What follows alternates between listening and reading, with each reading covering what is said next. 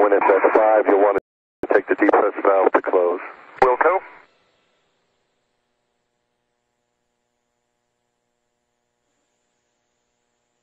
Seven PSI. You see any debris out there?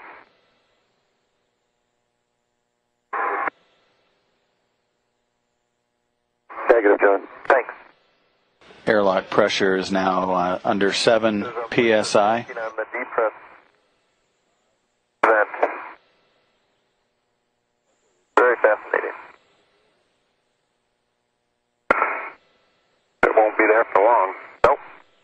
Atlantis heading into an orbital sunrise, tracking northeast across the Pacific Ocean, just about to cross the equator to begin the 44th orbit of Atlantis' mission.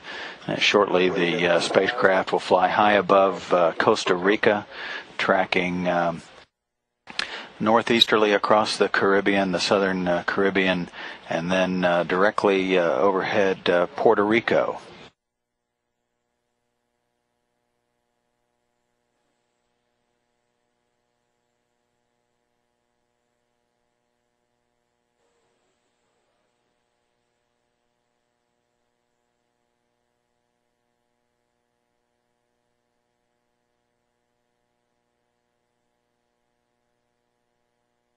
You see at 5, John? Okay, valve is closed. Okay. For both of you on your DCM, status should display until leak check. The airlock pressure now at 5 PSI. They'll hold here and conduct a check of their suits, the integrity of their suits, the pressurization of the spacesuits before proceeding on with the rest of the depress. If you want in the leak check. Copy, John.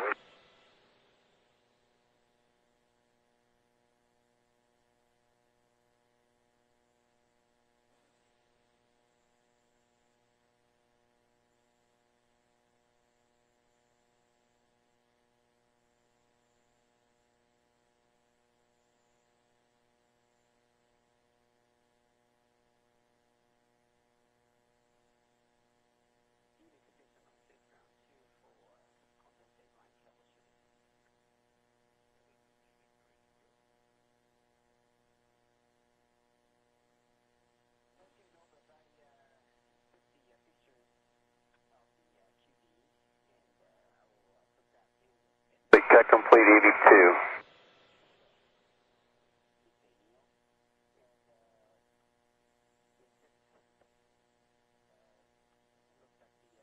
Okay, leak check complete 81. Copy. Both of you please verify your O2 actuators are in EVA. Okay, and I'm heading there. And I'm going there as well.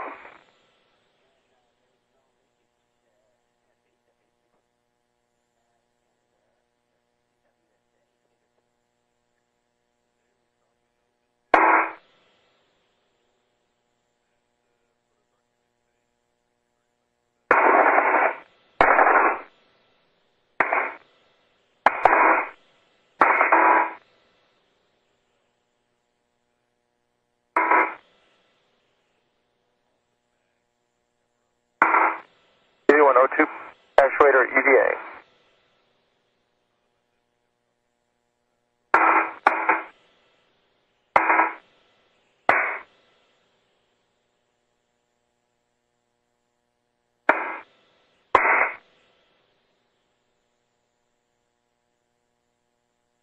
EV2 O2 actuator EVA.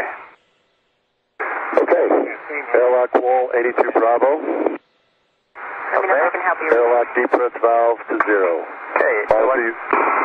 Monitor your chute T is less than 5.5.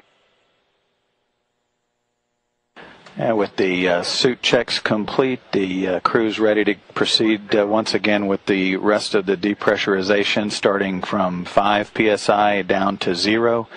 The elbow camera targeting the hatch. The lower hatch is the departure location for John Grunsfeld and Drew Feustel for today's spacewalk. Atlantis tracking toward Costa Rica from the southwest at an altitude of 351 statute miles. Okay, just went through 4.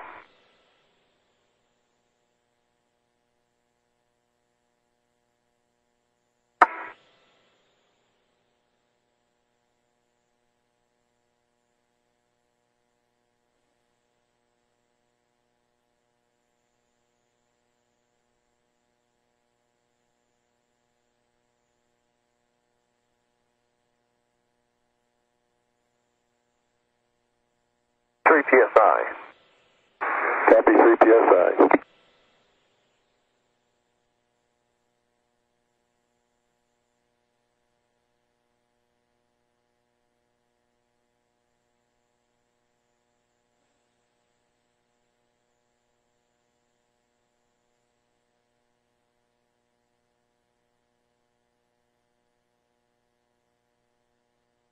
On either side of the airlock, on the upper portion of the support structure, the triangular-shaped boxes are tool stowage assemblies. And again, the crew will be using the lower airlock hatch for the departure point as they begin today's spacewalk. The airlock pressure is now just under 2 psi.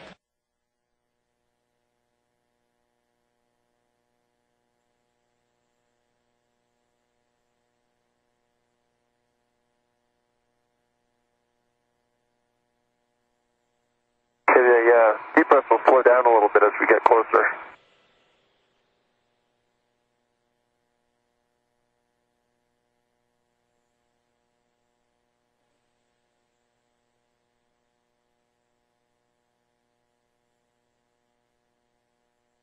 How's your CP holding? Good. Okay, 4.9. That's about where I am.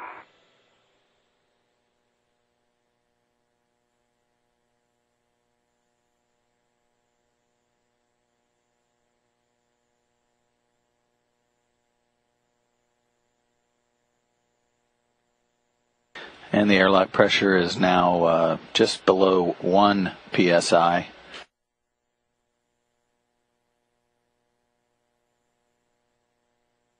When it gets close to 0, they expect to get an alert tone. That's normal as the airlock reaches the vacuum of space.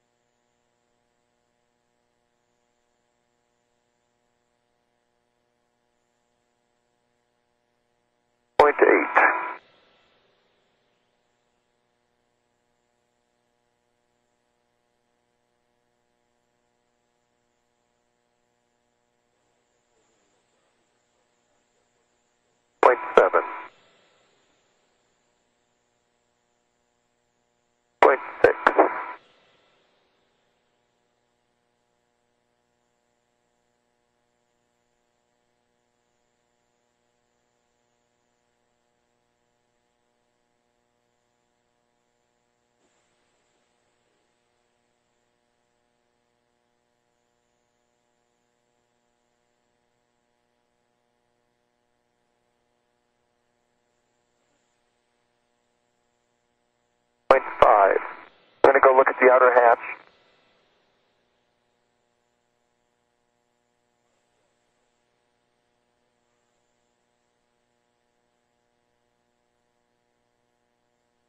That's still showing a little more than 0.5.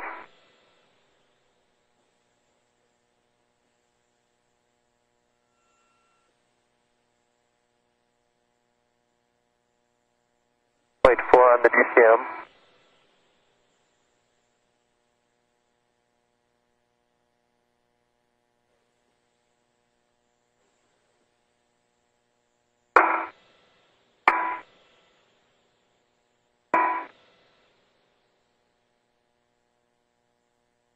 I don't know if there's any bias in that. 0.4 still on the DCM. 0.3. Looks like about 0.5 on the hatch mass. Okay, John. We'll verify that your wing tethers are hooked up like we did. Just re-verify that they should all be set. The airlock D-ring and daisy chain to each other. I still see the D-ring, and I can verify the daisy chain lock and lock to the waist tether. I concur. Okay, and you see outer hatch delta P less than 0.5. Yep. So you can open and stow. Okay, I saw the thermal cover move out a little Roger, I'm going to pull this hatch. Okay, John. I'm going to try to move to my left. I think I'm out of your way. Okay. Good. Okay, I got to push it down. And it's locked down. Do that. Okay, Matt. Hatch is open. And stowed on the floor. Copy, John. Next will be airlock depress valve to close. Airlock depress valve is going to go to closed.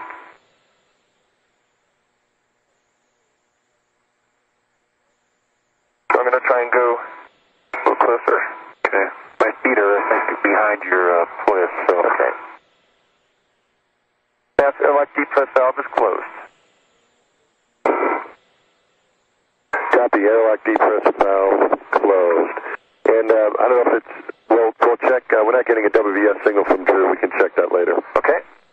Okay, we're into post-depress for both of you on your DCM, power to battery.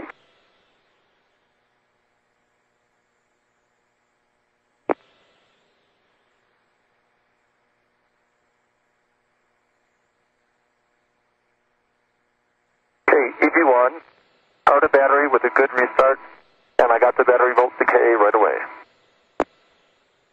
Copy. EV2, power to battery. I also have the battery volt decay. Display is blank.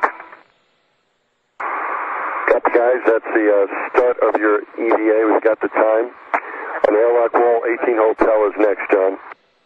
And Houston Atlantis for EVA, we got a PET clock started at 1850 for these guys. Atlantis Houston, we copy. Okay, Mass, I'm over on 18 Hotel. At Bath, my display is blank now as well. Copy. On 18 Hotel, power battery charger, EMU 1-2 bus select, 2 switches off. I see that. Switch. Okay.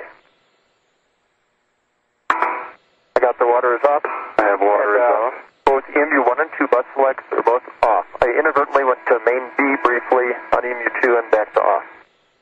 Okay, copy that. Battery charge EMU 1-2 bus select, 2 switches are off. And John, we think it's actually your WVS that's not working right now. Okay. Okay, next will be Your light is off. Okay, you want to punch it on? There you go. Okay. Okay, thanks. This is Mission Control Houston. The spacewalk to service the Hubble Space Telescope underway. The start time of today's first of 5 planned spacewalks, 7:52 a.m. Central Daylight Time at 2 days, 18 hours, 50 minutes into Atlantis' voyage. Thank you very much. John Grunsfeld will be recognizable by the red stripes on his suit. Drew Feustel on his first spacewalk will be wearing a clean white suit. John Grunsfeld beginning now his 6th spacewalk, his 5 previous spacewalks, all to service the Hubble Space Telescope as well. Okay. John's has been stowed on the AAP, and John, it doesn't look like it needs the hook, so I'm just going to leave it. That looks good to me, tucked away well. Yep.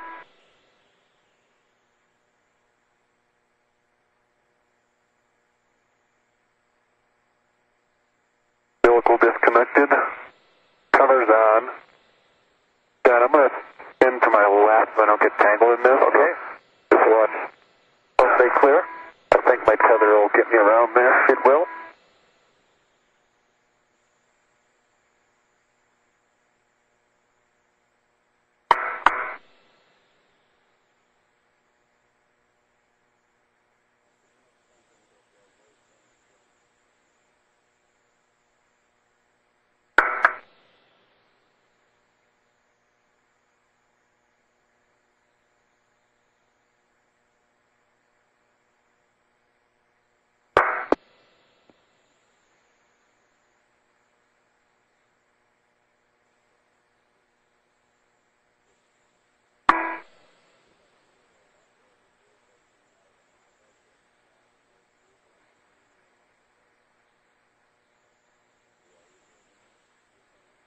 Mass. My umbilical's stuck. Copy to SEU Stowe. For both of you, temperature control valve, max hot. PD1 is max hot. PD2 is putting this tether on the umbilical real quick. Okay, John, spin it back around here. Okay. Keeping your tether clear.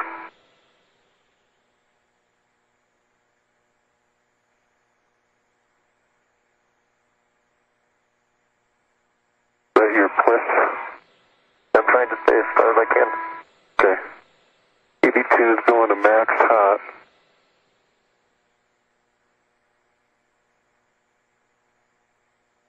EV2 is max hot. For both of you, water on. EV1, water is on. EV2 water on. Check that your DCM is blank and the bite light is off. Okay, it's blank, and I went ahead and checked it, and it's still active. And mine is blank and still active. Okay, temperature control valve between 3 to max cold.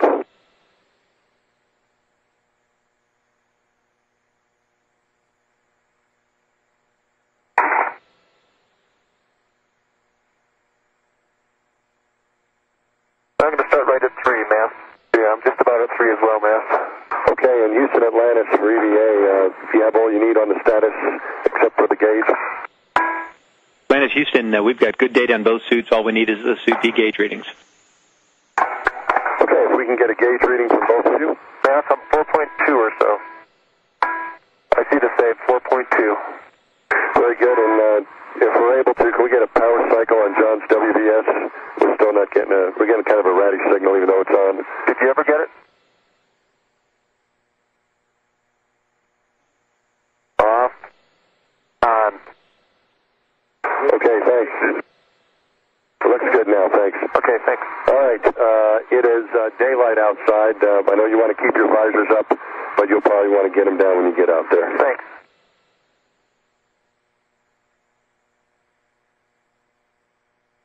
And their suits now checked out. They're ready to egress the airlock. The spacewalk again began at 52 minutes after the hour.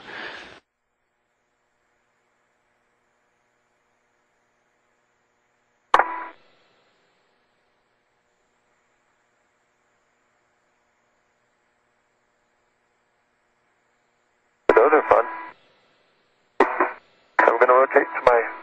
Yeah, looks good. You're clear. I've got the tether.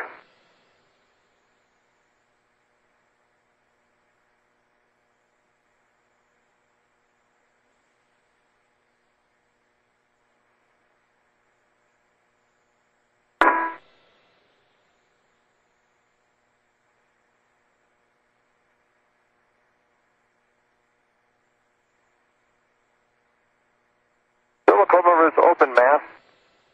Great, John. We see you coming out. You can egress. Coming out. Ready, Drew? I'm ready, John. Let's go do this. Oh, this is fantastic. You're going to love it, Drew. Looks nice. Veteran spacewalker John Grunsfeld out of the airlock, recognizable by the red stripes around his pant legs and up on the backpack of his suit, the backpack housing all of his life support equipment. Port so, John. John, you might want to pause just for a second, John. And look up at us.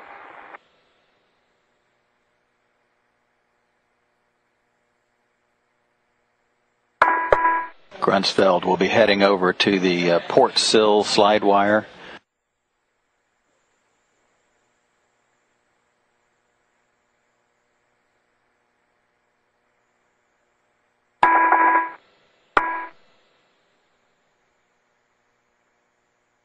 And first-time spacewalker Drew Feustel just about to head out of the airlock as well to join his colleague, his first spacewalk.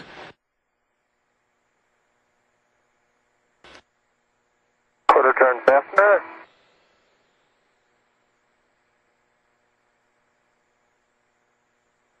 The rule of thumb is they trained in the NBL, the Neutral Buoyancy Laboratory underwater training for the spacewalks, about 10 hours for every hour of actual EVA time in space. Chris, that's closed with the Velcro.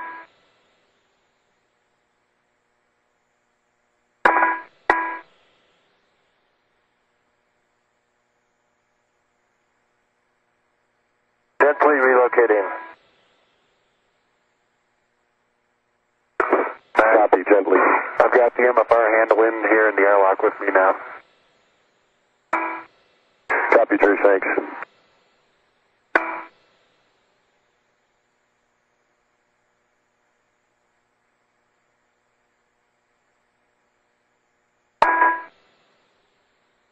And John, you need to relocate that hook, of course, to the forward slider and lock it. That's on the forward slider, thanks.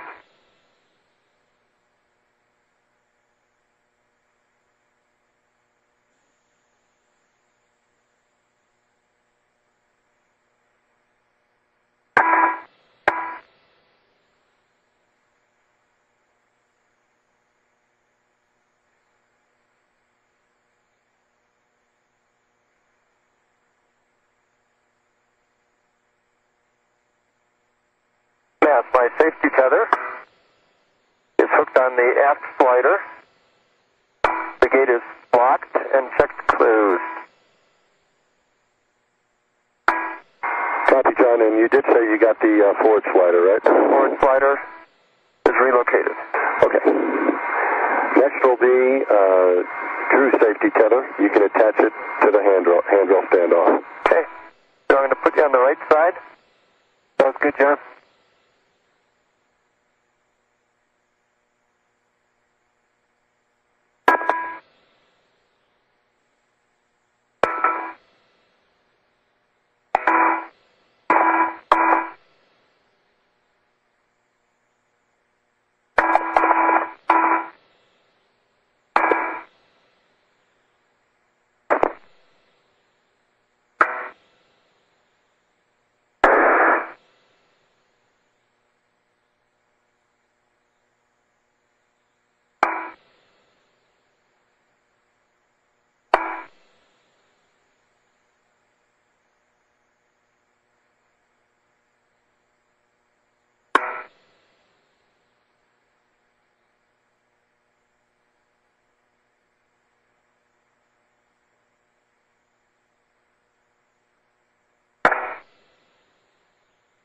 Each astronaut has a camera mounted on his helmet as well, and those helmet cameras will be used periodically throughout the EVA. We'll be able to get views from basically the same view that the crew members have at the work sites. John, you're off to Bay 10. Okay, I'm going to stay here just for a moment for Drew. Copy. But I'll be over on the sill on my way.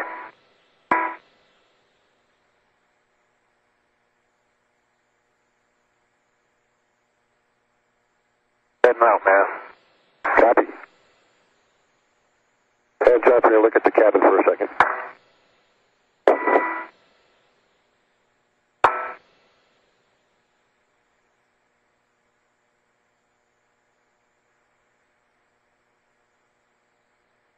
Looking good, Drew.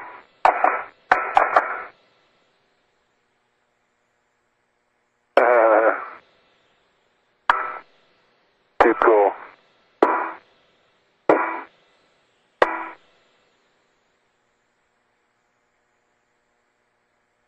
Good safety tether.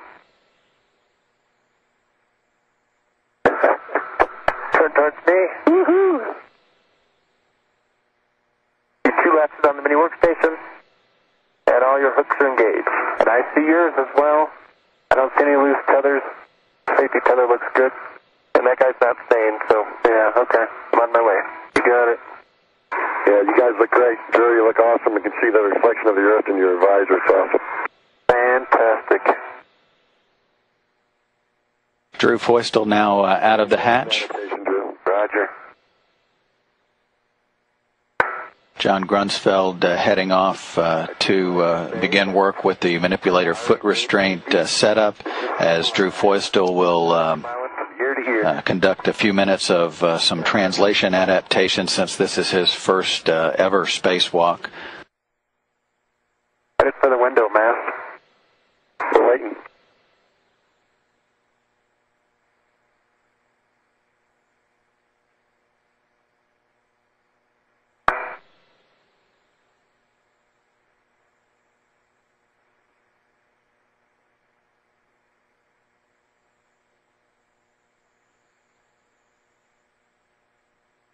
Once Feustel has familiarized himself a little bit with translation around the forward portion of the payload bay, he'll move over to the Yes, the Velcro is complete. to the wide field camera science instrument protective enclosure you see in the top right of the picture, and release the starboard and center latches protecting that enclosure. Second try.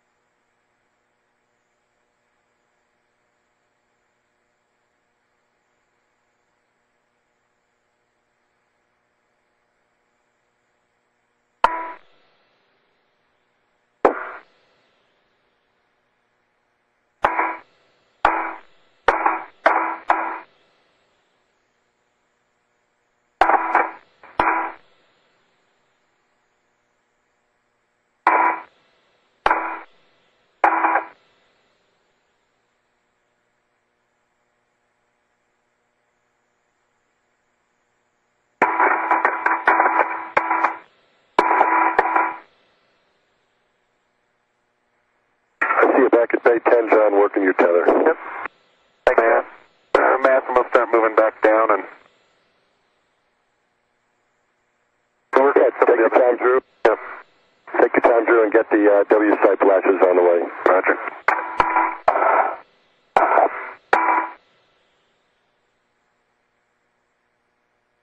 Yes, the MFR is tethered to the APC. Throughout the spacewalk, we'll get helmet cam video from the two crew members. The highlighted soft number down in the right lower portion of the screen will indicate which crew member's helmet cam you're looking at. Number 20 is Drew Feustel. If you see a number 19, that'll be John Grunsfeld. Megan. Heavy the same. Okay. I've relocated the tip pin mast. And Megan, if you'd come down towards the sill, please. Looks like you're about 4 feet now. Come down another couple of feet. Copy, coming down.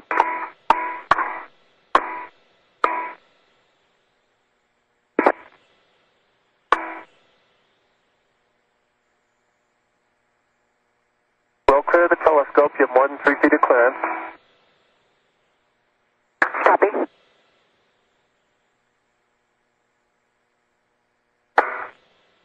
Okay, no more down.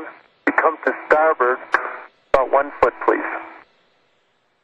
Starboard 1.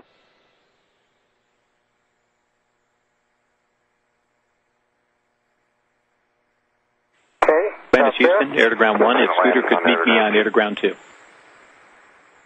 Megan, how about another Yes, foot Scooter, down? just want to let you know, Copy, 1 our foot down. plan today is to stick pretty much with the maneuvers as listed for sunrise, sunset, protect. If we need to add Okay, another stop one there, at the Megan. very end of the day, we'll do that. But you can expect to be doing those pretty much on time. Are you ready, Megan?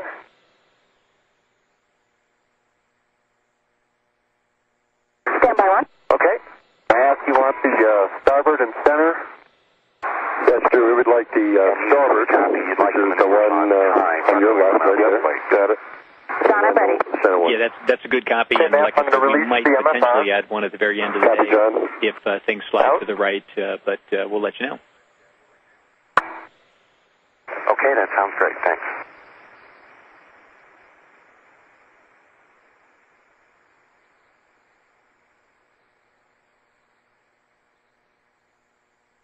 Megan, the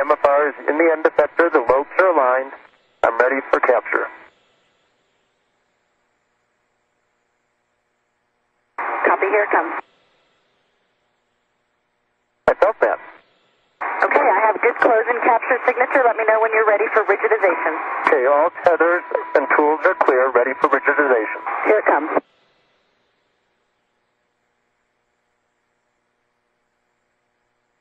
Megan MacArthur now locking the snares of the end effector around the manipulator foot restraint. In the far end, Drew Foystel unlocking releasing the latches on the wide field camera's protective enclosure. Don't have a good capture. Okay, Matt, I'm releasing my tether. Copy.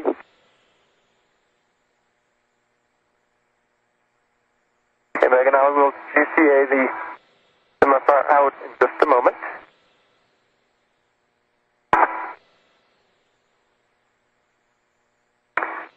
Okay, Megan, I need you to go up about 1 foot. Up 1 foot. Out of the payload bay, you're clear of Hubble. Simultaneous with the setup activities for the EVA, the Space Telescope Operations Control Center has kicked off the preparations for the wide field camera swap. He wanted me to let you know he's putting the 400 millimeter. Copy, split on Yeah, KFX machine. You're clear of the sill. Okay, copy that, and we'll see if we can pull those down first opportunity. Great, and I'll try to stay ahead on the rest of the maneuvers with future loads. No, you bet, and we'll back you up on all that. Happy to have you at my back, Dan. I appreciate it. And Megan, you're clear out from under the telescope. You're free to maneuver. Copy, John, and work. Hey, Matt, I'm going to stow the Bay 10 MLI cover. Copy, John. Hey, Matt, for you in Houston, just looking at the front of the W side here, I don't really see any of those particles. There's maybe a really small amount of what kind of looks like dust, but it's pretty minor. It's almost imperceivable that it's something here. I can see some few particles on the front of the W side. They're little sort of whitish gray looking, but they're real small. Pretty low density too. Houston copy. Thanks for those words.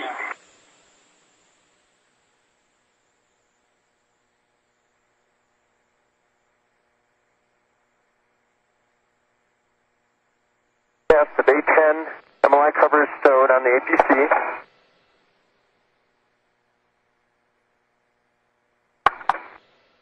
Moving to BAPS. John Baps. Thank you.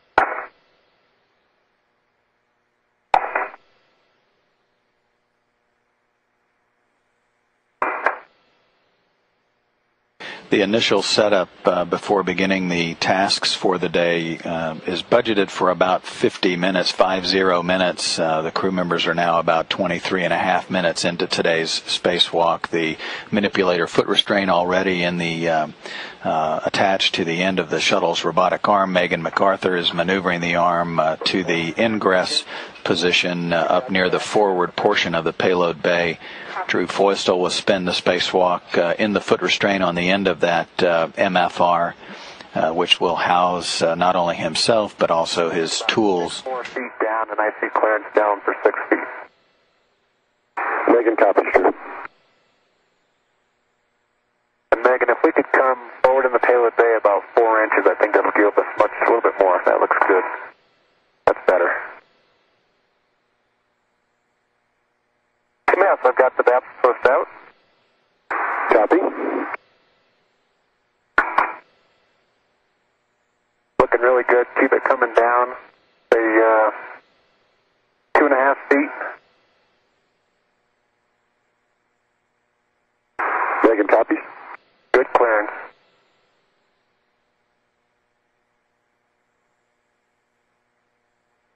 Good, Meg. Motion stop, Drew. Roger. Coming up for the swap, man. Okay, Drew. MFR, RMS tether.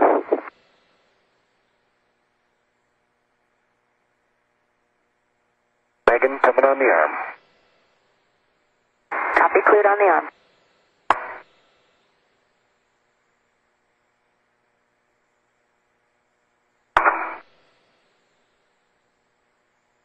With our RMS tether installed and tight on the back end handrail standoff. John Grunsfeld at the back end on the flight support system, just underneath the Hubble Space Telescope. Onto the truss handrail. Yep, didn't work.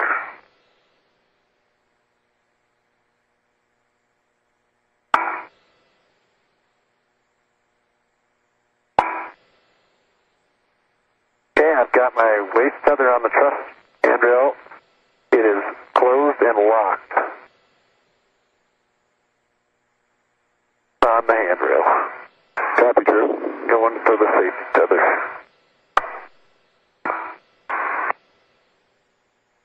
Okay, you want to put your safety tether now onto the black end of the RMS handrail standoff. I got it. Got it. I see it. And I see it locked, man, right there. Sid.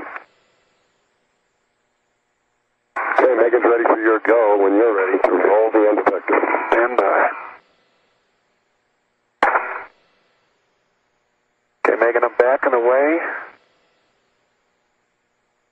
Ready to watch the roll. Clear. Okay, here comes the roll. Good motion. Good direction. Copy, here comes course. Watch it.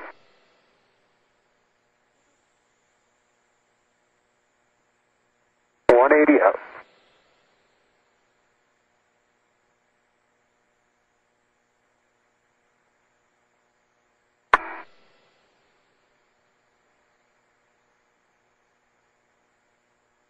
Yes, the upper pit pin is installed.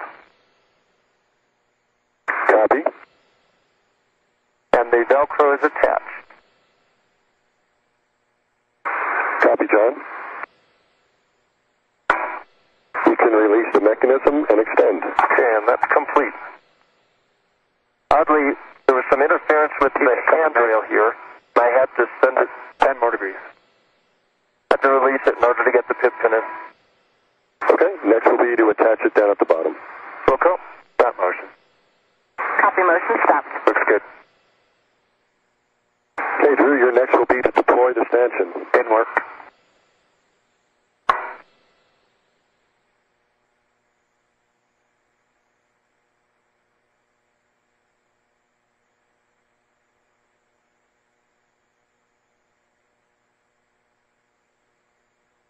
Okay, stanchion's released, coming down.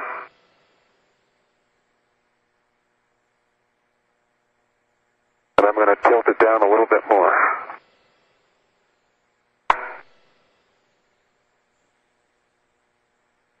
Okay, mass stanchion is deployed.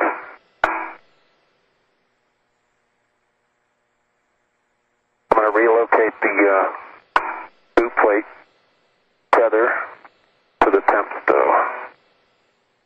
Okay. John Grunsfeld in the process at the back end of the payload bay installing the berthing and positioning system support post. You saw that just a moment ago. Better fix that tether. It's twisted it around by... Drew Foystel, you see here preparing to work with the manipulator foot restraint. He'll be climbing into that foot restraint here shortly.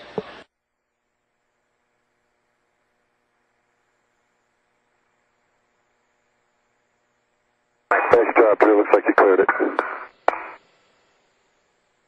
Grunsfeld, helmet cam with the number 19 you see there in the bottom right corner. He is securing the berthing and positioning system support post. That provides a little extra structural support to the flight support system during all of the spacewalk servicing tasks. Alpha handle will be next.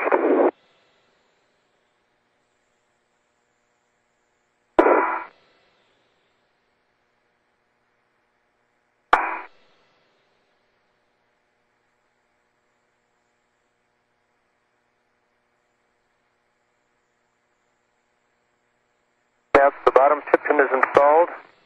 Velcro is installed. Thanks, John. You'll want to translate clear of the envelope. Next would be the fixture, but let's check that MEB replacement cover. Okay. Velcro next.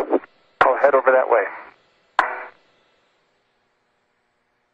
The Space Telescope Operations Control Center has completed the safing of the Wide Field Planetary 2 camera that will be removed from the telescope as the first task, and the commanding is completed to make sure that there's no electrical power to that science instrument. And the stock is given a go for Wide Field Camera 3 installation. Handle. Copy, Drew.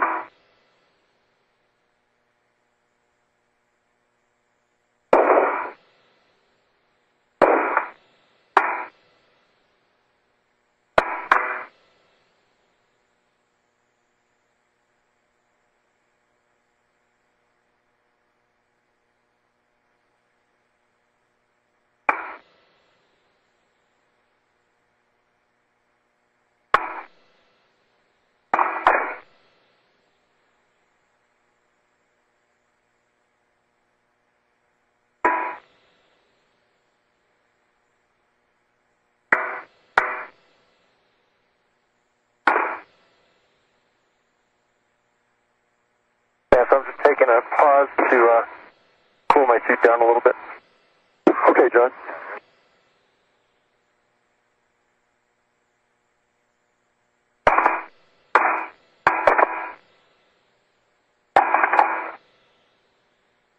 That feels better.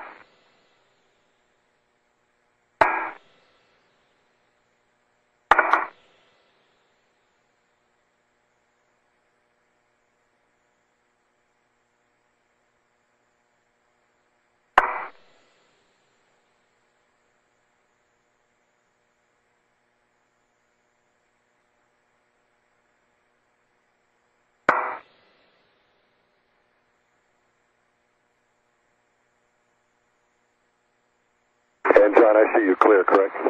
I'm clear. Thank you, ma'am.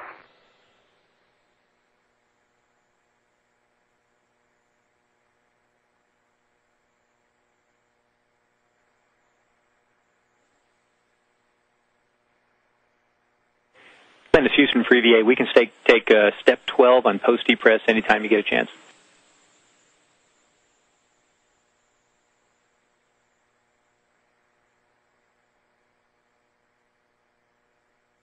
Thanks, Houston, for the reminder. We'll get on that.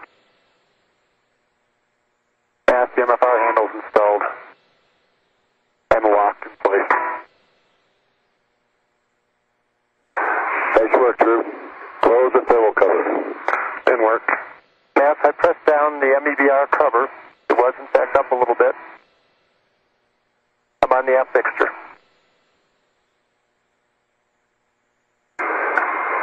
Copy, John.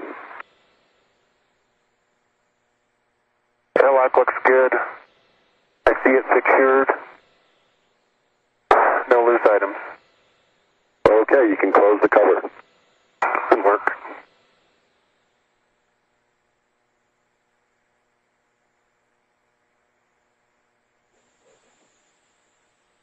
And Scooter is now putting the pivot in work.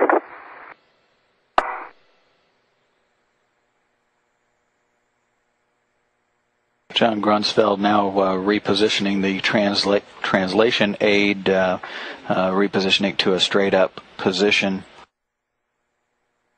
After that, he'll perform a quick glove inspection early in the spacewalk, 34 minutes into today's EVA. Master covers closed and tamped down around the sides. Okay, Drew, next will be your boot plate lanyard and ingress of the MFR. Roger. Drew Feustel has retrieved the manipulator foot restraint handle from the airlock, and he's now closed the outer thermal cover to the airlock, and he's headed off to ingress the foot restraint on that MFR, which is attached to the end of the shuttle's robot arm.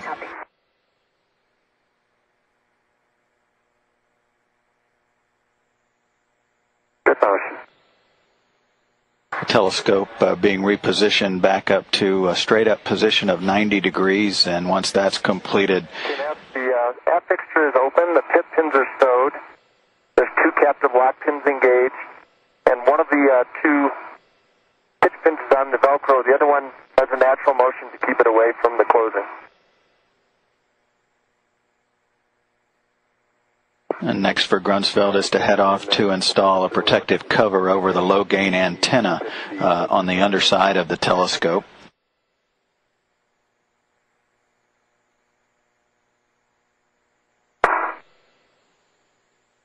Motion stop. Good, Meg, thanks.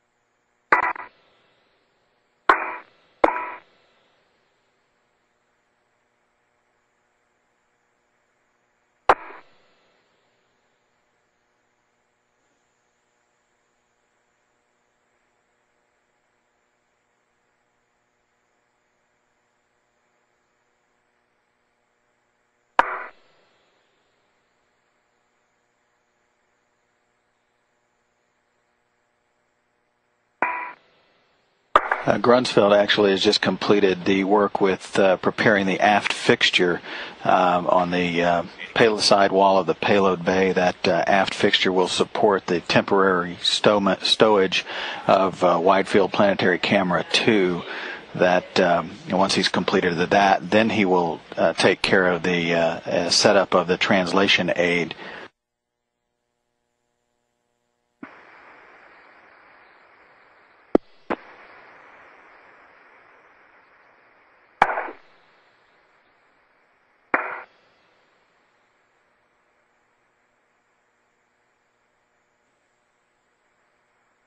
Houston, for the pivot, would you like a little bit more? I saw the amps, the rotation drop off, but we didn't get the pivot stall message. Not sure if we have all the preload. Let me know if you'd like a little more latch. Scooter, thanks for the call. We're checking.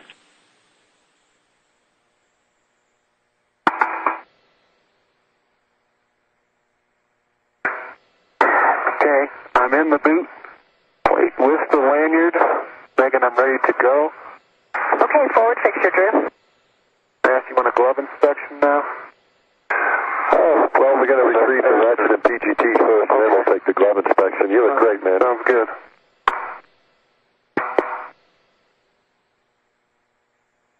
Planet Houston on 2. Scooter, can we get Grabbing the 15 more ratchet now. seconds? Copy.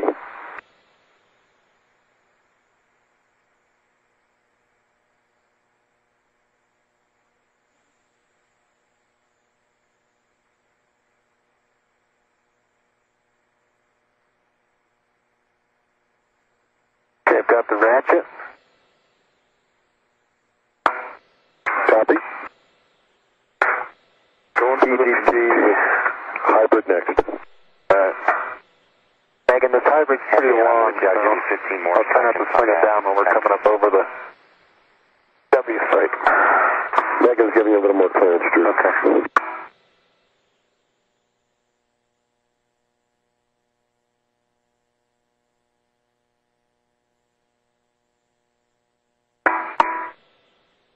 John, about 15 more seconds on the pivot. Okay, thanks. I'm in position. I see you there on the center TA.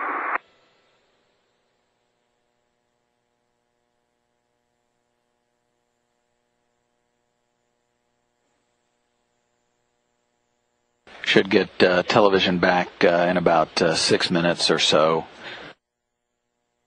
from Atlantis' payload bay cameras as John Grunsfeld and Drew Feustel continue with the setup activities for today's tasks. They're approaching 40 minutes into today's spacewalk, which began at 7:52 a.m. Central Time. Hey, Matt, I've got the DGT and the ratchet. Copy, Drew. We're about 5 minutes away from the sunset. I see that. And Drew will take your glove inspection. All right. And John, you go for the pit pin. All right, thanks.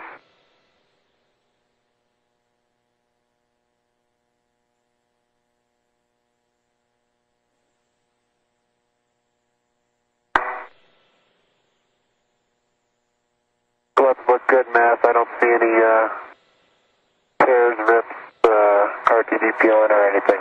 Same as egress. Thanks very much, Drew.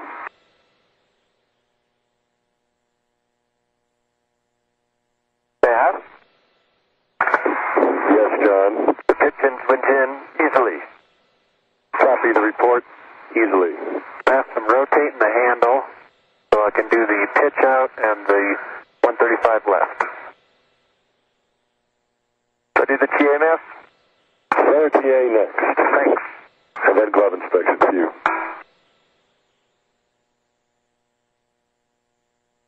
Anything else for me, Matt, before I swing it? You're going to want the stanchion 135 left, MFR handle 180, and boot plate 0. It's all complete. And it's fully pitched out. I heard you already say that. It is. So I'm going to go left. Okay.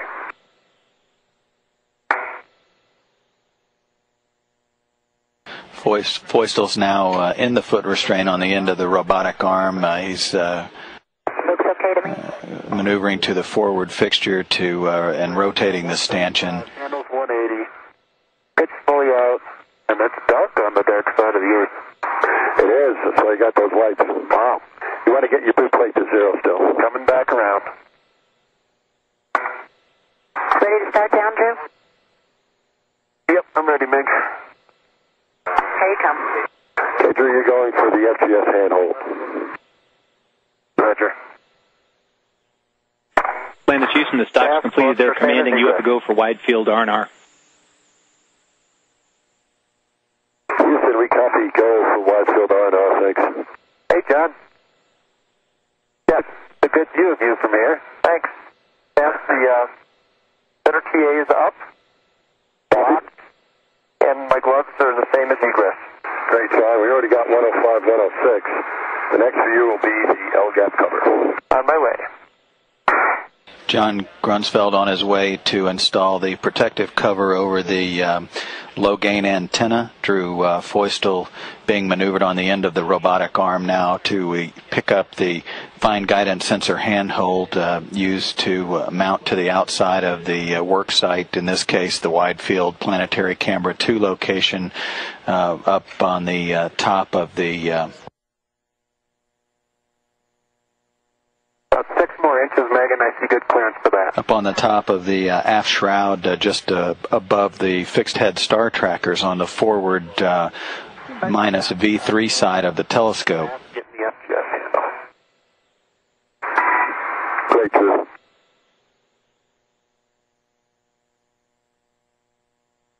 I've got a tether on it. Megan, I'm ready to go.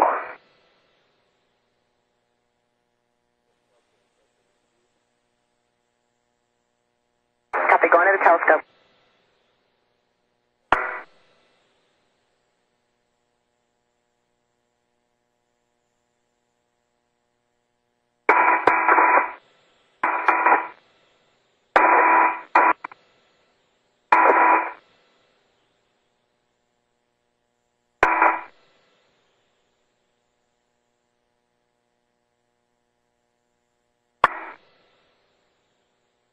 tethered to the L-gap C. Copy, John.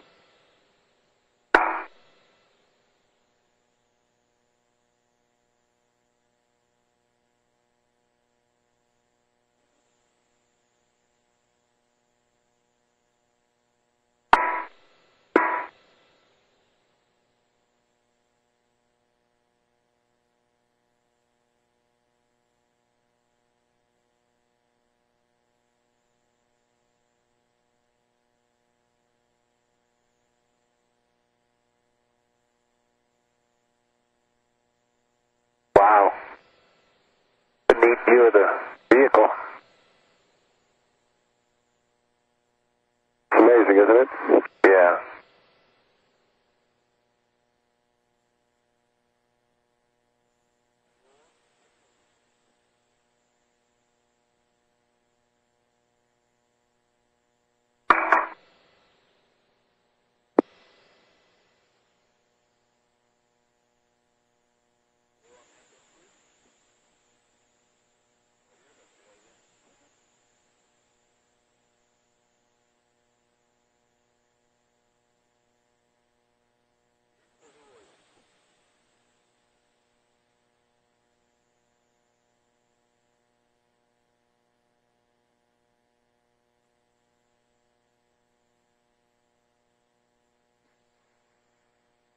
Who turned out the lights?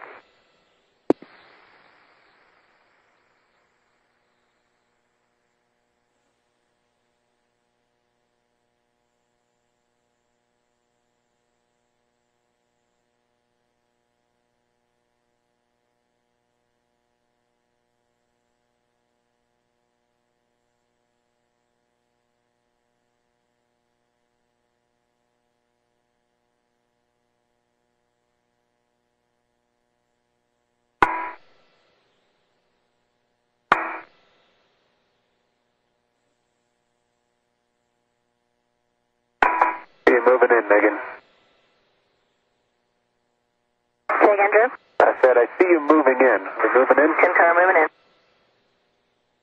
Close-up view of John Grunsfeld. Guys, as Drew's getting close, you want to avoid contact with the fixed-head star trackers, the Bay 2 and 3 MOI, and the Labyrinth CO and wide field radiator. And the warning is avoid contact with the Bay 2 and 3 battery door thermal louvers and the wide field pickoff mirror. Copy that. Drew Foistel with the handhold that will be attached to the outside of the wide field planetary 2 just there in front of him. There are 4 zip nuts that will first be installed, and then those will be hand tightened. You see those hand tightening mechanisms there just in front of him on the fine guidance sensor handhold. This handhold matches all of the radial instruments, including the wide field camera and also the 3 fine guidance sensors that are mounted sequentially around the telescope circumference. One more foot, Megan. Copy 1 foot. Say clearance? About 3 from my boot plate, maybe 4. Copy, thanks.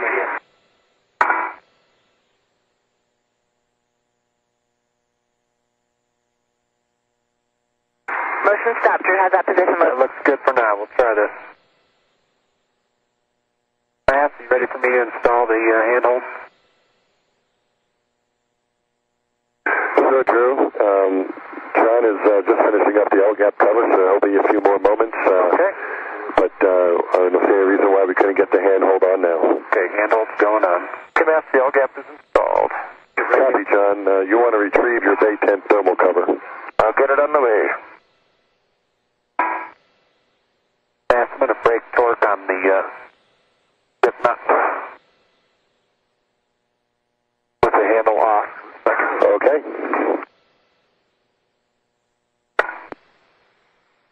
That's on the plus V3 side. The handrails are sort of a brownish, dark brownish yellow as they were before, but the paint is all intact. Copy, John. Plus V3 side. Handrails are sort of brown, but paint is intact.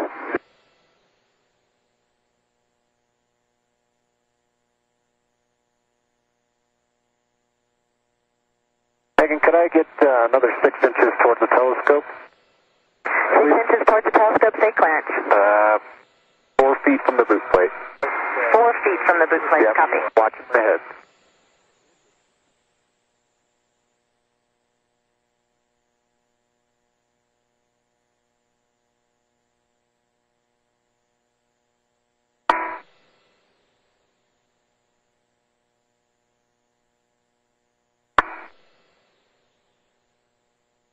How's that look?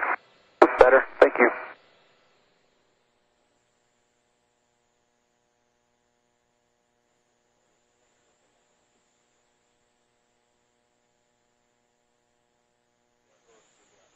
Get 1.5 feet down, please.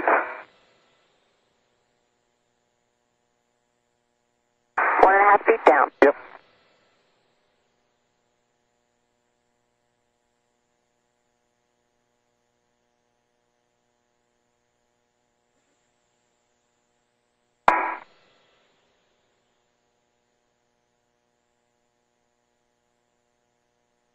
Motion stopped. Thank you. Command from at Bay 10, picking up the Bay 10 cover. Copy, John.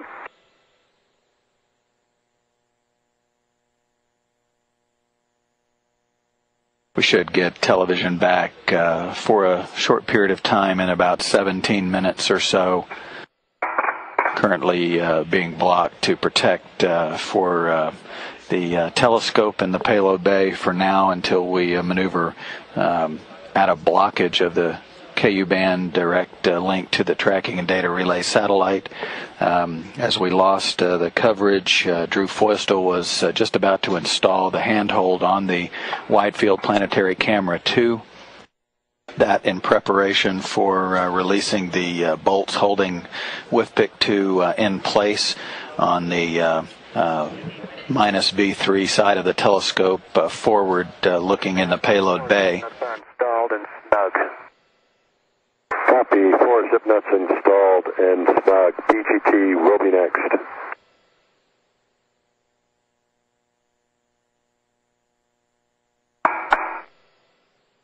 QMS, I think that's the fair lead. Forward of the F fixture. Yes, John, fairly for the F fixture and at the SOAP, please. QMS, my PGT is coming on. I go for a cow.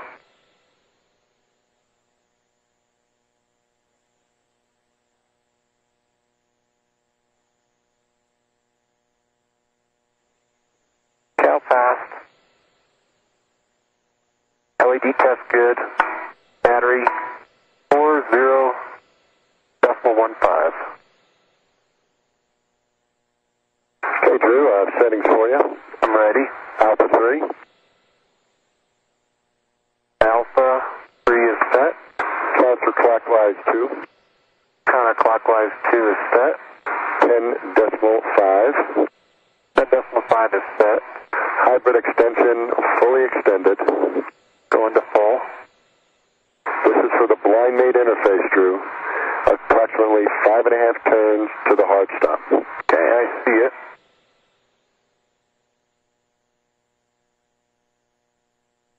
Megan, could we please go 1.5 feet left? To my left.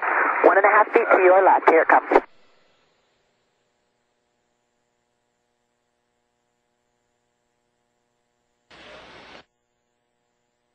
Good motion.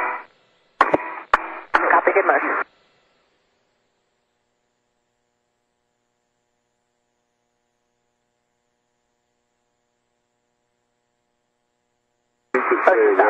Looks good.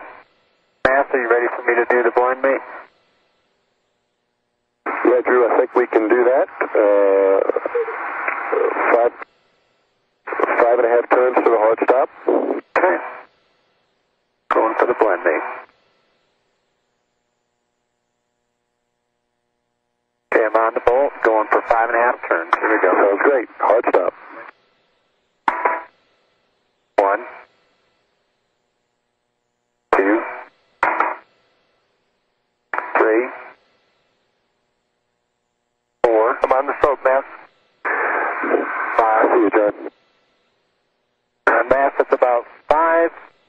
quarter turns to a hard stop. And it's a hard stop. I got no torque light on this. You have a red light? Yeah, red light, yep. Okay, 5.5 turns complete on the blind mate. Well, 5 1/4. 5 1/4. Okay, stand by 1 second, Drew. Roger.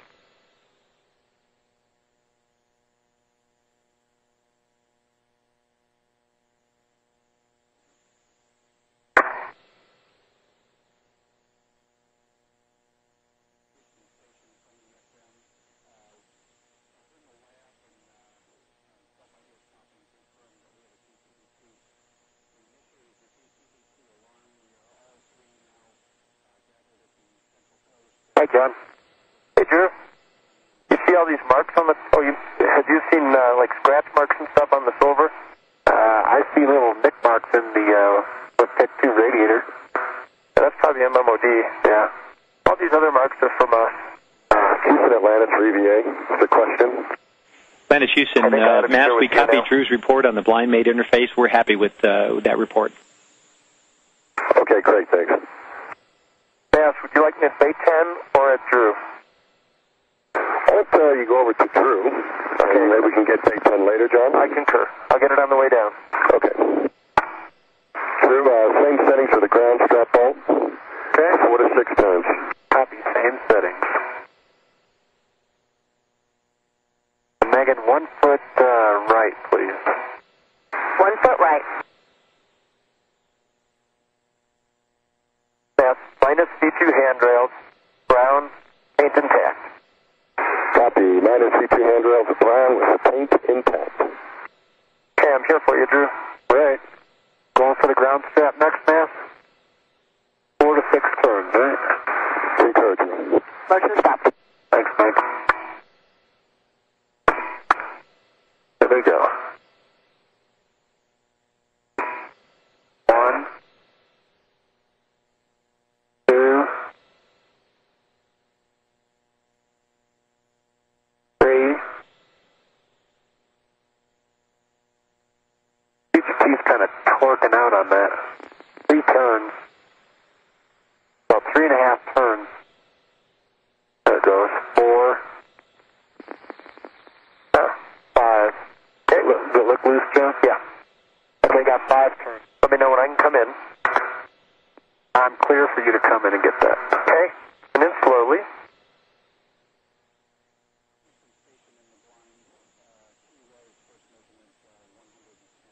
Got it.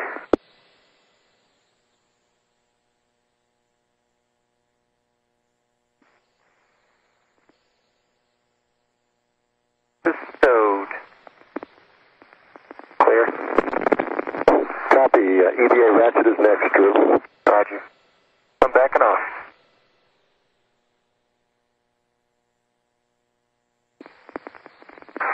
And the ratchet will be for the A-latch braking torque.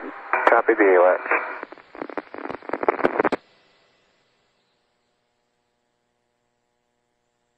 Amazingly clean. Alright.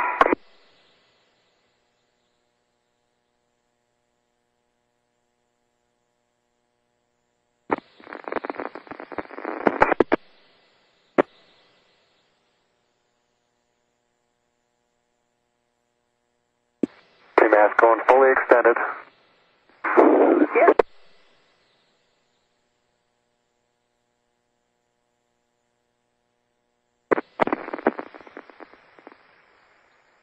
Megan, could I come down 6 inches, please? Down.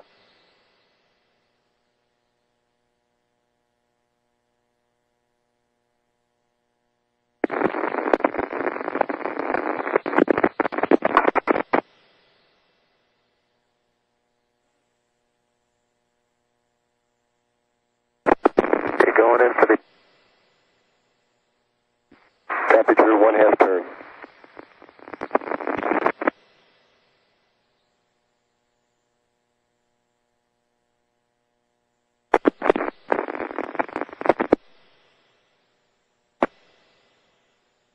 Drew Feustel now disengaging the latch on the Wide Field Planetary Camera 2.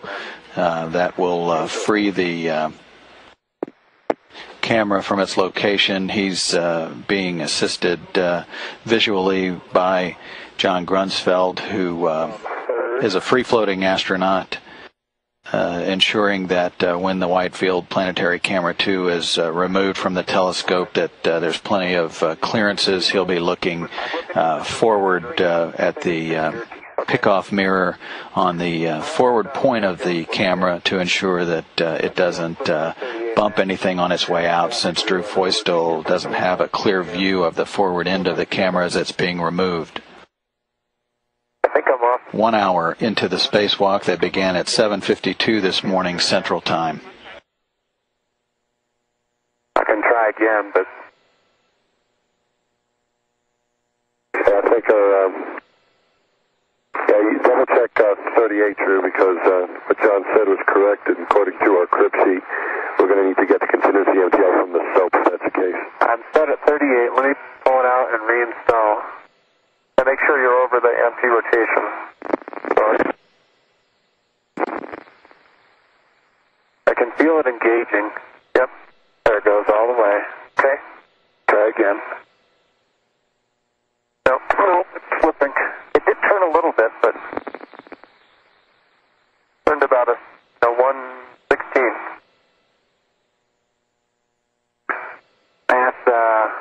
I'm not sure if I saw that, but if you saw it tweak a little, I mean, we could try it 2 more times. Let me come over a little closer. Okay. It's not doing any harm in that direction, if you agree, man. Yeah, let's try again. Okay. Pushing really hard. Let me just see that. Yep. Okay. I don't think I think it's just preload. Yep. Yeah.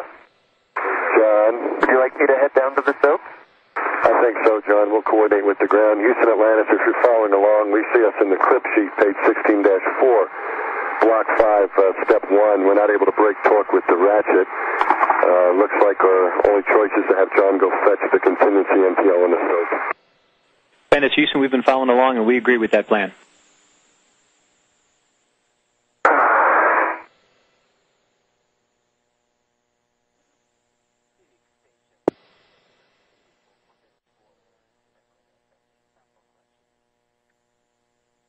Yes, do you think I could leave the Bay 10 cover over here by Bay 10? Yeah, I was thinking what you could do with it, Ben.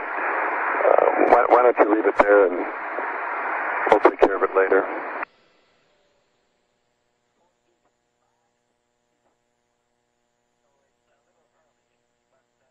I will do that. Okay, John, and we'll let you get it later. Thank you. Yes.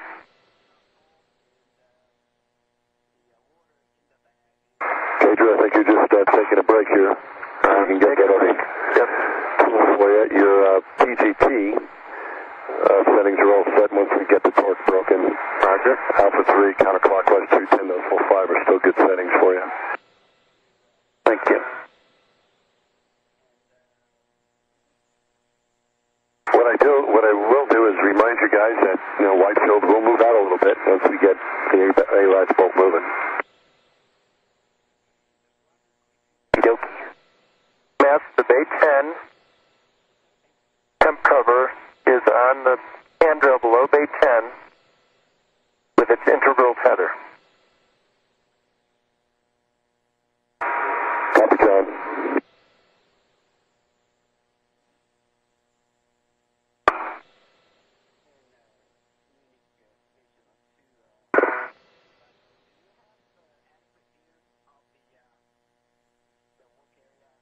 Hey, there's a city down there.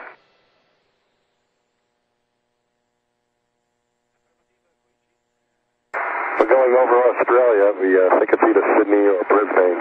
Cool.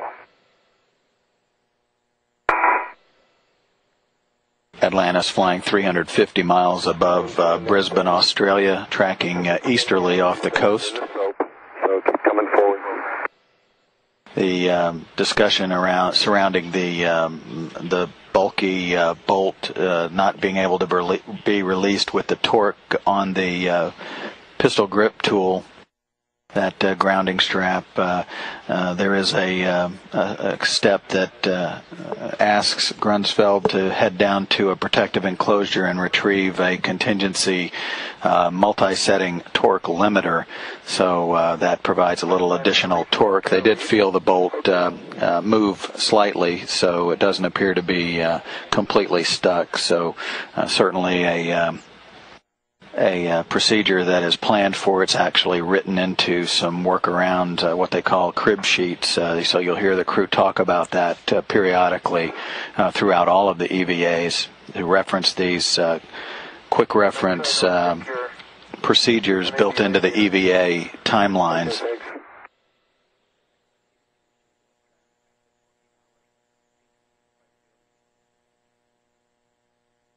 Okay, 3 latches. I'm just going to get my waist tether on a handrail.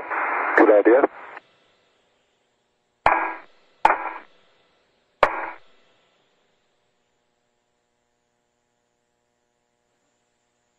Oops, coming open. Okay. John, that CMPL, Up and floating out. looking at the box from your orientation, will be in the upper right-hand corner aft. Yep. Okay, I've got a build-off rivet floating. I'll try and get it. And I'm going to remove my tether from the handhold and ask Megan to move me away about a foot. And you probably want me to start getting ready for the swap onto the ratchet. Okay, dude, that's a good idea. Just give us 1 second. Megan's coming. Matt? Yeah, John. EVA trash bag is a 1/4 inch long rivet body. I'm sorry, John. You're going to have to say that once more. Sure. In my EVA trash bag is a 1/4 inch long drilled off rivet. Copy, John. You got the rivet that was floating in your trash bag. Nice work. Affirmative. No gentle backhand motion required. We need to go. Nice work. 1 foot away from the telescope, please. Sounds like when John Grunsfeld opened the small orbital replacement unit protective enclosure to retrieve the multi-setting torque limiter, he noticed a rivet float free. He grabbed that and put it in his onboard trash bag that he's got tethered to the waist of his spacesuit. And this protective enclosure houses a number of pieces of equipment, including some tools that the crew can utilize. This also houses the rate sensor units that will be the first task for the second spacewalk scheduled for Friday. Not exactly the best access. It will do.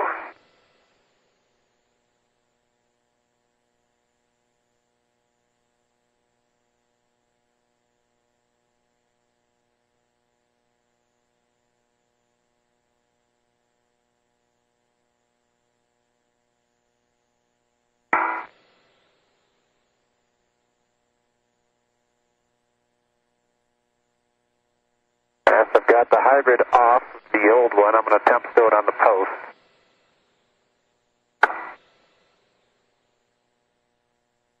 Good copy, sir. Good work. Pull check for Christie.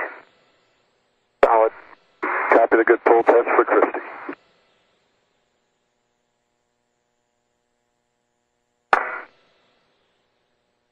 That hook is really buried.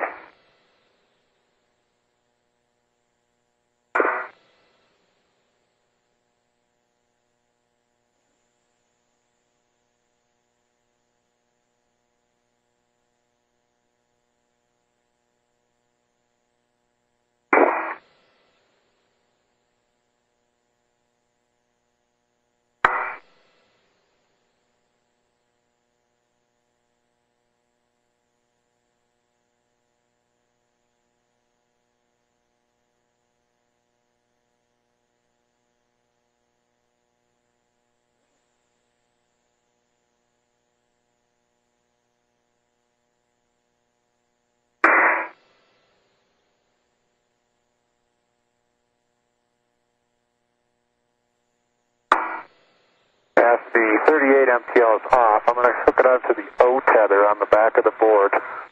Smart idea. And then I'll leave it under the bungee. Excellent. Good bowl tests as well. Copy.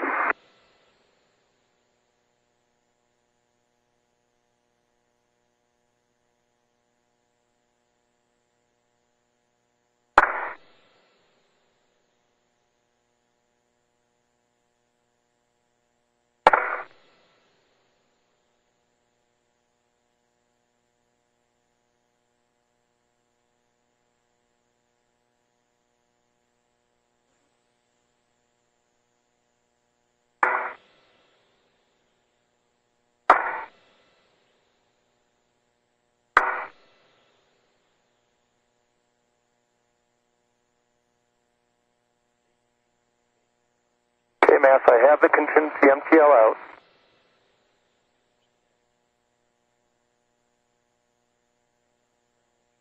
Copy, John.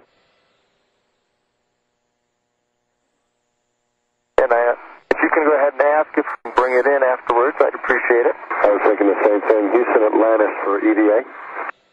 Atlantis, Houston, you're reading our minds. We think it's a great idea to bring it back in with us, so no extra effort there, John, and securing that. Nice job pulling it out. We know it was pretty tough reach there. Yeah, we should have caught that earlier. Copy, Dan, thanks, and we'll have John get 3 latches when he closes the soap lid as well.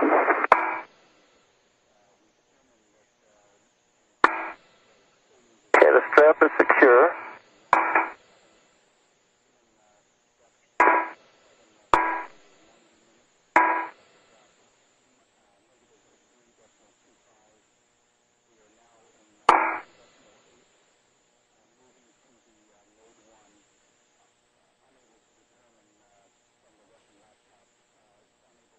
That's 3 latches going for my fair lead.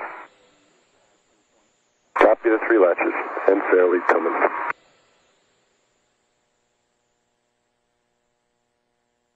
How you doing, Drew? I'm doing good. I'm right over the top of you, just hanging out. Thanks for being patient. Bracket's ready. Too bad it's not daylight. John Grunsfeld now closing the protective enclosure lid. Now that he's retrieved the torque limiter, he'll head back up to hand that to Drew Feustel so he can free the bolt that's securing the ground strap to the wide field planetary camera 2. He noted that the strap was not able to be reconnected after he freed that tool, but that's no issue as they elected to tell him to bring that tool back inside the airlock at the conclusion of the EVA anyway. That's B4. Okay, John, those handrails look good, though, huh? Yep, they do. Nice work on digging that thing out of the soap. Thanks.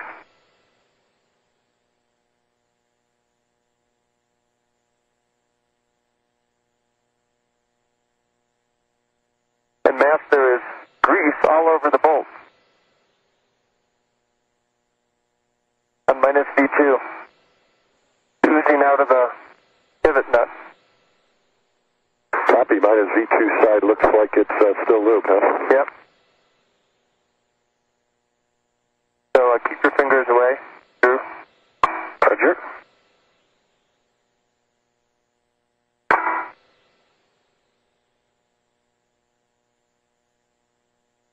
Just felt a seam stretch out in my arm. Good or bad? Nothing. It just surprised me a little.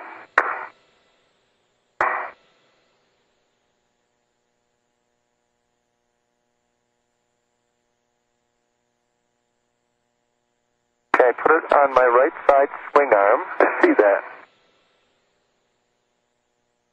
What I'm going to do is put my weight tether on the Hubble. And I will hand it to you, and you can just keep it tethered. Okay, or you put it right on this, or not. I don't know if you'll reach. I'll just hand it to you. I've only got one hand. I got it. Okay, but when you keep it on the tether to install it, you don't mind? Do what you want. Okay, I'm going to hand this back to you. Okay? I just don't trust those things.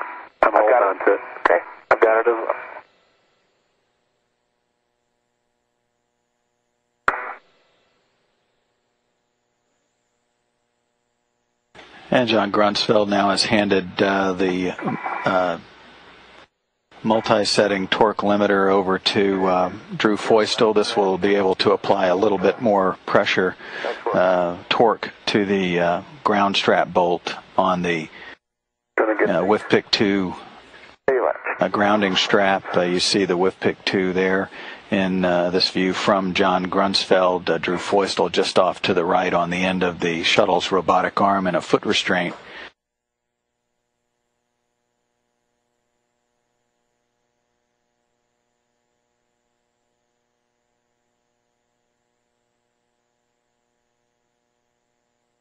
Okay, good full test on all components on the ratchet. Okay, see that? Good job. Fill in the pin.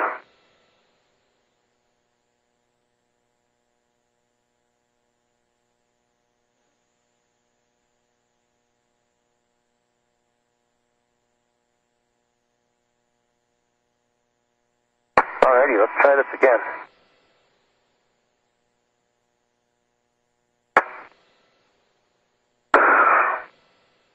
Flex my muscles a little bit.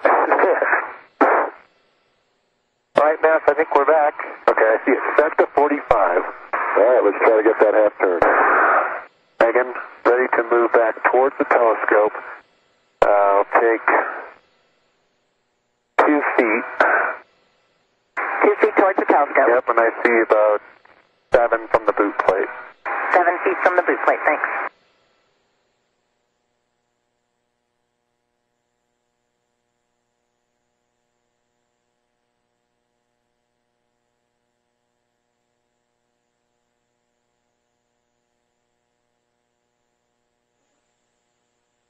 About 5 feet.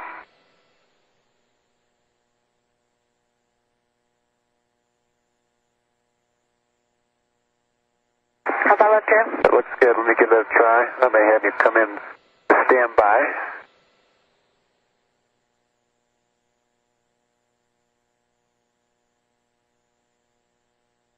Okay, good angle.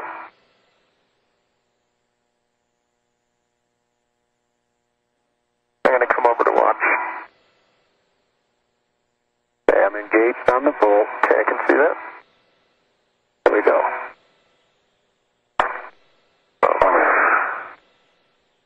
Nothing yet.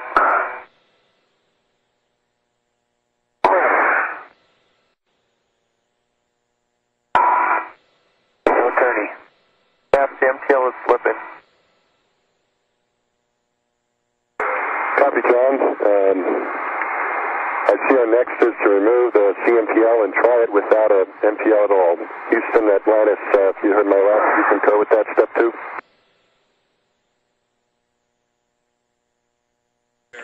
Mass, we're talking. Hang on. Mass, I put in 3 attempts. Probably got about 3 MTL slips on each attempt, and see no motion on the A-latch bolt.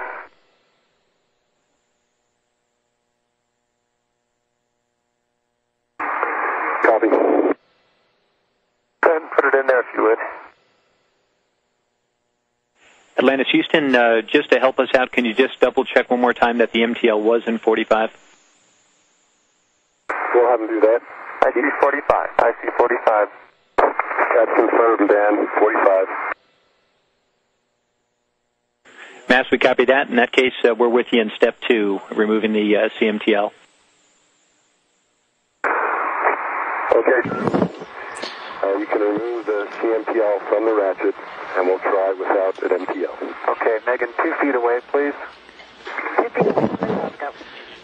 So increasing the torque up to 45 inch-pounds, that was not able to release the bolt either. So the next step will be to remove the multi-setting torque limiter completely from the ratchet tool and apply a little more force without any limiter. The A-latch tool.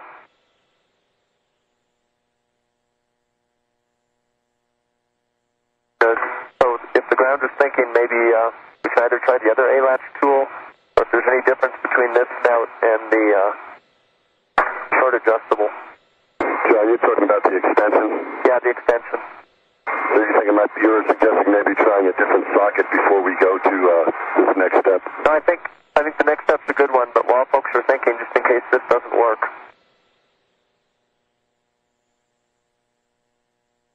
The failure torque on that, on the latch, John, is 57.1. Don't exceed 57.1, Drew. Well, okay.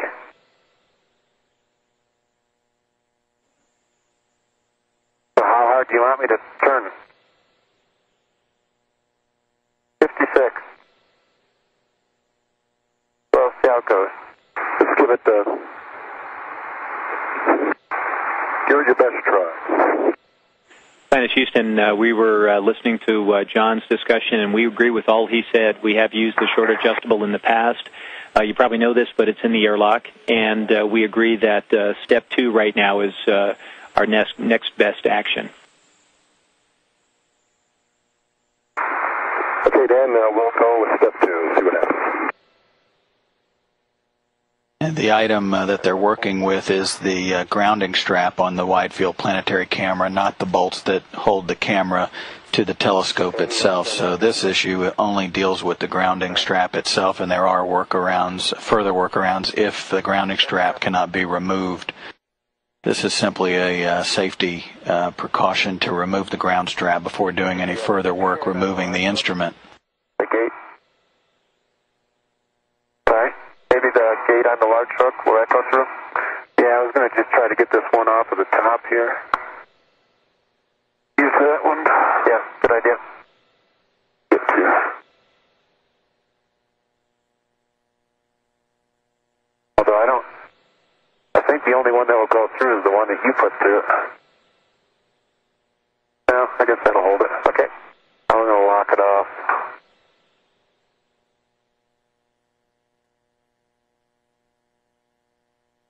Planet Houston, for best use of time, we would offer up, if John is interested and available, he could go to the airlock and retrieve the short adjustable, so we have that handy while Drew completes the config.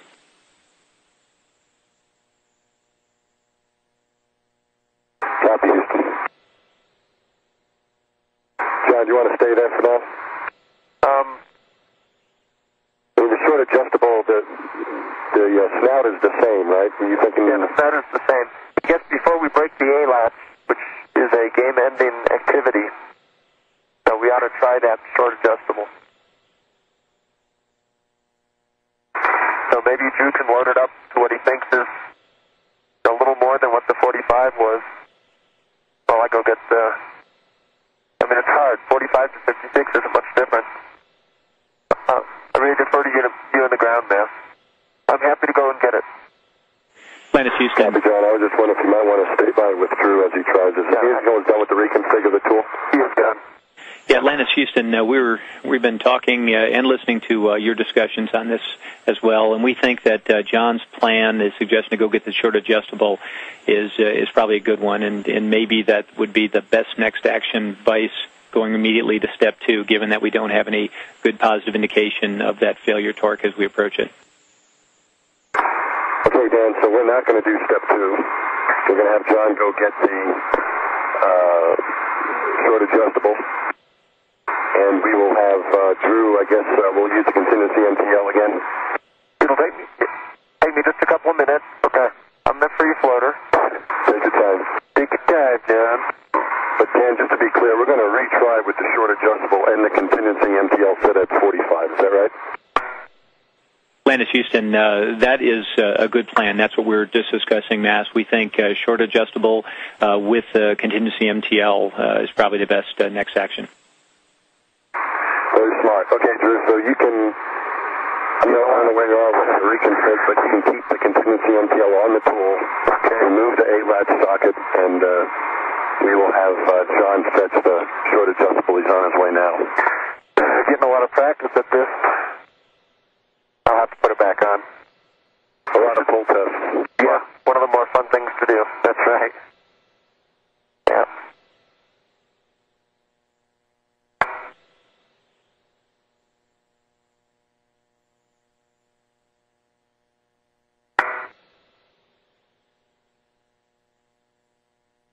Mass, just to remind me, that's on the O tether on the fish stringer? We'll check, John. Thank you. You got a lot of time. John, it is on the fish stringer. Well, of course, we do have the long adjustable out on the tool stanchion, but the snout isn't going to be too short. Is that right? That's right. Yeah, this will only work with this STS handhold. Right. I think, isn't that right? You talking about the size of the end of the extension? Yeah, the length of it. Total length. Yeah, I think you may be okay. On the wide field handhold, you won't. All right. Yeah, that's what I meant. Only okay with the STS handhold. Yeah, I think that's correct. Andrew, we're talking about the length of the snout. Right now, we're talking about the total length of the socket. Yeah, but you're right, Mass. The short has the long snout, the long has the short snout. Right, and you need the long stem from the short adjustable in order to work. Right. Yep. Talking the same. Kind of a who's on first thing. Got it. We're all on the same page. Landis Houston for EVA. Mass, we're thinking John might want to pick up the entire socket caddy and bring it with him. Give some more stowage locations if you have more objects to deal with out there. Okay, thanks, Dan. And John, that short adjustable is on a socket caddy, so you could take the whole caddy. I'll take the whole socket caddy.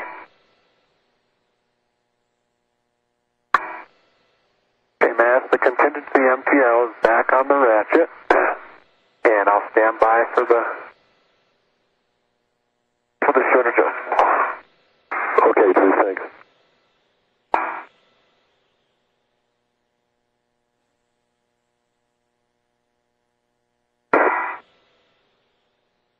John Grunsfeld headed down to the airlock to retrieve a short adjustable ratchet to assist with breaking the torque on the grounding strap bolt, which has been a little troublesome in releasing.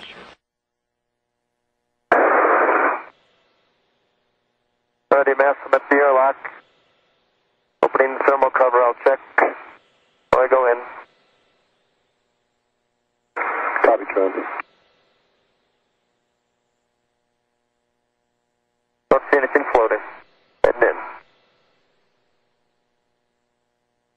Wasn't quite as early as I expected to see the airlock.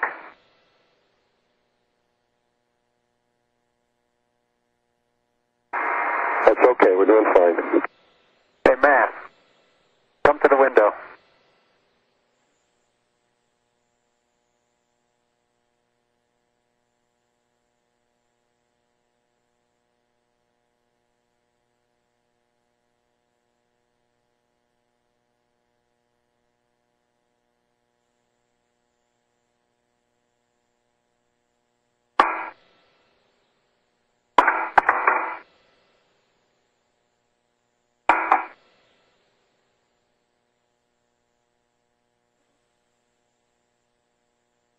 Atlantis moving into an orbital sunrise as it just crossed the equator to begin the 45th orbit of its mission, tracking northeasterly toward the coastline of Mexico, just south of Acapulco.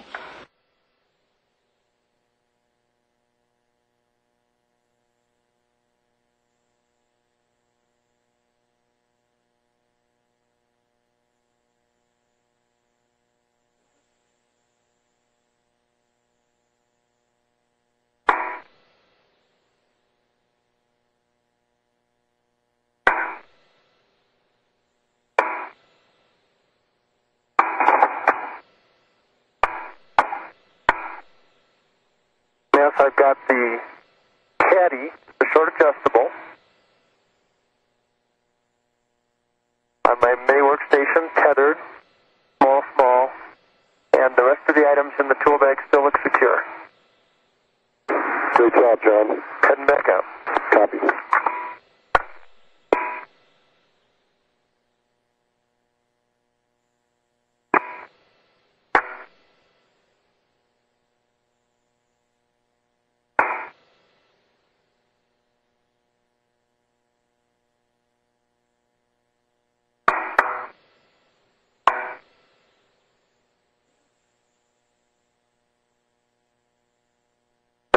secure.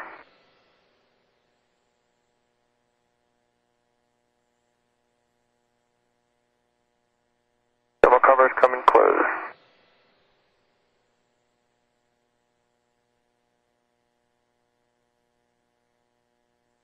Thermal covers closed. Heading back. Copy, John.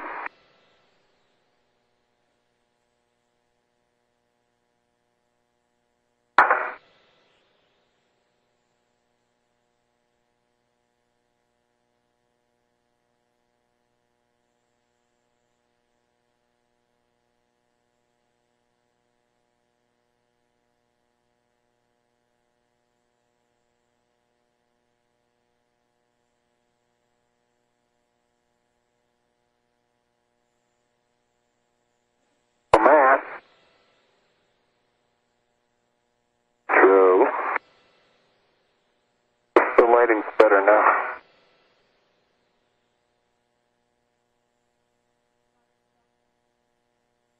Thank you.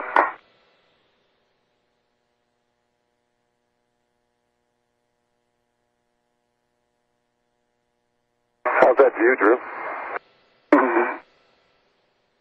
John Grunsfeld now has retrieved a short adjustable ratchet now, and he is on his way. That was in the airlock, and now he's on his way back up to the work site to join Drew Feustel for another attempt to release the grounding strap bolt on the Wide Field Planetary Camera 2.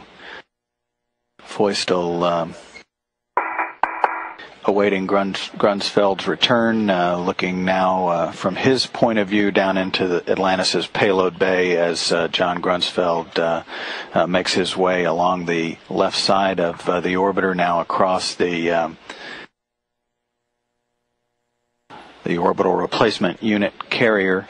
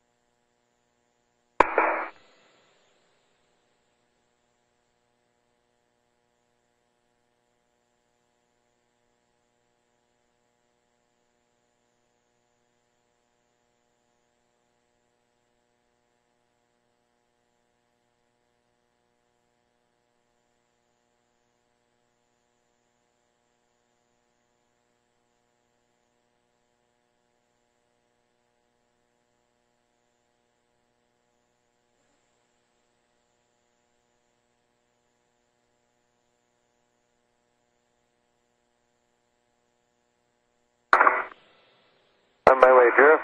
Hey, John. Got some nice views of you there. Thanks.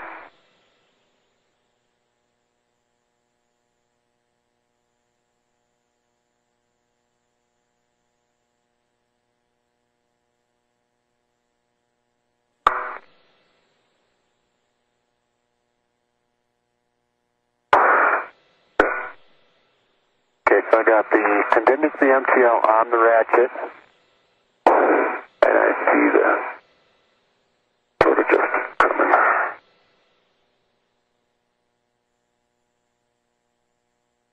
Okay, a little uncomfortable. You want me to come closer to you? Come closer to me.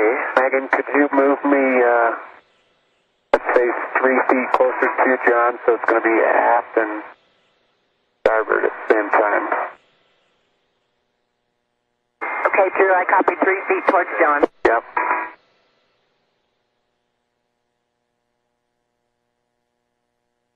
You want me to take the whole thing, John? Yeah.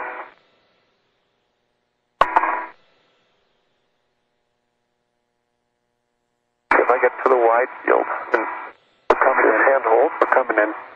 You can stop. Got a tether.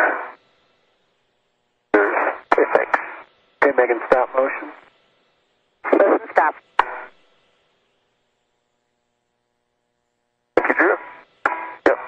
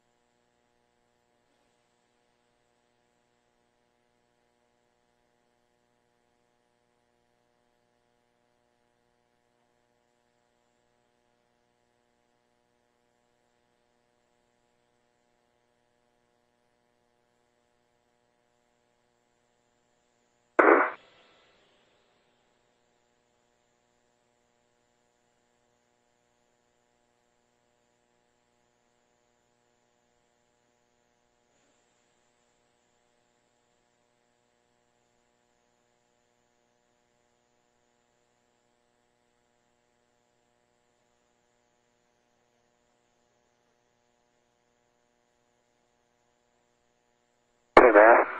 Pocket caddy is on the tool board. Copy.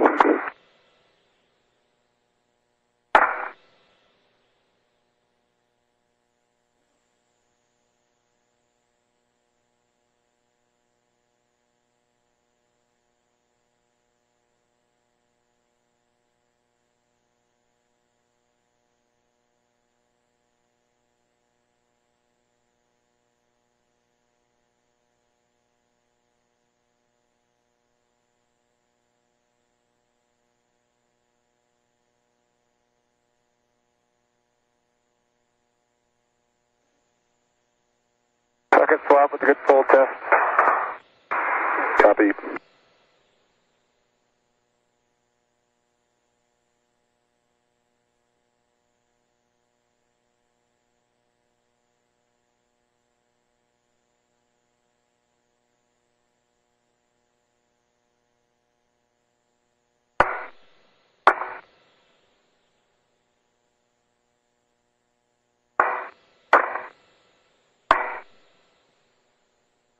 Okay, guys, let's see if we get some better luck this time. Okay, Megan, if we could move back to the right, like about 2 feet. Drew Feustel now has reconfigured his ratchet tool with the Andrew, just short adjustable ratchet that John Grunsfeld retrieved from the airlock. got that continuously MTL set to 45. I see 45, and I'm counterclockwise. All right, buddy. Let's try for that 1/2 turn on that A-latch.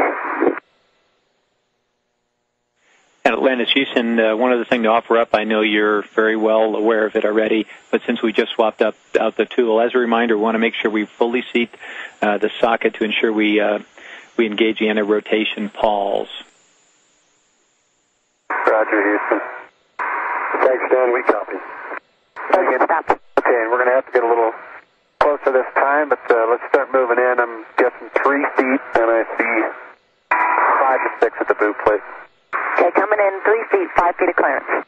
And Drew and John, I think you responded, but just to double check, you heard Dan's suggestion from the ground? Yep. Copy, Matt. Okay, great. Hey, Drew, is there any chance that those are maybe not separating and we're feeling it bottom out, or they separate? It could be, but why would the MTL split? I guess it would just hold it. Yeah, that could hold it. So yeah. All right.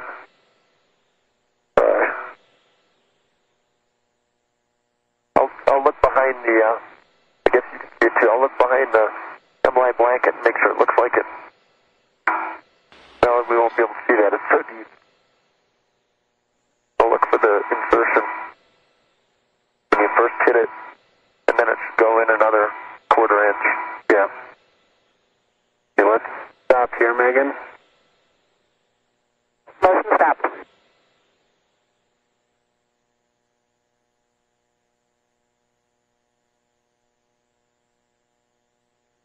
Okay. That's all the way in. Okay, you felt that? I saw it going. Yeah. Okay. So, Mass, here we go. Go get him.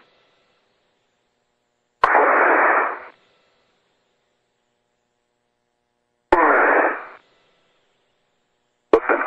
They're not flipping. Yeah, it is still flipping. John, do you want to feel it and see if you think it's in all the way? I mean, if you hold me.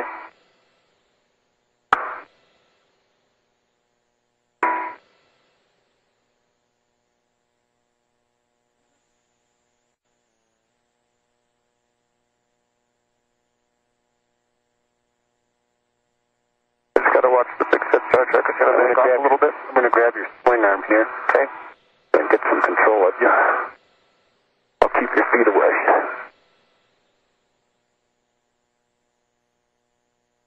I mean, any farther and it won't go in because... Can you back out about 1 foot? And make it out 1 foot, please. Any farther in... Out 1 foot. It won't go in because of the right diameter, right? So it's... This will go almost all the way in.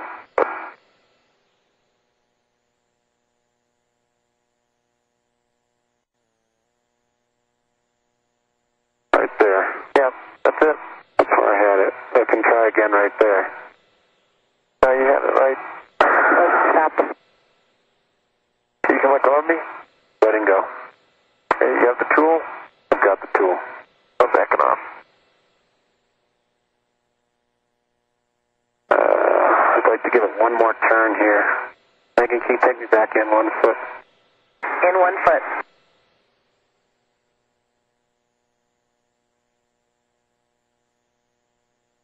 Good motion.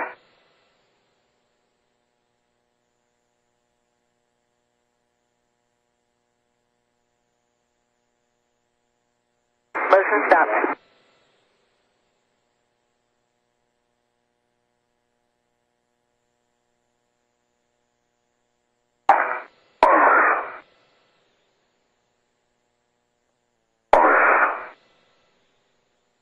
I think it's just flipping. Yep. Okay, Matt, it's still flipping. Okay, buddy. Hey, that was a great try, though. I really appreciate you guys working so hard out there. The next step we have is to remove the contingency MTL and just try it with the straight ratchet.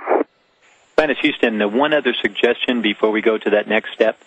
We'd like to leave the contingency MTL in place, take the ratchet to clockwise, and just see if we can break potential stiction in the latch in the clockwise direction first. Dan, that sounds like a great idea. Copy. And Dan, you want the MTL still left at 45, is that right? Yeah, that's a firm mass with the MTL at 45.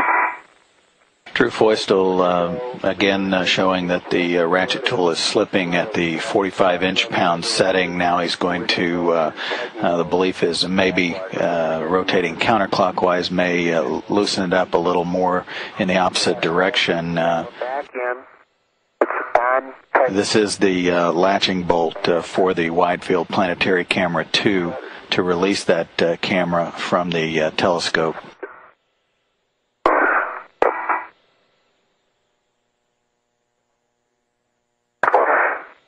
Okay, give it 3 flips of the MTL in clockwise mode. Copy, Drew, and Houston, Atlantis, for this script sheet. Drew gave it a good attempt. We're handing over back with you on the other side. Mode, Okay, counterclockwise. What you want next?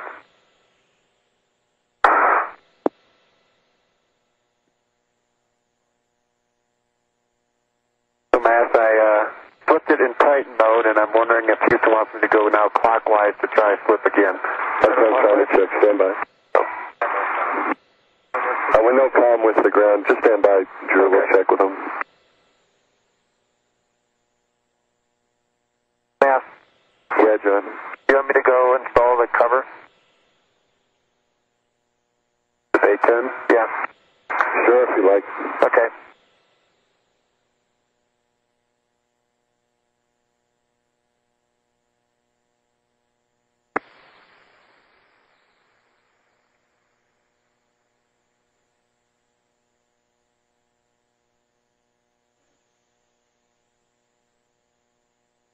Atlantis Houston back with you after a handover, and if you were asking, we agreed that back to counterclockwise with the MTL at 45 would be the next. Copy, Dan. We just wanted to make sure we were on the same page with you with this. Drew gave it a few attempts in the clockwise direction, and he got 3 MTL flips, and so now we're going to go to loosen mode and give it another try. And in the meantime, John's looking at the Bay 10 cover. We copy all, and we agree with the plan for John on the Bay 10 cover as well. Okay, Drew. Okay, Mass, I'm working it. Try to make sure I'm in the fully engaged in the release jaws here.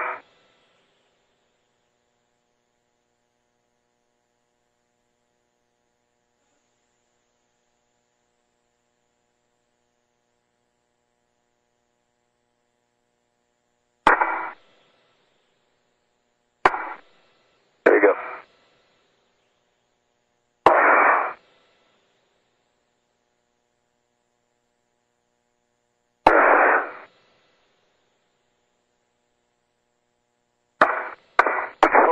Only flipping. Flipping the MTL. Copy, counterclockwise 45. Affirmative. Drew, or John, do you have any other suggestions before we check with Houston? I'm afraid I don't. I'm out. Houston, Atlantis, I guess we're looking at step 2 in the crypt sheet on 16-4 for block 5. Mass, we copy, and we agree. We see in step 2 in block 5. Okay, Drew, what you'll want to do is remove the CMTL, and we'll try with the ratchet only. Okay, and Megan, if you could take me away from the telescope 2 feet. Away 2 feet.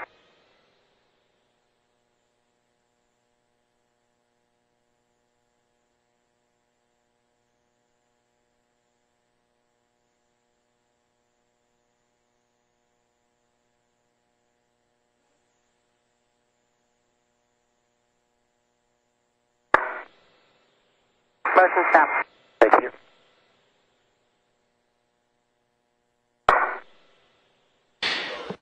This is Mission Control Houston, 1 hour, 49 minutes into the spacewalk. Drew Feustel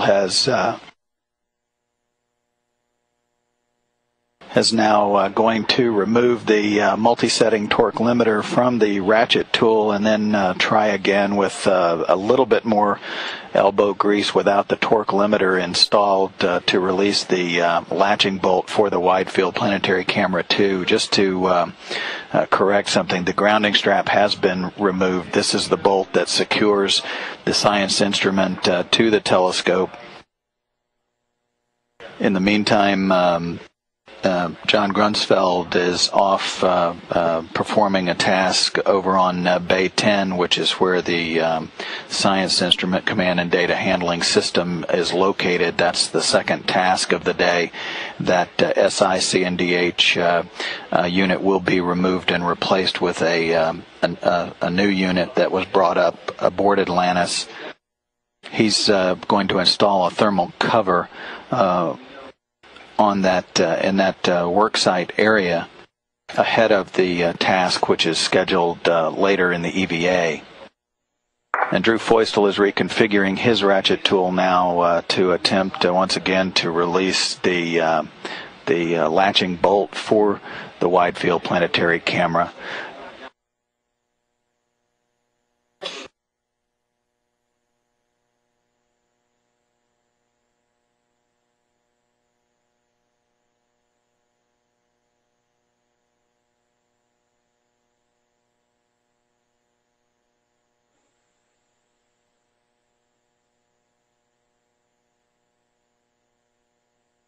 Houston, Atlantis for EVA.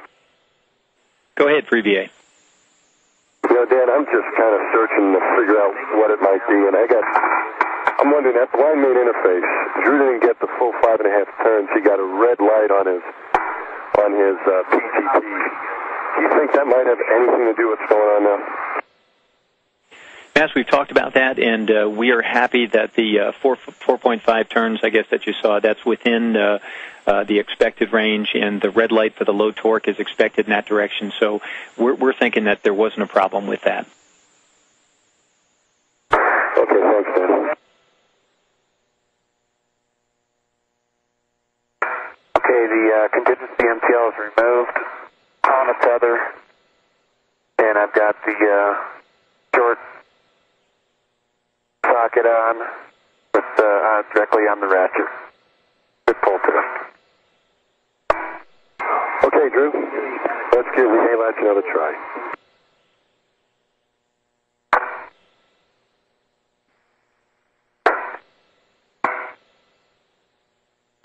Okay, Megan, back in 2 feet, and I'm watching. I see about four-ish at the boot plate.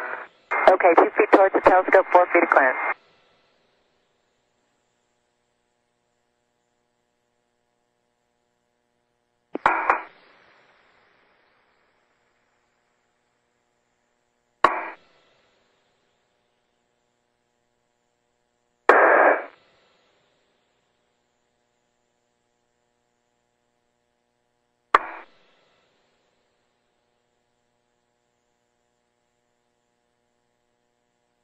Looking good.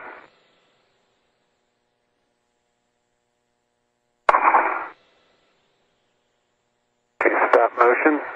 Motion stopped. Okay, Matt, I just want to understand how far can we go with this, and what are the implications if I over-torque and break the bolt? Sure, you want to know. Houston, Atlantis, you might have copied Drew's question. We know the failure torque on this bolt is 57.1 foot-pounds. We had the MTL set at 45. What the crib sheet says is if we don't get it to break here, we're going to reconnect the ground strap and blind mate connector. So I guess Drew's just wondering how hard he should try on this A-latch. If you have any words for us, we'd appreciate it. Atlantis Houston, we copy that, and thanks for asking. There's actually no issue with having the latch taken all the way to the failure point. The instrument should still function, so Drew can have at it, and you're correct. If we get to that point, we will need to reconnect the ground strap and blind mate connector, and we'll just leave it as is. Okay, so Drew is good to use everything he's got then to try to break the torque here. Is that correct?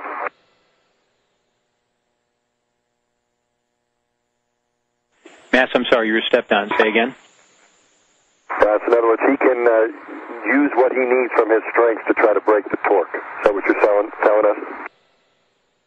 That's exactly right. And as soon as he does, if he's successful, start to have some motion in the latch, we'd like him to go ahead and stop at that point. Okay. Thanks, Dan. Okay, but I think we understand that if it breaks, wide field stays in. What John said is correct. Thanks. Okay, here we go. I think I got it. It turned. It definitely turned. Yep. It turned. And it's turning easily now. Very nice. Okay, and Atlantis Houston for EVA, we copied and saw that. That's great news. At this point, we'd like to put the MTL back in series with the short adjustable. Hey, Dan, it's I can do that, but it's just free spinning now. I mean, it's loose. I don't think it broke. I think it's loosely spinning. Okay, the torque you put in? We copy that, and compared to 45. Close. It's hard to say. I tried to give it a little extra push right at the end there, and I don't know if it was just on the edge of opening the jaws or. Okay. But it was about as engaged as it was before. The socket looked to be the same depth. So you didn't do a whole lot more push though than you did with the 45. No, I think it was probably pretty close, but I mean it broke right away. So as soon as it came on, it went off. Okay. And it looks like you got your half turn. I got my half turn. Okay. Atlantis Houston for EVA, we're happy that this is all working out pretty well. We show ourselves now back in the nominal timeline, step 10 for Drew. Okay, and do we want to reconfigure the ratchet now then, get it back to nominal for the White Belt 3 install? Yeah, I think that's what Dan was saying, Drew, if we can get the MTL back in series with the hybrid on your ratchet.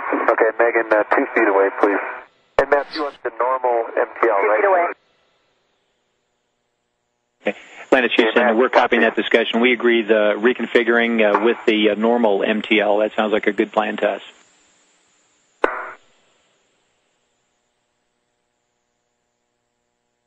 The last little bit of elbow grease by Drew Feustel appeared to work. Either one of the sockets, either the short adjustable or the hybrid. I think we need the long one for the...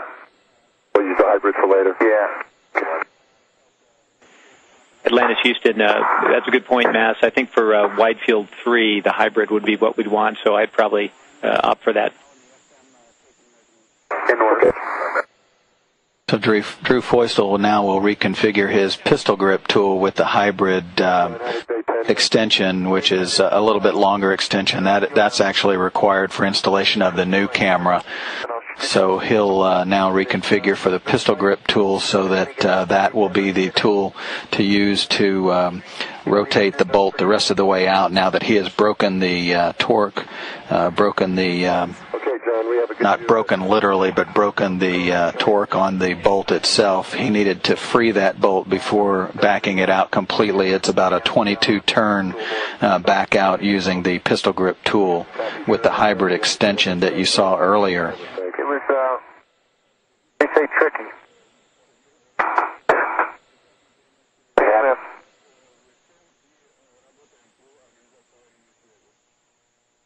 Really good job, Drew. The whole team.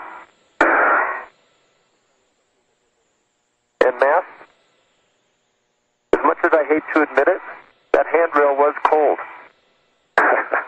Okay.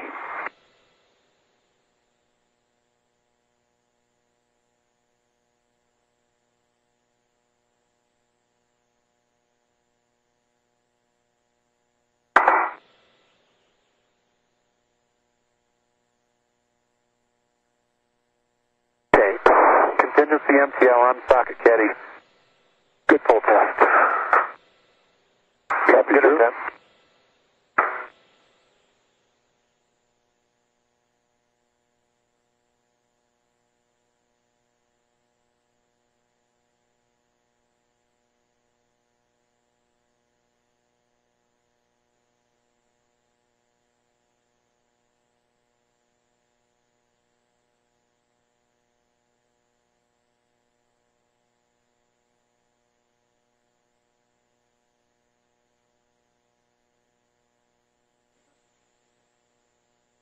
Nominal MTL back on. Good pull test. Okay, and you can stow that on, once you get the socket on, you can stow it on your mini workstation. Roger.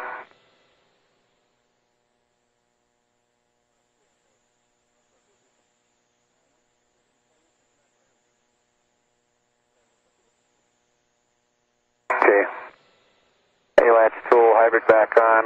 Good full test.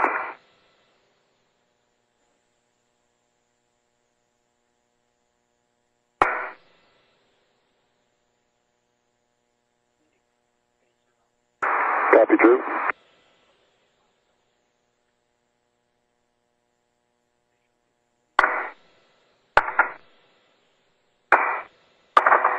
Everything looks secure on the tool board.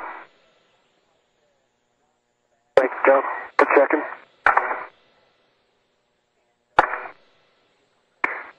Okay. Back to our regularly scheduled programming. Okay, Megan, I need, probably just come towards the telescope mast. I still need to get a tether back on it, and I need to wake up my PGT. Correct. You need to attach your RET, and you need to get your PGT ready. Coming towards the telescope. Cal passed. LED test. Battery 39.35. Ready for settings. Drew, we'd like Alpha 3. Set. Counterclockwise 2. Set. 10.5. Set. Drew, we'd like 22 turns on the A latch at 3 spins. Okay. And Megan, Motion is stopped. What else do you need? that looks good. Stand by. 1 foot left. 1 foot left. 6 inches left, please. 6 inches left.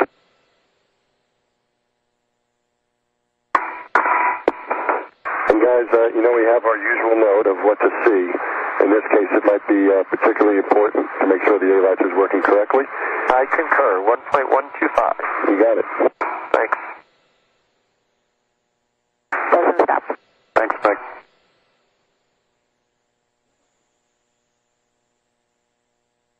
Case it floats away. Yep. Looks like your email. Yeah. And Drew Foystel now ready to back that attach bolt for wide field planetary camera 2 all the way out. It should be about 22 turns now that he has broken the torque on that bolt. The extra long extension on the pistol grip tool will be required for installation of the new camera, which is a little bit deeper than with PIC 2 is. 2, 3. Woohoo! It's moving out. 4. Great job. Great news. Awesome. 5. 6. 7. 8. 9. 10. 11. 12. 13. 14. 15. 16. 17. 18. 19. 20. 21. 22 turns. Can you? Yep. Coming over. We'll do the usual. Looks a little easier than it does in the pool. I think the layout's going to be perfect. Yeah, good.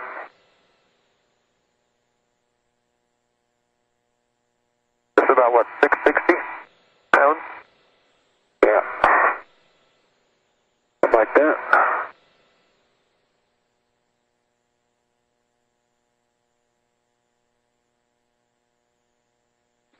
Well, this has been in there for 16 years, Drew.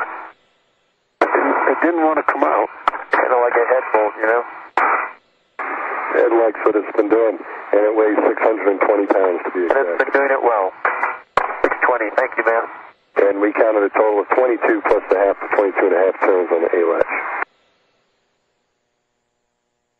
I guess it just decided to be a recalcitrant teenager. Yeah. Okay, Megan, you could center me up. Copy. Referencing the Take me 16 years that the wide field and planetary camera has been in this position since it was installed on the first servicing mission back in December of 1993. That with PIC 2 now free, and the next step will be to carefully slide it out of the enclosure on the telescope, freeing that slot for the new wide field camera 3, which currently is still in its protective enclosure down in the payload bay. The removed camera will be temporarily stowed on a structure that John Grunsfeld prepared at the start of the EVA, which now is just passing through 2 hours, 5 minutes in duration. How's that look, Tim? It looks great. John, are you ready? I'm out of my... Getting out of your way. Clear? Clear. Okay, Megan, I'm ready to start coming out of the telescope. Copy, coming out.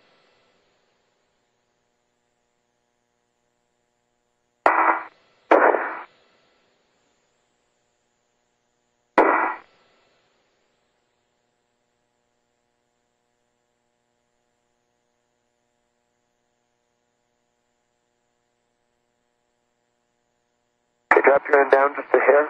There you go. First roller's out. Second roller. Drop your hand down again. Third roller. That's good. Here comes the end of the guide rail. Okay. The end of the guide rail is out. Copy. Looking good, Drew.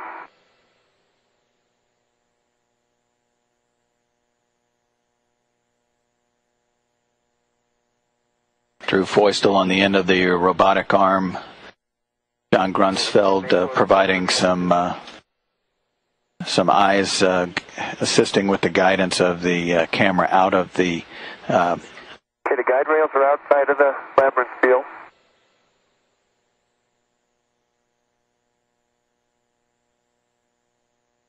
Can you see over the top? Yep. Okay, you're doing a great job. Thanks. How's the rate, Drew? Continue, same rate. Copy, continue.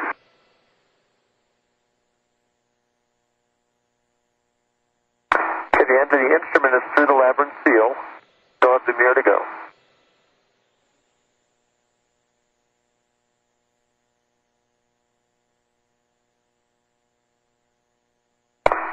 Yes, I'm looking at the A-latch thread.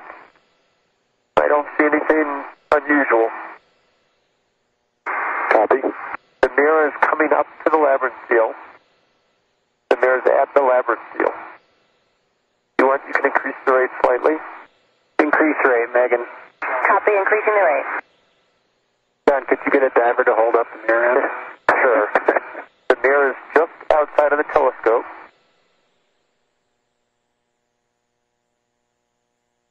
The mirror is 1 foot outside the telescope. Okay, increase rate, Megan. Did you see Copy. it clear for the maneuver? You are clear for the maneuver. Go for the maneuver, Megan. Copy, going to aft fixture. And the wide field planetary camera 2 is clear of the structure of the telescope, and now Feustel will be maneuvered by Megan MacArthur to the temporary stowage location along the left side of the payload bay. Clear to go and take a look if you need to. Thank you. Yes, the connector plate is on the 4 guide studs with a blind mate.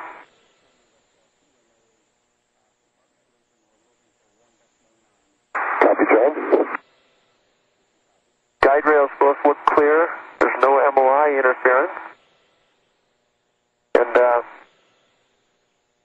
I can see nothing abnormal with the A-latch at all. No debris. That's great news, John. You guys did a great job getting the A-latch undone, and glad to hear it looks like it's good to put the new camera in. I see 2 RSUs with your name on it. Here's Bueno's names on it. All right. I'll get to those tomorrow. I don't see any white delrin, and this is ultimately cool for me to be able to look up through the optical bench. I see 3 nice FGS mirrors. I'm going to head down, and I'll give you a glove inspection at the bottom. Thanks for the great report.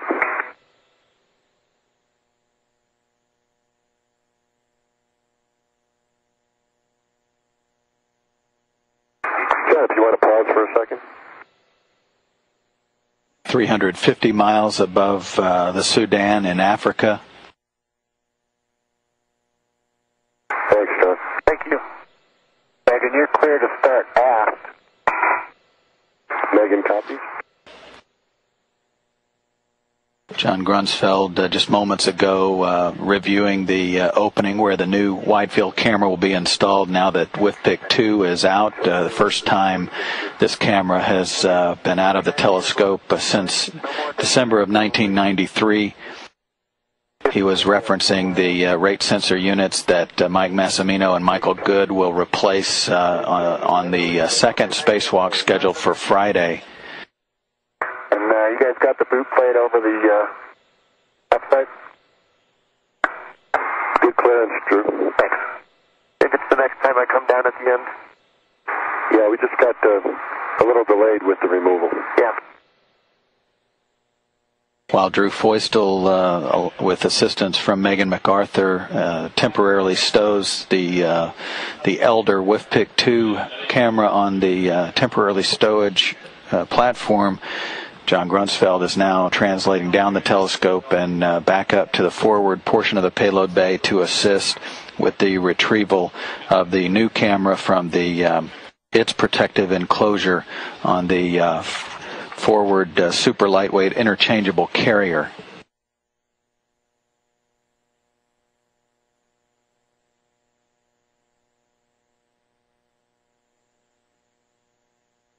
Megan, I show about 2 to 3 feet aft. Megan, copies. Looking good. And I'm ready to start down.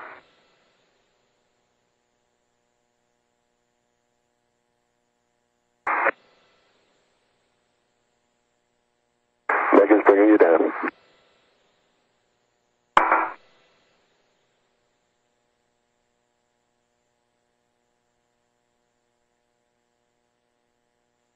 Okay, Megan, can we stop down? And no more aft, but I do need to come starboard or towards my feet. And let's move 1 foot. 1 foot starboard towards your feet.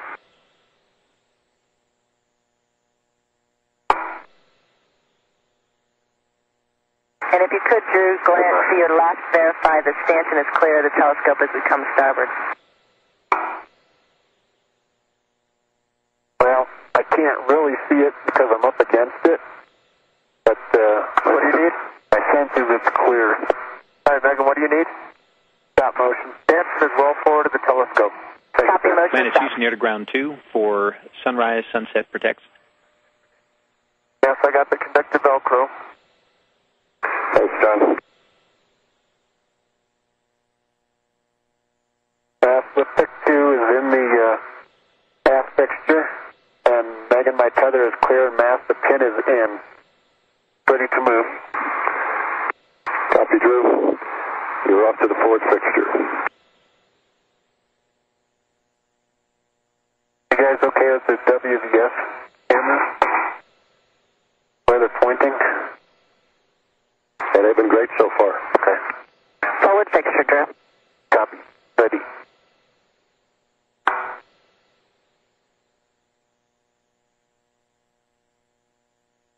Planet Houston, near to ground 1 for sunrise, sunset protect maneuvers. If Scooter or somebody could meet me on 2.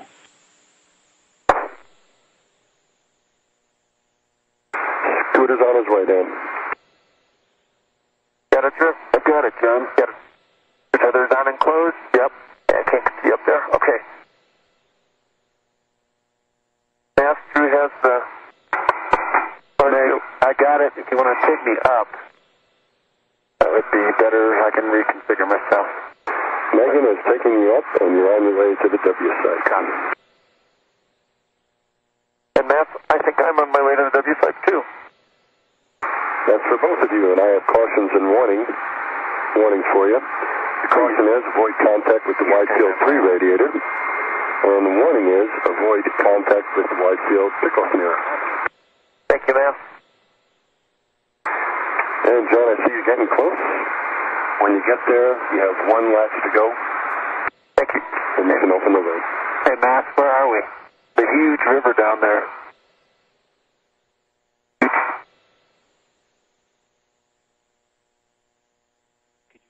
Another sunset protect attitude. It'll be the same inputs as called out at 2030.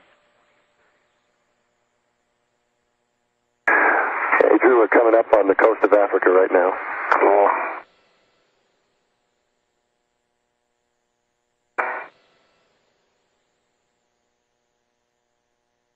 Looking ahead, if we end up there at 2249, you'd be inserting a sunrise protect, same inputs as the 2110 call out. Yeah, all these handrails and latches are clean. I'm going to break torque on the zip nuts. Thanks for the report, John.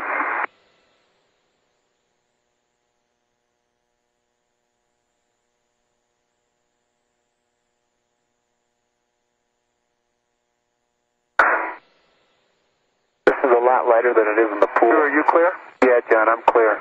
Thanks. Okay, my mystery is solved. Which was? I was worried I wouldn't be able to open this lid. Looks like it's opening easily. Yep.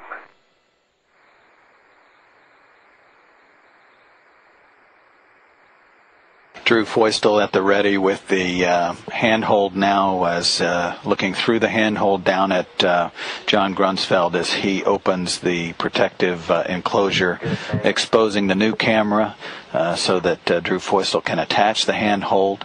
Again, the 4 twist bolts you see there on the handhold, he will attach those and then basically reverse course and take the new camera up to its new home, the location that the Wide Field Planetary Camera 2, a little bit bulky, time-consuming to get that bolt free, but it's out of the telescope and the opening is clean and ready to support the installation of the newest camera.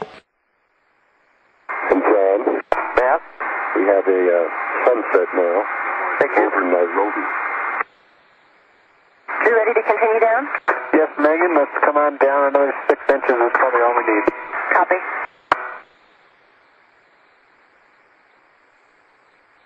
Let's stop there. Motion stopped.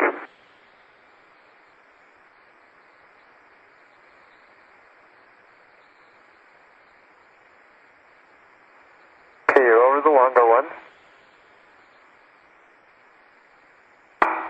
Atlantis has just moved into an orbital sunset as it crossed the coastline of Somalia, tracking southeasterly now across the Indian Ocean.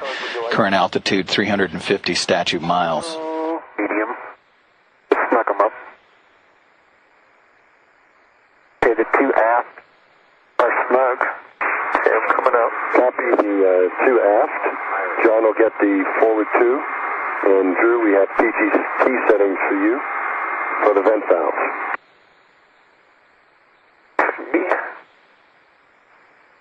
Do the right one first. Megan, I'll go a foot and a half to the right. Foot and a half to your right.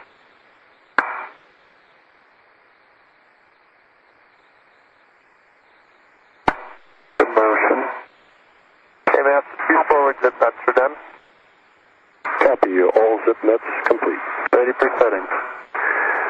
Drew, Alpha 2, counterclockwise 2, 5.5. Alpha 2, counterclockwise 2, setting to 5.5. That's great, Drew. You want to get the 2 vent valves, approximately 5 turns apiece, and they'll go to a hard stop. Copy.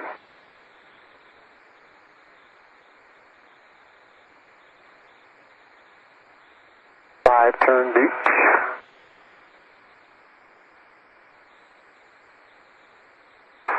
That's right.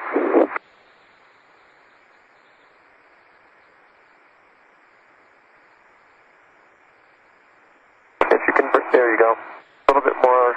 That's good to that angle. Yep, that's a good angle. Okay. 5 turns, Matt. 5 turns to a hard stop, approximately 5. There we go.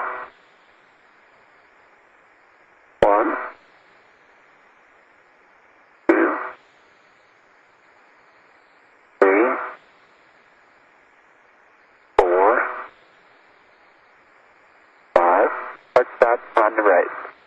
Okay, I see a good torque light.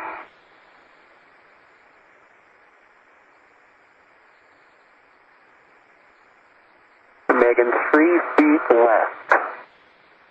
3 feet to your left.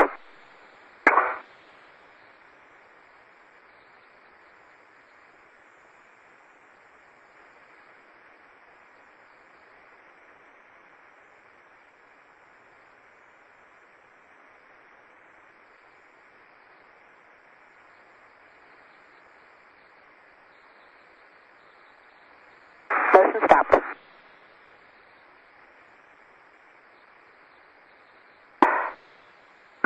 Give me another 6 inches left, please. 6 inches left.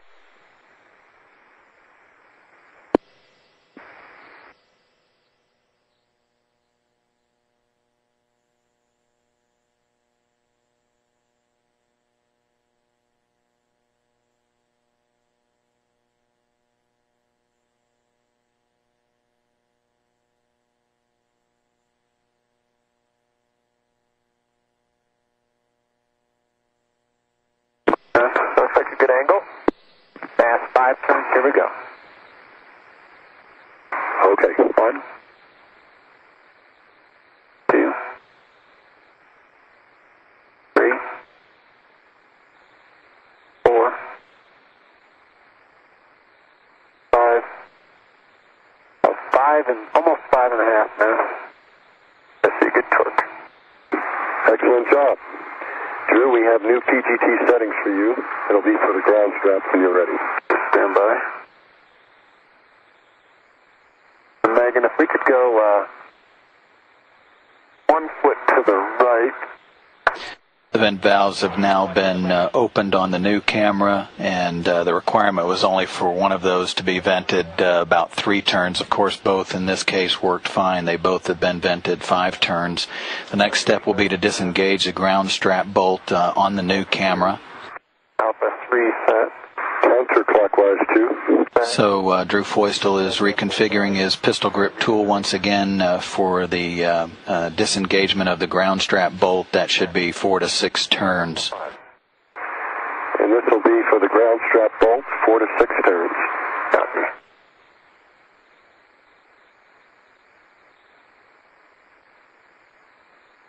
We do it.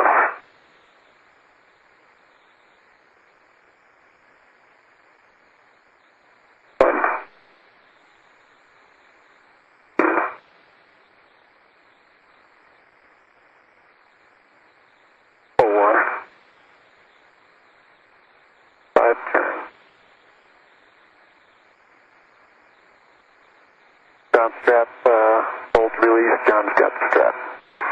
Okay, Drew, your next will be to transfer your PGT for John to hold while you get the EVA ratchet ready.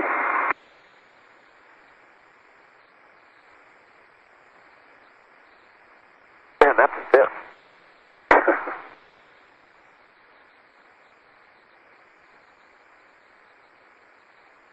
coming up.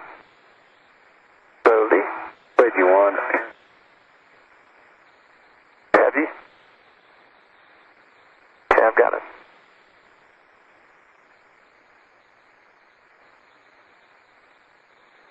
Right, you're ready, Mass. Okay, Drew, counterclockwise. MTL set to 38. And with the hybrid extension, you want it fully extended.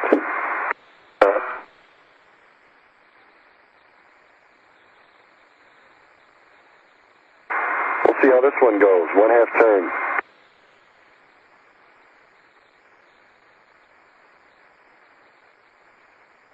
Planet Houston, no need to respond. We'll have Radicom for the next 4 minutes.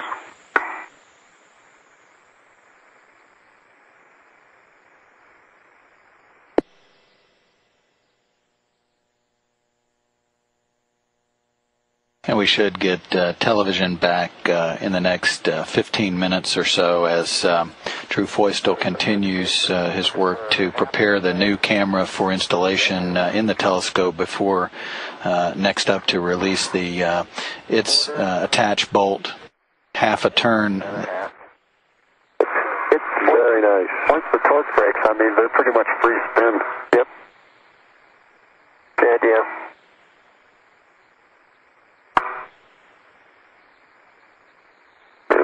going to get stowed. And the disengagement of that A latch or the bolt for the new camera went without incident. Got it. Here we go.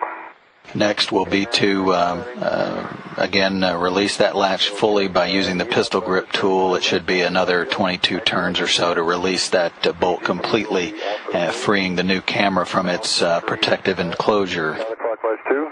Counterclockwise 2 is set. 10.5. Set.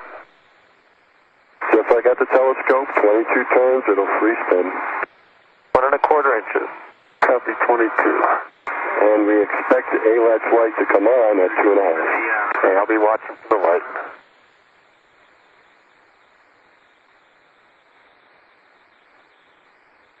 Okay, here we go. 1,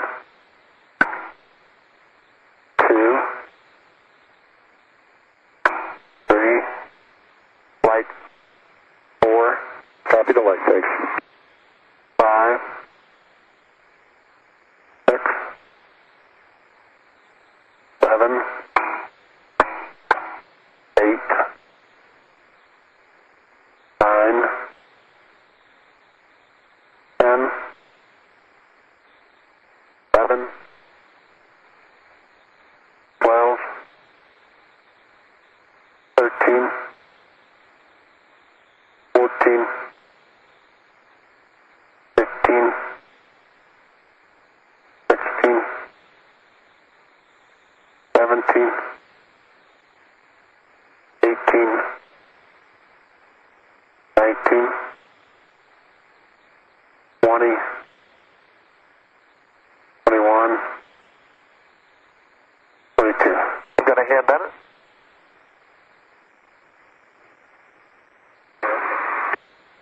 Copy, Drew, 22 turns for a total of 22.5.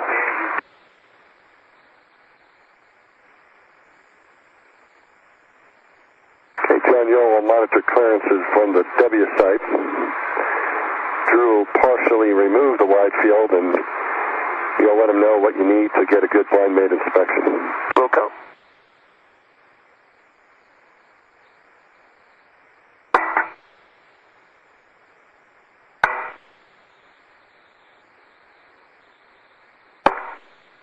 Okay.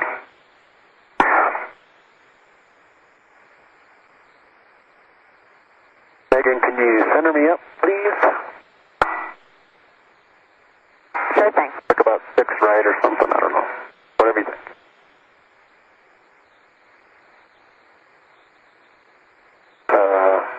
To my right. Sorry, buddy. Coming the other way. Good motion, good direction.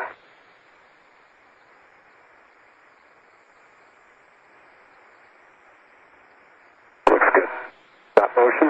Motion stop. Okay. Okay, dokie. You ready, John?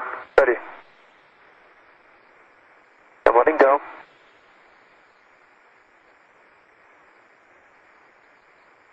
Try to get it to move a little bit here. It just float out. No floaty. Okay, I'll bet thread is engaged. Yeah. Yeah. Go on there. Did it, was it moving up? Yeah, it moved up about 1 1/8 inches. Maybe an inch and maybe just an inch. Okay, mass, it seems to be still engaged on the A-latch. It's definitely loose though, and it moved up. Yeah, it's loose, but it's not free.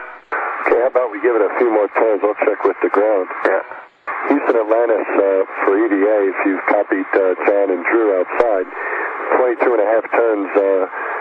Seems like the instrument is still in its enclosure. Can we do a few more spins with the PGT?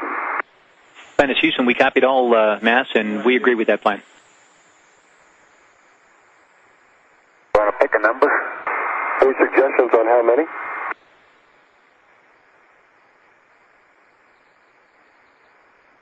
How about until it's free? That sounds like a good idea. So I'll go ahead and put a hand on it. Okay, John.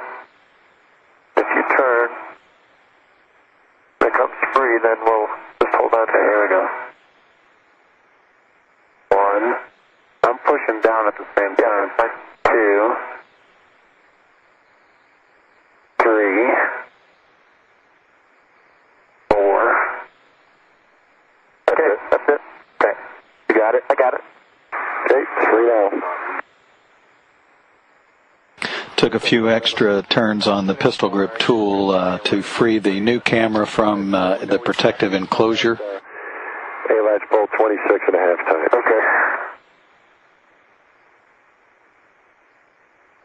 2 hours, 30 minutes into the spacewalk. The crew right now is a little bit behind the scheduled timeline, maybe 20, 25 minutes behind schedule, based on the problems they had releasing the latch from the old wide-field planetary camera, which had been installed on the telescope for the last 16 years. Okay, Megan, let's start moving out. Coming up out of the payload bay.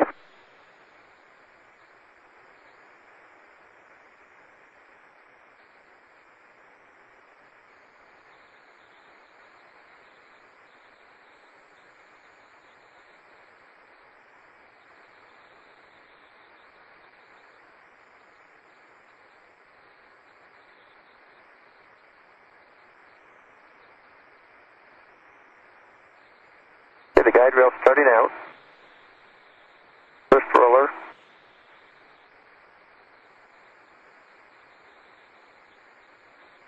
Second roller. Stop there, Drew. Stop motion, Mike. Motion stopped.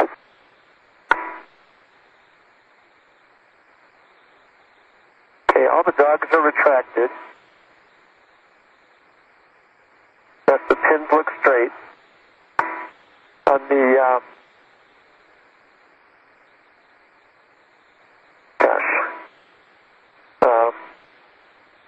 as it's installed in the instrument, the upper left connector has a small piece of spot on it.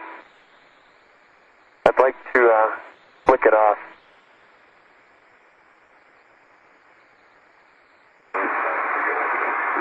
Copy, John. You said on the upper connector? As it's installed in the telescope, it's the upper left connector. And I think I can do it keeping my finger on the outside of the connector. Okay, John, that sounds like a good plan. Let me just tell Houston what's going on. Houston, Atlantis, do you have John's plan to try to clear the spots in the connector? Houston copies, and we concur with that. And once John's complete, we would take a glove inspection.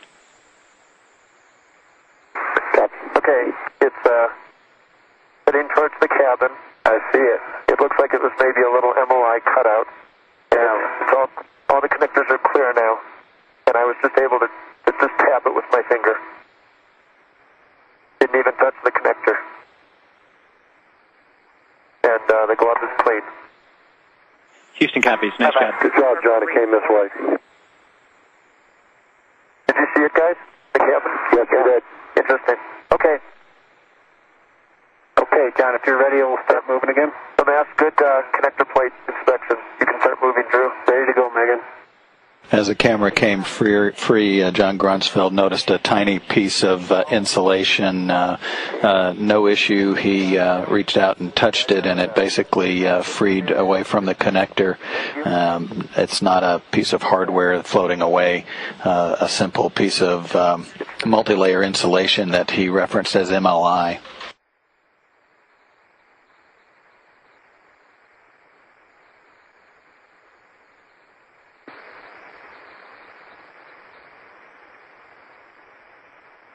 The mirror is just coming up to the forward lip. The mirror looks very clean.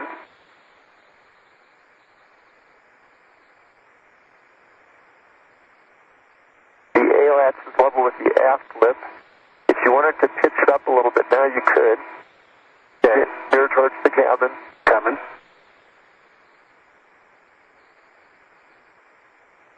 Clear the lower lip. You clear the lower lip. Okay. We'll start pitching it up.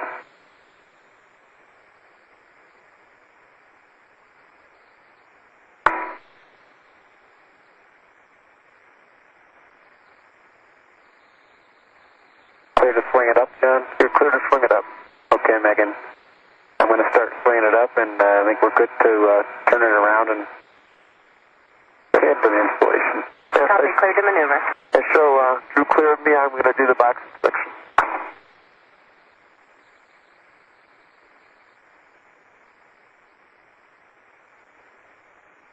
Now that the new camera is out of the container, the canister, Grunsfeld will take a quick look inside the canister to make sure everything is clear, since the old wide-field planetary camera will be installed for the return trip home in the same protective enclosure from which the new camera, the wide-field camera 3, was removed. Copy, thanks, John.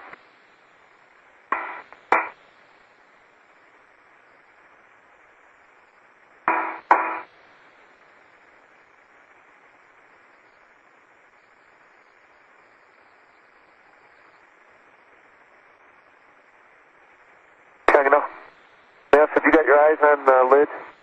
We do. You going to clear? Yes, John, it will. Okay, thank you.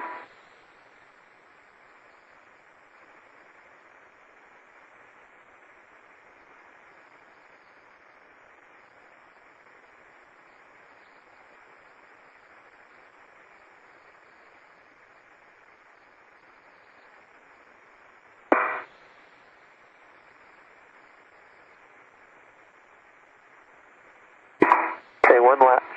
Yeah. I see that, John.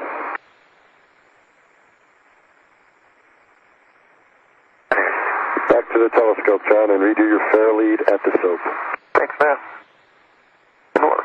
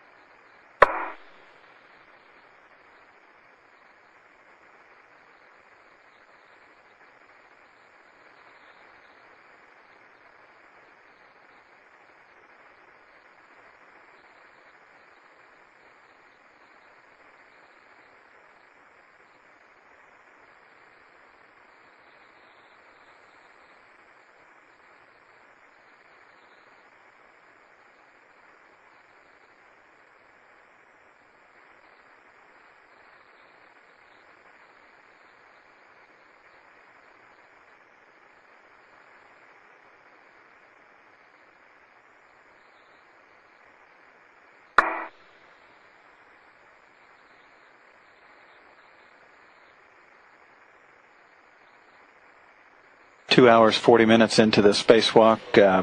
Drew Feustel on the end of the shuttle's robotic arm being maneuvered up by Megan MacArthur back to the telescope with the new improved wide field camera 3.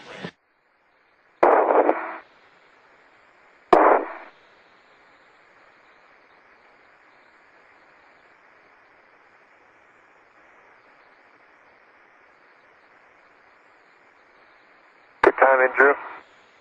And Megan?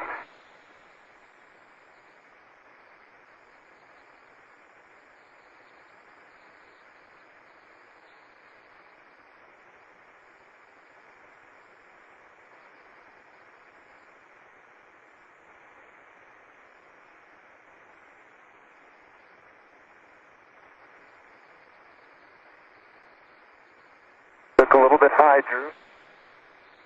About 5 or 6 feet out at the mirror. Okay. And I think, Megan, you're still working the altitude, right? I positioned you a little bit high per our pre-flight training. If you want to be lower, I can do that. I'm ready to start bringing you in here. I'm just cleaning up the attitude. Think about a foot high, maybe, John? Foot and a half? Yep. Oh, you can drop it down a little, Megan. Let's get a little closer to get a better... Copy. I'll start bringing you in and down a little bit. Okay.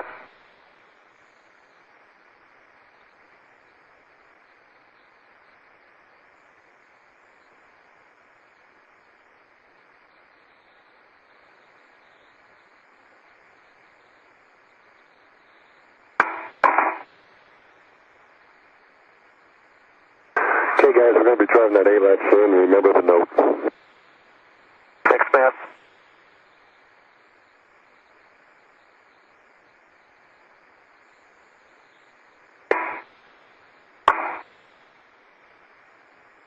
Okay, Megan, let's stop here and bring it down about 6 or 8 inches. Copy down 6 inches. And you can pitch down slightly on the mirror. A little bit more. Keep coming down on the mirror.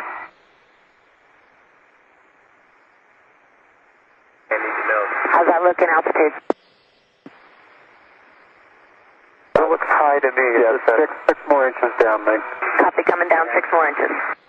How's the pitch look, John? Kind of hard to tell. Looks like the mirror's slightly pitched up. Yeah. Good. Right about there. And the pickoff mirror is 2 feet out from the labyrinth field. Good altitude? Yeah, I think let's start with this and start moving in, John. I can for sure get into the opening, right, and then we can adjust. But I think we'll have it about right. Okay. Copy. Coming in. The installation of the new camera is essentially the reverse of the removal of the previous camera.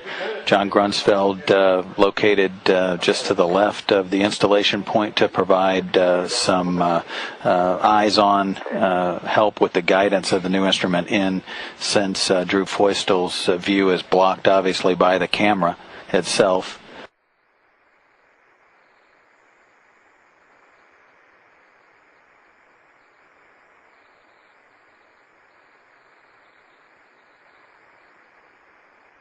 The pickoff mirror is coming up on the labyrinth field.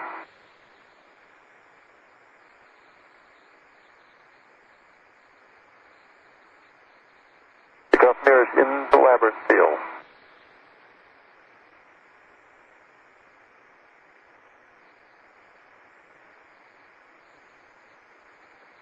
The new wide field camera 3 has a mass in space of about 890 pounds. It's down just slightly there. That's good.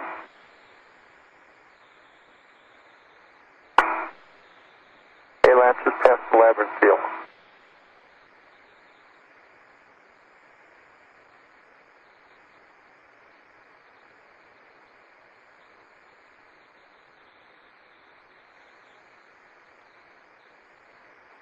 Watch the radiator, John. It's coming up on you. Thanks.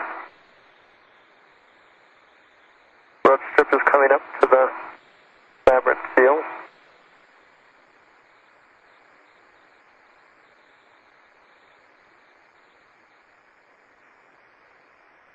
You're 1 foot out from the guide rail.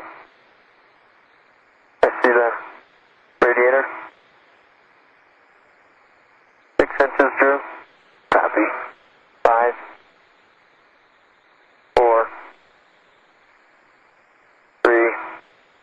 2. Motion stopped. A little left turn. Okay, keep bringing it in. Ever so slightly to the right. Okay, that's the guide rail. Pitch down. Okay, you're in. Bear left. This looks good. You're in the guide rail. Can Megan start coming back? Roll looks good. Coming in. Watch from the radiator too. Bring your end down about half an inch. Good. First roller's going in. Bring your end down slightly. Okay, that's good.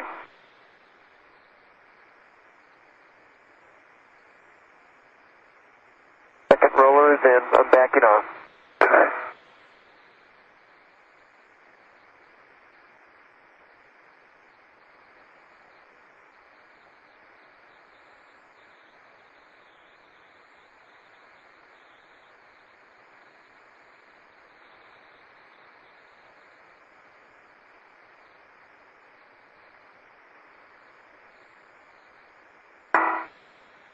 About 3 inches to go.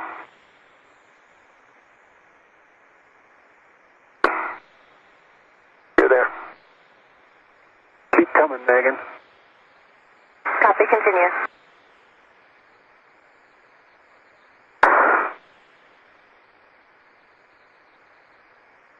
Okay, stop motion. Motion stopped. I've got a hand on it. Copy. Nice job. Nice work. Daylight first. DGT for the ALATs, Drew, when you're ready. Okay, Megan, I'll need to come down 2 feet. And left 6 inches. Down 2 feet, left 6 inches.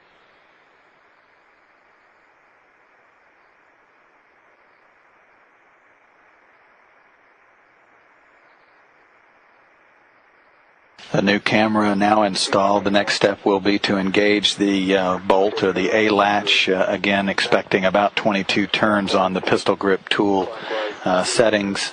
Set. 10.5. 10.5 is set.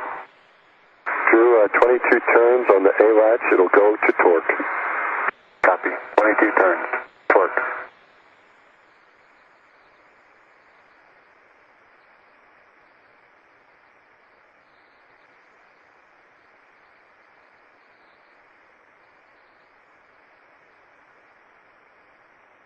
Motion stopped. Thank you.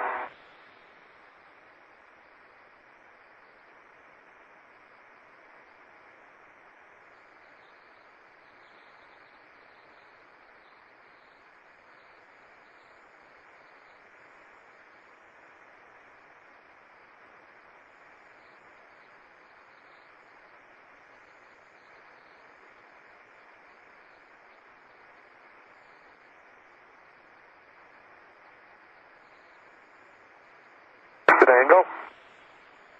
Okay, it's engaged. Ready? Ready.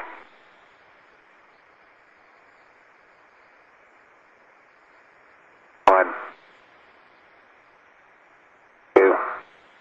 Moving in. 3. 4. 5. 6. 7. 8, 9, 10, 11, 12, 13, 14, 15, 16, 17, 18, 19, 20, 21, 2, still moving, 22 and 3/4, green light on the torque. Excellent.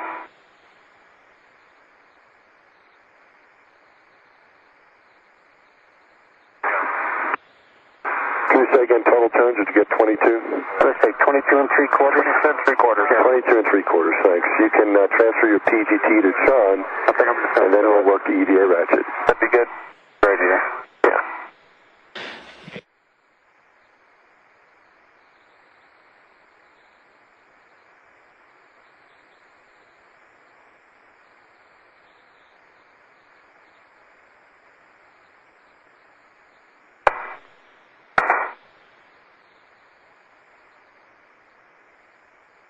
Ready with the ratchet, man. Okay, Drew. Clockwise, MTL 38. And we want a final torquing of 1/2 turn. Look for the MTL slip. Okay, I got clockwise 38 set. I think you're familiar with the MTL slip. Yes, we will embrace the slip this time. To thank all Bruce and everybody for all the CrossFit.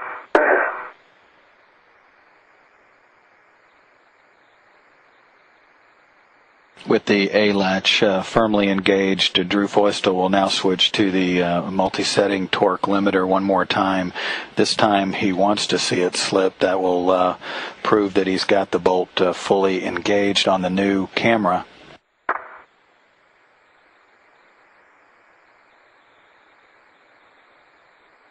There we go.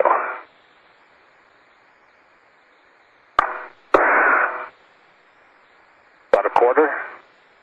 Maybe not quite that much. I felt it turn a little bit. Yeah, I was watching the pocket end. There's a fine line between, yeah. Megan, can we come up 6 inches? Up 6 inches. I'd like to just make sure I slip it again with it fully in. Okay.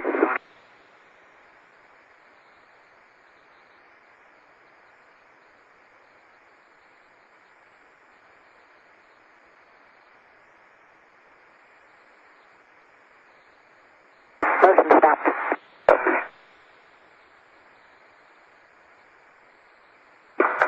That was good. Okay, I've got a good split mass. Really probably only got about, I'll just say an 1/8, John. Yeah. Okay, about another 1/8, but the good thing was we got the MTL slip that we wanted at this time. Yeah. Next we're going to work on the ground strap. Drew, for that you're going to need the PGT back from John, and we'll check the settings. It should be the same. Roger.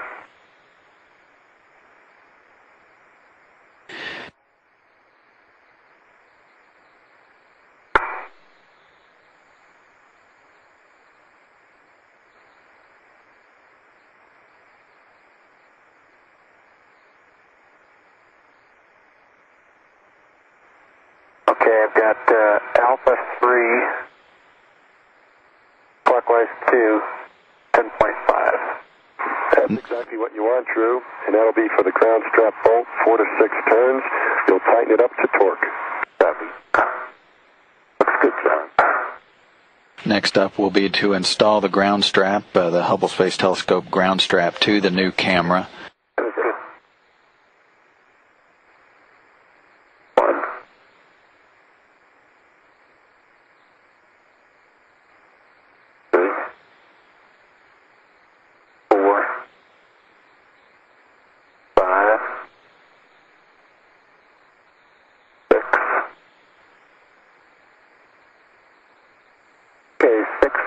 With the green light on torque. Copy, Drew. That's good news. And next we'll do the blind mate interface. 5 1/2 turns to a hard stop. Megan, 1 foot left. 1 foot left.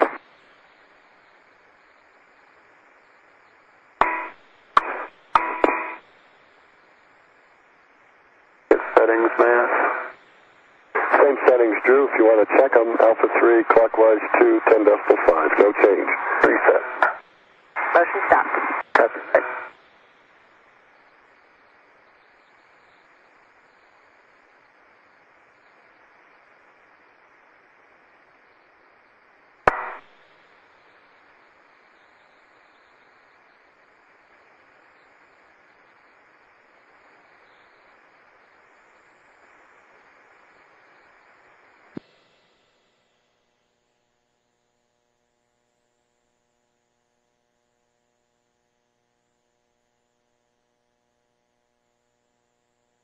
couple of steps remaining to complete the installation of the new Wide Field Camera 3, and standing by to check the connections of the new camera to the telescope is the Space Telescope Operations Control Center in Greenbelt, Maryland at NASA's Goddard Space Flight Center.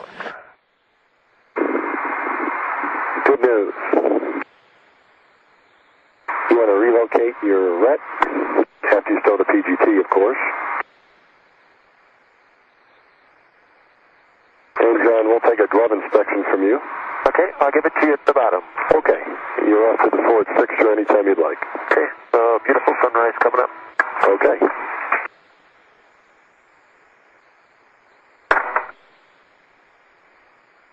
Atlantis heading across the Pacific Ocean at an altitude of 350 statute miles, tracking toward the equator to begin the 46th orbit of its mission. Disengage all the zip nuts, stow them, and then tighten them up. Okay, stand by on motion, Mike. Standing by. John Grunsfeld heading back down the telescope to the forward protective enclosure to await the arrival of Drew Feustel with the old Wide Field Planetary Camera 2. He's removing the handhold from the new camera now that the installation of that camera is complete. We could move. What did we say we were going to put the tether mast? Other times you've relocated it to the vertical beam on the handhold. If you put it at the very end, then you can hand it down further to me and still get your tether. Okay, Megan, up 1 foot and right 6 inches. Up a foot, right 6 inches. Atlantis Houston, we understand that Drew is complete with step 12 in his column. We're going to put the aliveness test in work for Wide Field 3. Copy, Houston. All the connectors, the primate connector is mated.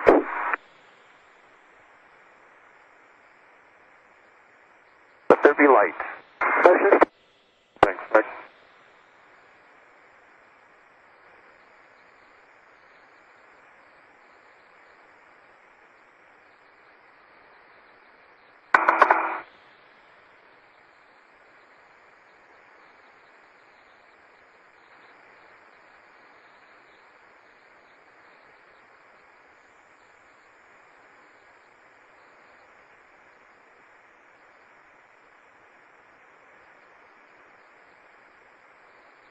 Handhold is removed. I'm ready to go. Forward fixture.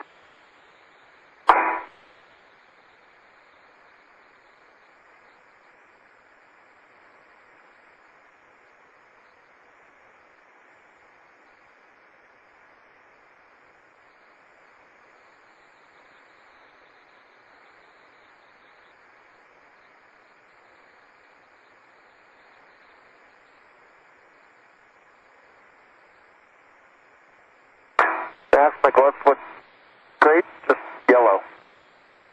Copy, John. Gloves are good. The installation of the new Wide Field camera went very smoothly. Drew Feustel now being maneuvered back down to the temporary stow position for the old camera. He'll install that handrail and then move that camera to the protective enclosure that the new camera was located in. That old camera will come home in the same protective enclosure.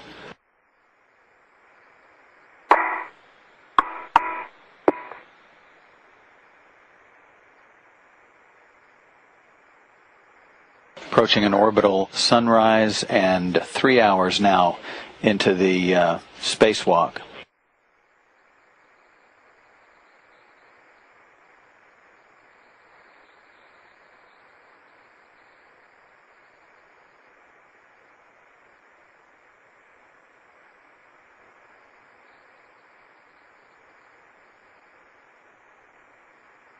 I'm ready for it, Drew.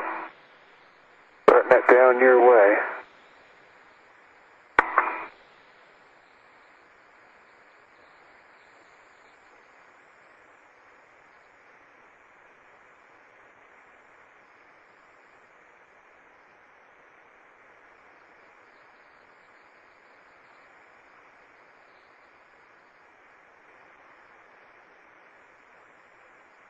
can let go. Got it. Yep. Just keep tethered to it. I'm tethered.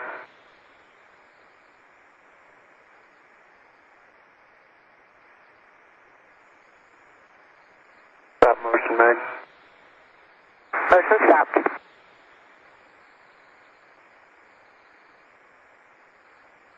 There you go. Okay. I've got my tether. I see you've got a pin in. Megan, I'm ready to go. You got your tether? Sure. I've got it, John.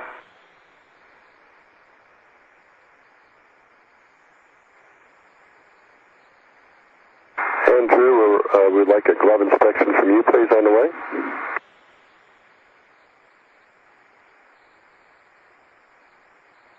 Copy, mask. Checking the left glove.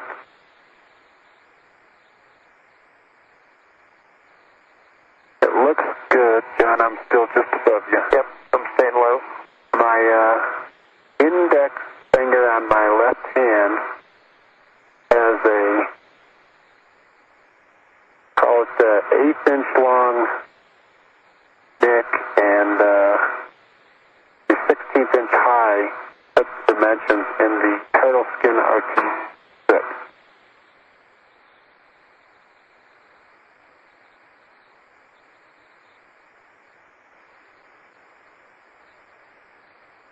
Okay, Drew, I think I copied left index finger turtle skin has a 1/8 inch nick that is 1/16 high, and that's in the turtle skin only. Yep, turtle skin only.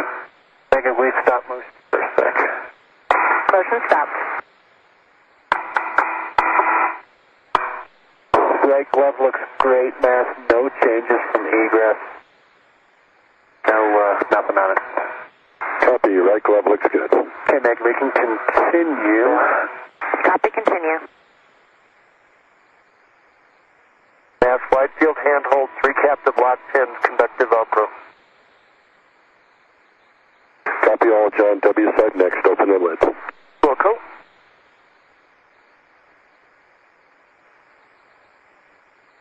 Megan, stop motion. Motion stopped.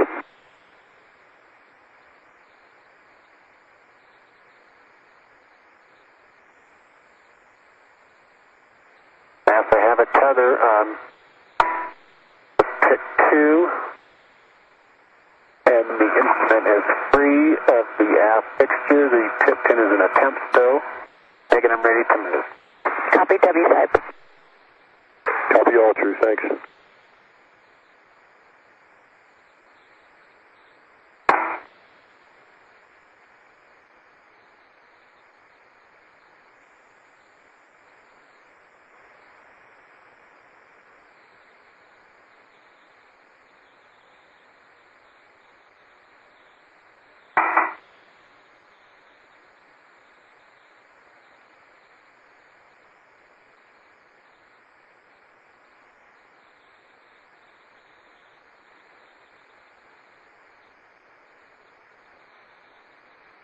Lid is open, I'm going for the ground strap.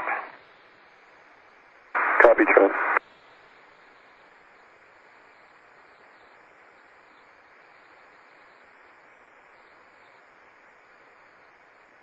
John Grunsfeld in the foreground preparing the protective enclosure for the wide field planetary camera that's now completed its job after 16 years of service aboard the Hubble Space Telescope. Drew Foistel with the wide field planetary camera 2 in hand, now being maneuvered back to the forward portion of the payload bay to place that camera in the protective enclosure for the rest of the flight and the return trip home. Historic wide field camera 2, planetary camera 2.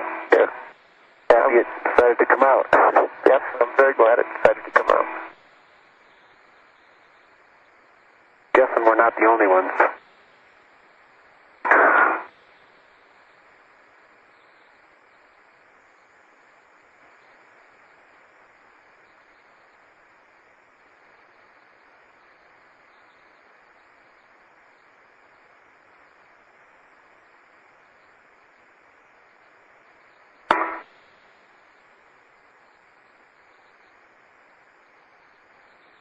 Atlantis approaching the coastline of central Mexico from the southwest on its 46th orbit. From this vantage point of 350 miles, the orbiter is circling the Earth every 1 hour, 36 minutes.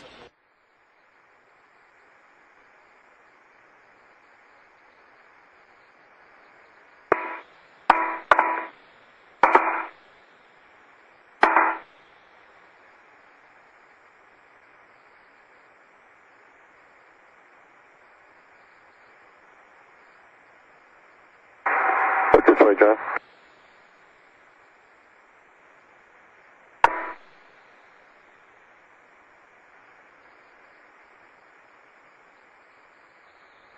Thanks.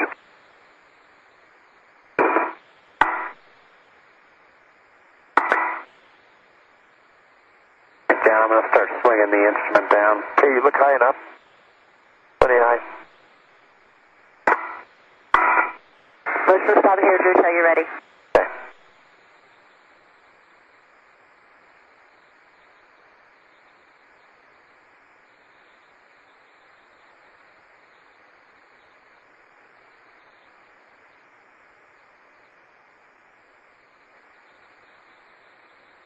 Okay, your end's still pitched up just a little. Correcting. How's the fore and aft look? You might be just a hair forward. You still need quite a bit more pitch. Pitch what? Mirror down. Mirror down. I see that. Okay. My only reference is the tail bay doors. Yep. Okay, that looks better. That looks pretty good now. If you just move it about 2 or 3 inches aft. That looks like a good starting point. I'm going to start leaning down first. Okay. As you lean down, it pitches, the mirror pitches up, so keep that stick. Okay, ready to move down, John. I concur, so. Coming down.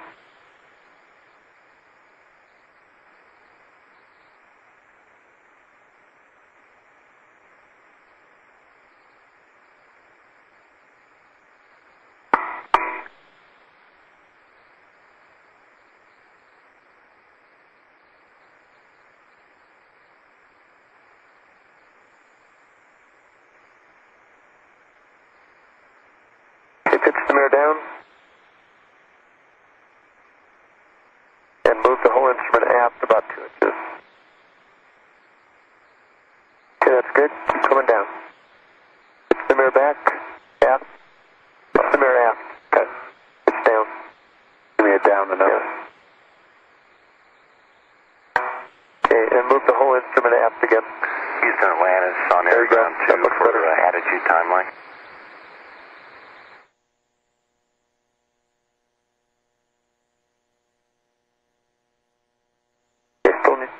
About another inch.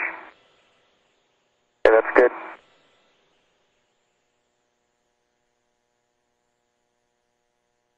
Yeah. Pitch the mirror down. Okay, hold that. Okay, pitch the mirror down again. Seems to want to swing up a little bit. Yeah. Come down. You're about 2 inches out from this guide rail. Move to the left about an inch. Sorry. Move to your right about 2 inches. Okay, that's the guide rail. Be on stop motion.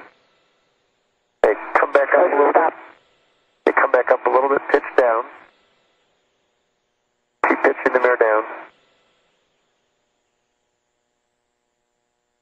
Okay, now go straight down in the payload bay. And move to your left just slightly. Move to your left. Okay, that's going to be the guide rail. Okay, you can start down. Okay, I can see it's in both guide rails. I can feel it. First roller's coming in. Second roller.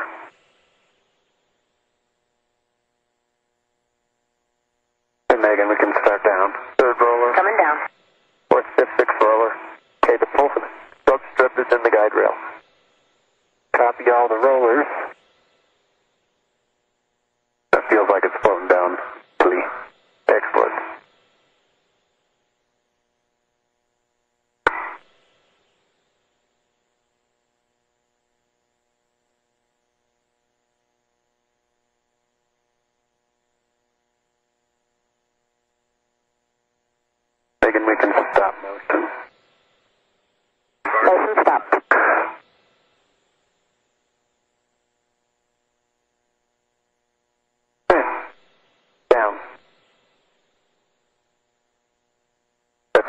Go around the front, this one? Yep. Now that you're in, I'll come around the front. Okay.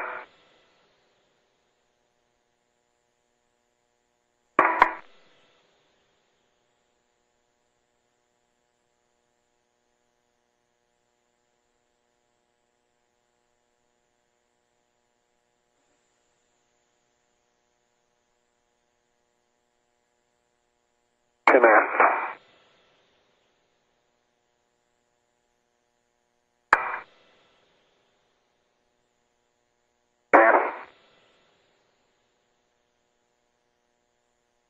TTP settings, Drew.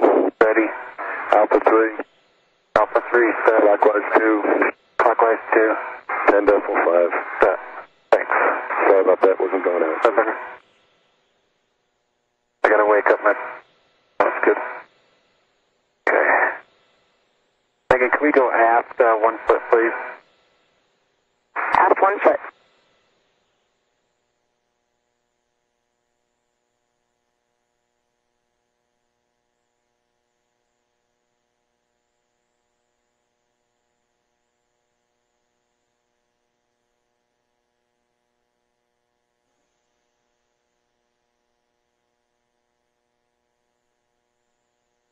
Motion stop, Drew. Thanks. Drew, this is for the A-latch. 22 turns to torque. Look for the light.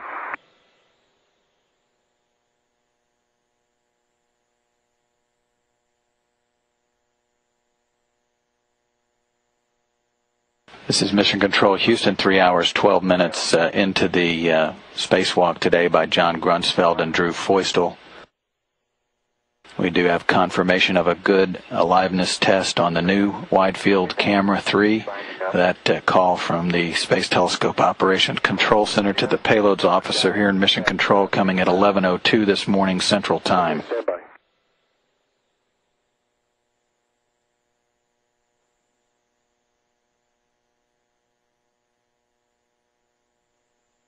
Exit field. Pretty tight. Pretty tight. I can see the shaft if when you turn it. Okay, Drew? Yeah. I can see that the anti-rotation is not rotated, out. It should turn. Okay, that's actually what our crib sheet would say. Would you say how many turns did you get, Drew? 3 turns, and just let me ask you, John. Right now you can see the anti-rotation is free? Yep. Okay, and if I do this, it doesn't make a difference? Do what? Pushing down on it a little bit? You're all the way seated on the bolt head. Okay, so that leads back to when we took it out. I was getting the same feel of a last push, but I guess it wasn't doing anything. You can see the jaws? Yeah, I can see the jaws. Okay. Go ahead and pull it out a little bit. Yeah, I see him engage. Disengage. Okay. Hold on. Yeah, now you're engaged.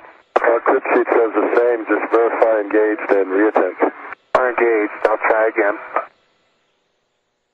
Nope. Turned 1/8 of a turn. Torqued out. Okay, I see us it's on the crib sheet now. Houston, Atlantis, for EVA. I'm looking at page 16-8, Wide Field 2 in W site. Block 1, and we're going to move on to step 2. Atlantis, Houston for EVA. Mass, we copy that. We're with you on 16-8, Block 1, Step 2. Okay, Drew, let's reverse direction and disengage. Okay. Going to counterclockwise 2. I'm still out. Good number. Okay.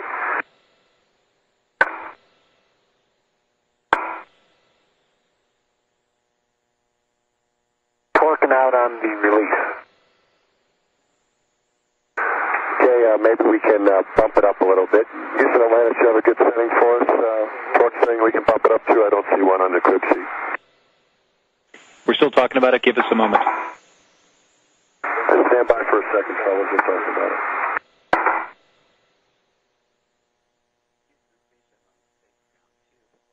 You can see both jaws, John? Yep.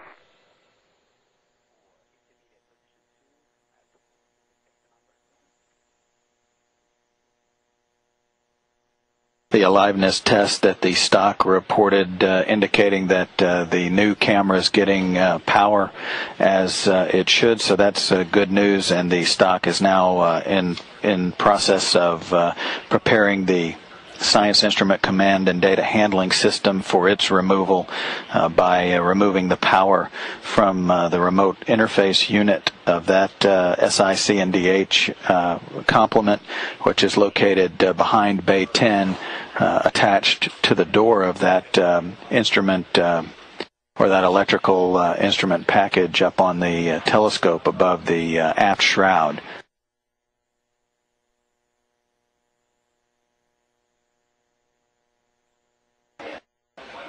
Grunsfeld and Feustel in the process of installing the old camera in the protective enclosure. They're seeing a little bit of interference and working through some steps to... Planet Houston for EVA. Go ahead, Dan. Yeah, Mass, we're looking at the top of 16-9 in the 3 to 22 turns category. Looking at step 2, but we'd like you to do that in a counterclockwise direction. It's basically just taking the MTL up to 30.5. Okay, Houston, excellent. I was looking at 0 to 3 since Drew had reported 3, but we got an extra third, so I guess we'll go to the next block. And Mass, so Alpha 6 is counted. Yeah, we're still discussing it. We're still trying to get clearance for that. So just letting you know what we're thinking is we're at least inclined to go counterclockwise direction at the higher MTL setting, but don't do it just yet until we finish our discussion. Okay. And Drew, the number of turns we got was about 3, is that right? Yeah, 3 and then just a little bit more. Yeah, 3 and a third. The trip sheet's written from 0 to 3 and then 3 to 22.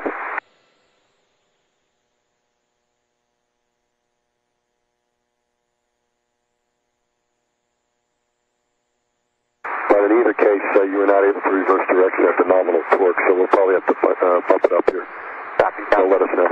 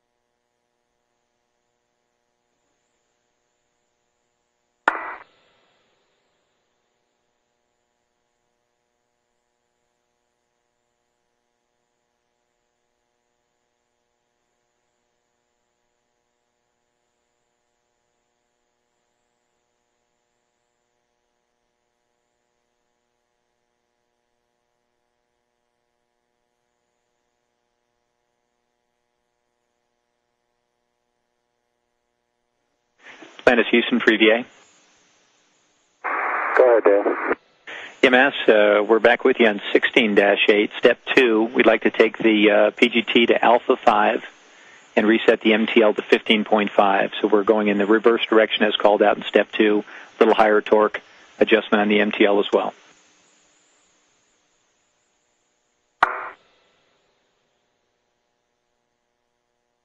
Okay, Dan, understand we want Alpha 5. We'll stick with counterclockwise 2 and 15.5. Yeah, that's a good readback. Okay, Drew, did you copy that? Yeah. Probably try that, see how it goes. Okay, so Alpha 5 and 15.5? 15.5.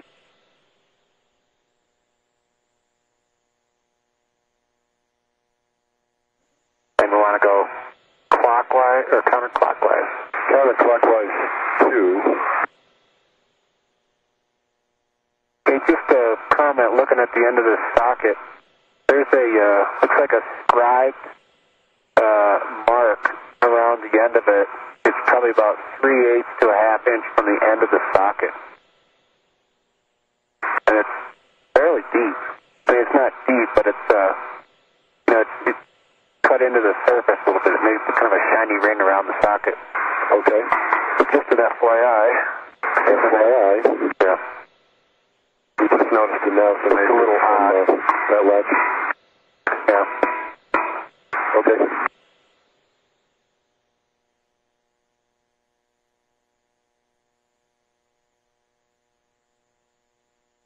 Big picture is after these turns, we're going to remove wide field a couple inches. Okay, you're fully on. And then reinsert. Look on, John? Yeah, it's fully on. Okay, here we go. Okay, coming out.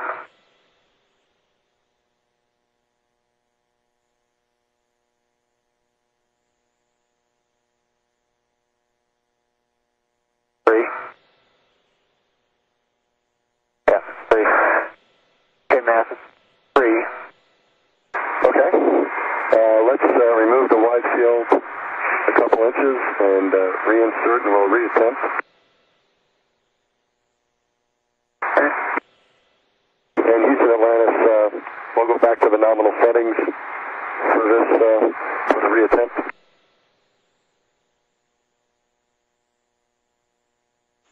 Atlantis, Houston, you can plan on that, but we're still discussing what the appropriate PGT settings would be. But that's our plan, to reattempt.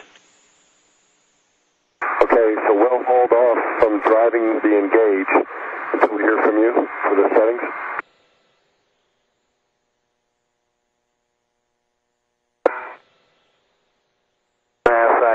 I pulled the instrument out about 3 inches and pushed it back down 2 times. Okay, and we're just waiting for settings from the ground. Okay. Atlantis, Houston for EVA. Mass, let's go back to the original settings. Alpha 3, clockwise 2, 10.5. Okay, Dan, we'll do that. Thanks. Alpha 3, clockwise 2, 10.5, Mass? 10.5, Drew. So we're back to where we were a few moments ago for the A-latch, 22 turns to torque. Okay, and I have a question trying to recall. Was the first time that I interfaced with wide field 2 with the short adjustable the time that it released? The very first try? Without the MTL, or did we try it once with the MTL on the short? We tried with the MTL and the contingency, MTL and the short. We did try with the short and the MTL? And the contingency MTL. Okay. Yep. That's what I remember. Houston, you want to check me on that? That's what I remember too. Just wondering, if it's this socket. Well, I can see that the socket's engaged and that it's turning. It's a 12-point interface. It's odd that we're having this again. Yeah, you're right. Right. I see that line. Yeah, do you see it? Yeah. It's a nice scribe around it. Yeah. Atlantis, Houston, we copied Drew's words, and we agreed that that's a good plan. Let's go to the socket caddy and swap the socket out. You want to try with the long first, the hybrid? Houston, Drew's asking if we can try it with, you've always got the hybrid there on the tool, if you want to try that first. Yeah, that's affirmed. Let's go ahead and try that. Okay, we'll try that first, and then we'll think of something else. Don't worry.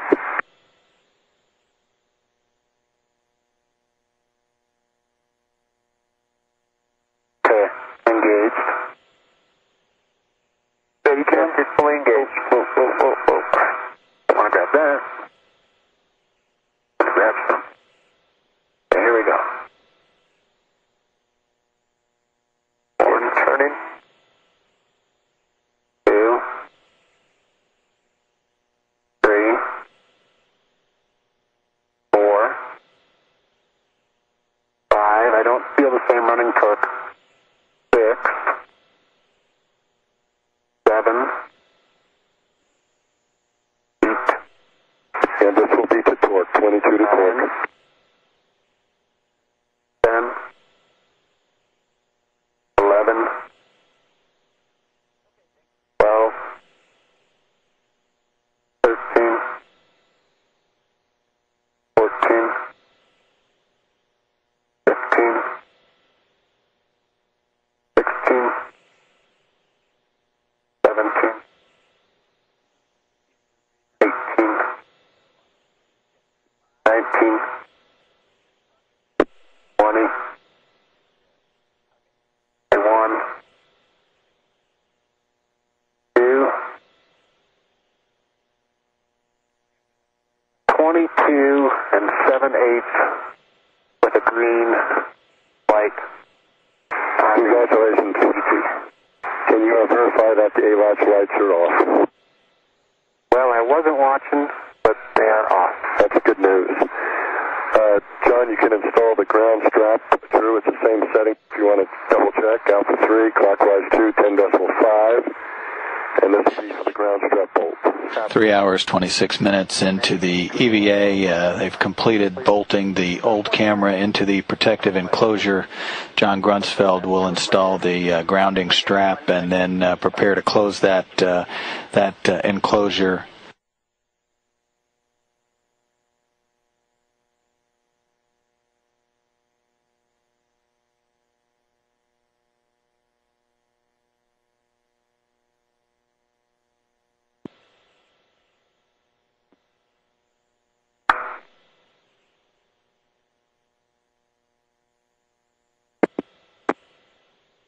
Here we go. 1, 2, 3. About 3 turns mass, and it's nice and snug. I got good torque. Copy, Drew.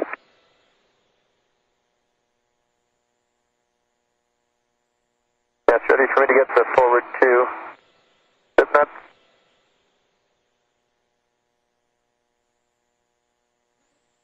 Stand by, John. Okay. Hey, Drew, you can install the PGT on your swing arm, and we'll get the ALAT's final torquing. Roger. And, John, the way it's written is for Drew to do that first. And Okay, then if I'm you not get his those- way, do you have any objections? I don't have any. Okay. I get down 1 foot towards my feet. Sorry. Towards up. I get in your way, Drew. Towards your feet, 1 foot. Yep. You're clear, John. Thank you.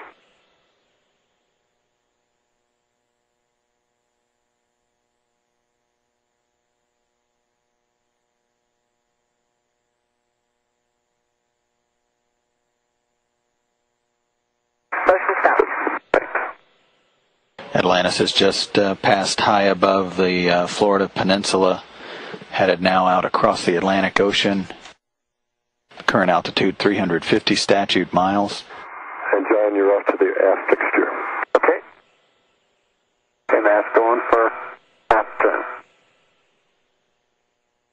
Half turn. But I was flipped at about a 16th of a turn.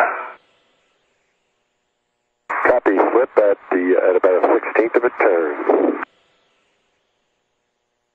Are you okay with that? Yes, excellent. As long as you get the slip.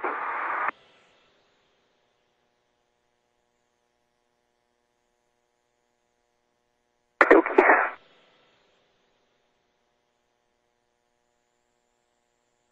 Ratchet is stowed. Going for the handhold. Correct. John's already got the forward ones for you. You can do the aft. Megan, down 6 inches towards the towards the payload bay. Copy, into the payload bay, 6 inches.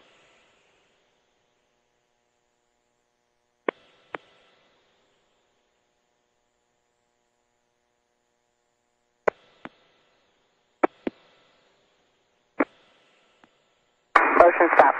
Thank you.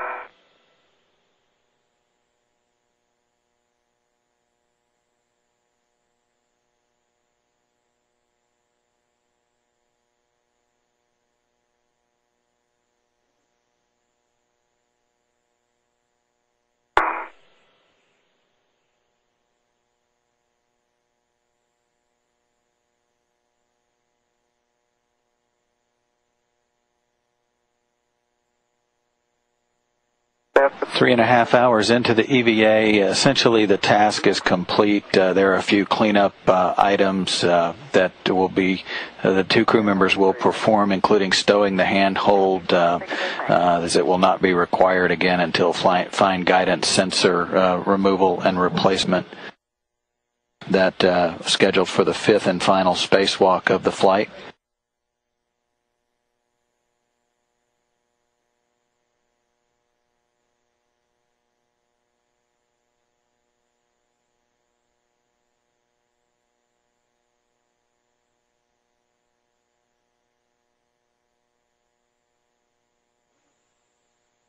Yes, 2 pit pins. Copy, John. Forward fixture next. On my way. Planet Houston for EVA. Good news from the stock. Liveness test on wide field 3 is good. That's awesome news, Dan. Thanks. These guys did a great job, and we appreciate all the great support we got from the ground, getting wide field in to unlock the secrets of the universe. More of the secrets. More of the secrets of the universe.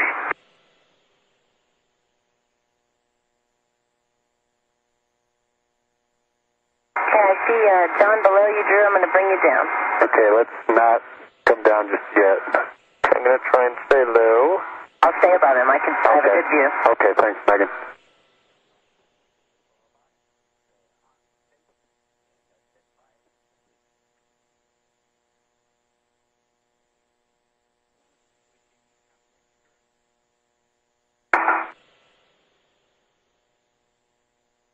And Megan, can you take me towards my feet 1 foot? Towards your feet 1 foot. Continue down. Continue down.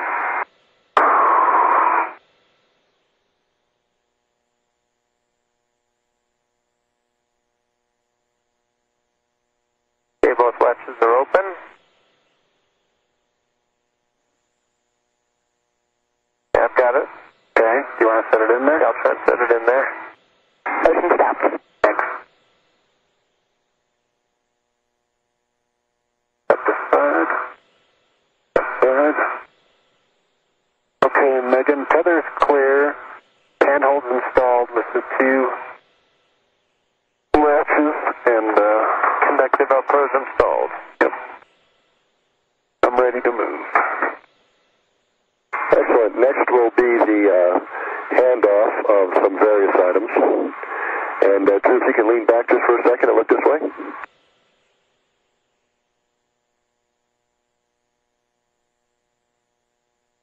Yes. You okay while Drew's collecting items if I close the lid? Yes, good idea. I know it's out of order, but That's okay. so Megan, you know where we're going. Yep, we're going to head over If we could come up just about 1.5 foot so I can swing my boot plate around. Copy, coming up. And then I can get the...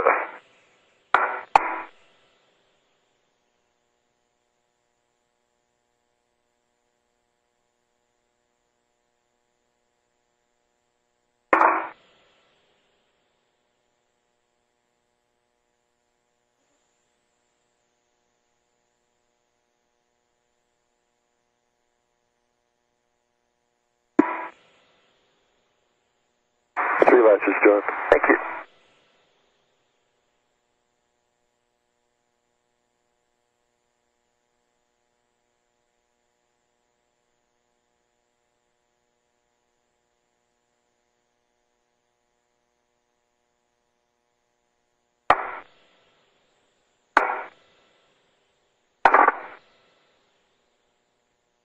Drew, you're going to want several items off of that handle. Okay. You can get battery bag with adjustable tether. Hey, Megan, we could just come straight down to the upright lid now. We've got about 3 feet of clearance. I'll take 1.5 foot of that.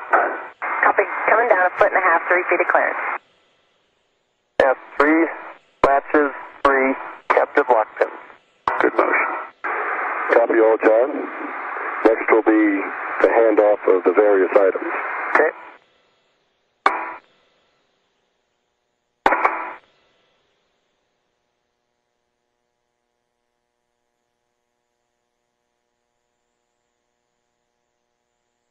John Grunsfeld. In the foreground, securing the latches on the protective enclosure. Motion stopped. Okay. Yes, I'm ready to hear what the various items are. Okay, Drew, E-hip battery bag with adjustable tether. Okay.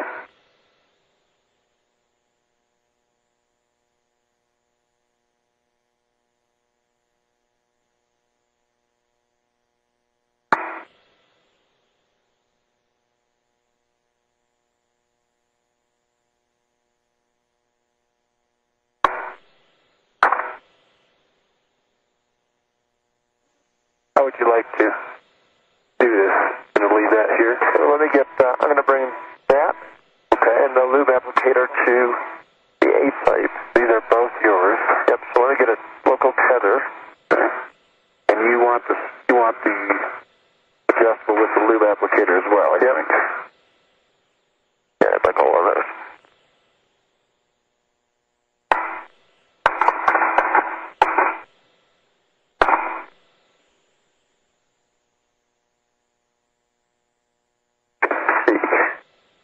Your choice.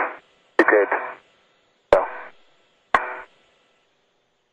how about I come up? Then we'll have to stick it in. Okay. And, you want me to take the lube applicator first? No, you can take that if you want. That's a good idea. But you just have. Want to put that in there? Yeah.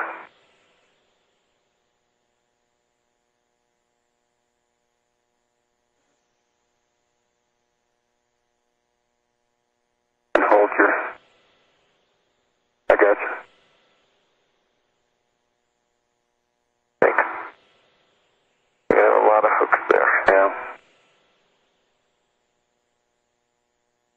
That tethered. Okay, so that's tethered. You okay with letting me that? There you go. Thank you.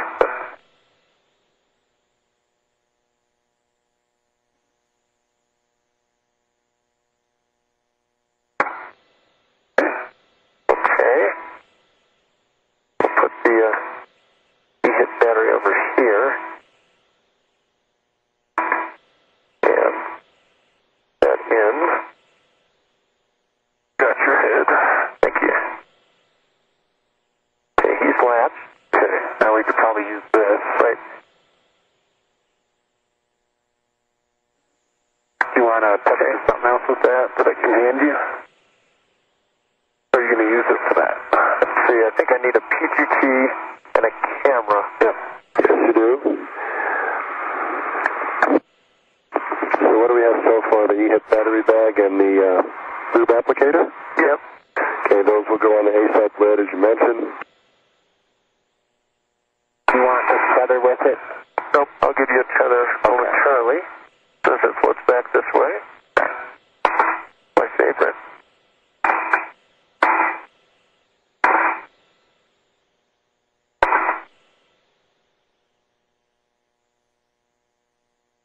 Okay, let's just check it. Okay, it's locked. Okay, I've got it. Thank you. Got it.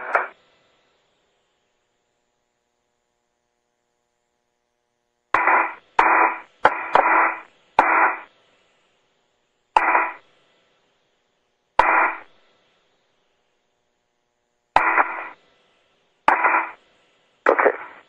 If you could scoot down a little bit. Okay.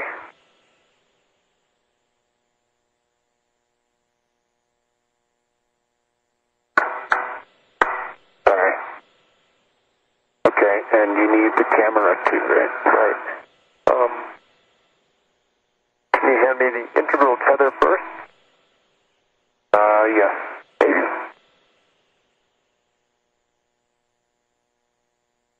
Okay, and just tether to the E-hip battery bag on the side there. Okay. Okay, great. Sweet. I'm like a decorator crab. Yep. Oh. Hurry off. Get rid of some of these.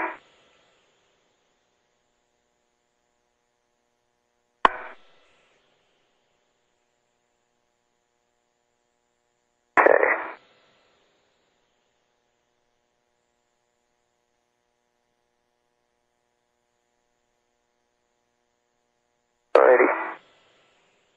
you.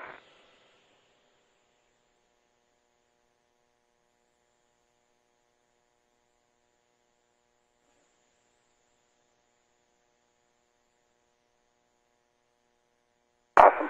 Okay. I'll put the lid back on. Thank you. Best I can, which isn't that great. Okay, Matt, I think we're set.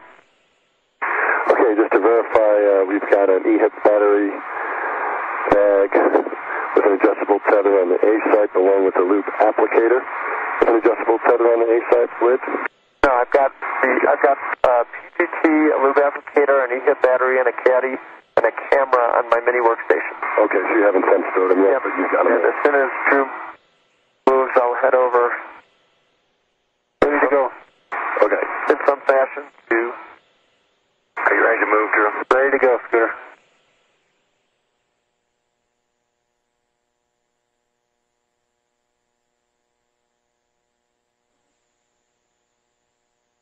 Okay, man, so I'm going to try and make my way around the left side to the A site. Okay. And Matt, I've got some reconfigs, right? Yeah, you want to get the EVA ratchet with the palm wheel and a 6-inch wobble. Okay. And you want to get the PGT with the long extension. A long adjustable extension. Right, okay. Those are both here, and I need the palm wheel.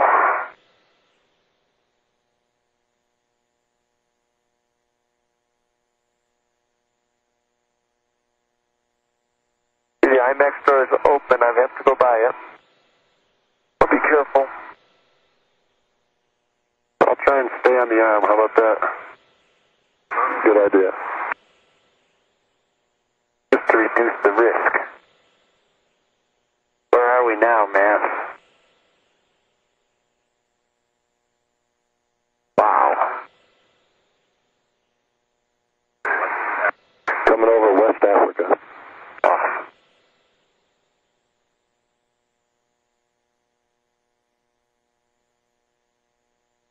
Okay, palm wheels on. Starting to get sunny out here.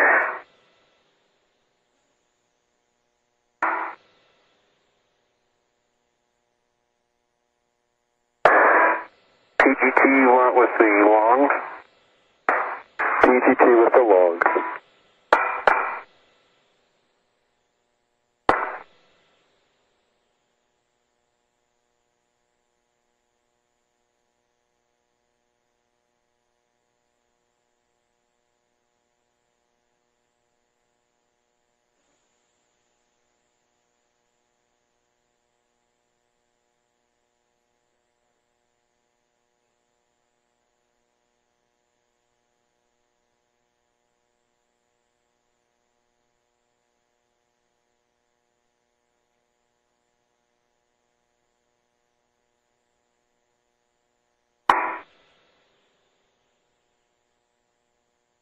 Atlantis Houston for EVA, you have a go for SI, CNDH, R&R.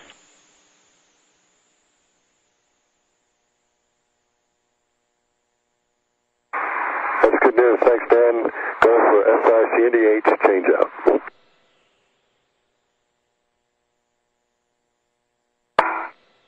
Okay, Matt, PGT has the long adjustable on it with the short snout.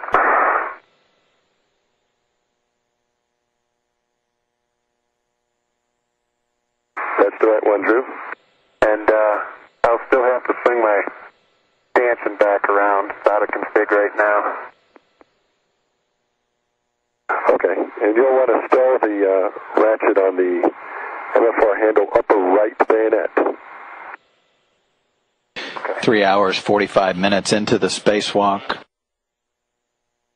Drew Feustel configuring his tools on the manipulator foot restraint tool caddy.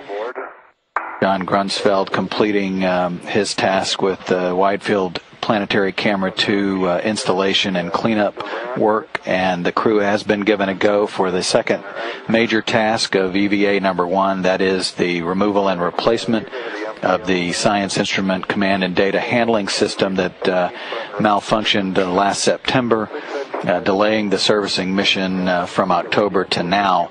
That's the next major task, and the work site of choice will be Bay 10 up on the telescope equipment structure above the aft shroud area. And that task is budgeted in the timeline for about an hour and a half once the two crew members start the removal and replacement of the SIC and DH package. Okay, Mass, I've got the EHIP battery and the lube applicator double tethered to the A-site lid and the camera on my mini workstation. Copy, John, and the PGT's on your swing arm, right? PGT's on my swing arm. Okay, and as a reminder, you had talked about leaving the camera at the cope. That's affirmative.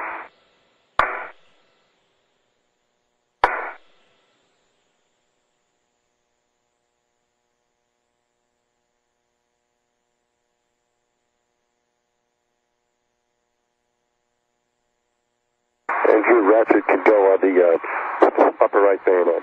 Okay. Copy that.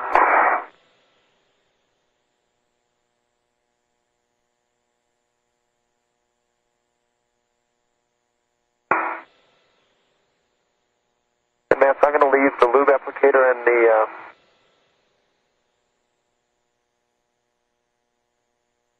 EHIP battery singly tethered, so I can take a adjustable tether with me back to the cope for the camera. Okay.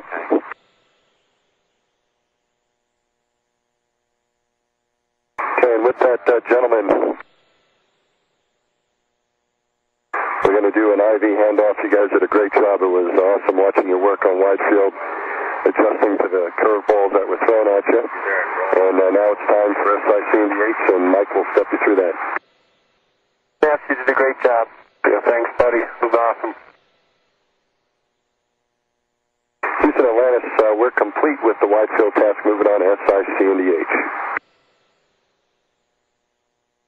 And Houston copies. Again, nice job to echo what you guys were just saying. Okay, bueno. Mike Massimino up on the flight deck of Atlantis, serving as the choreographer for the spacewalk. He's handing that duty over to his colleague Michael Good, who will serve as the interface up on the flight deck with the crew outside and mission control here in Houston. The MFR handle to 180. I got 180 on the handle. I'll swing the boot plate around. Stanchion's tilted up, 135.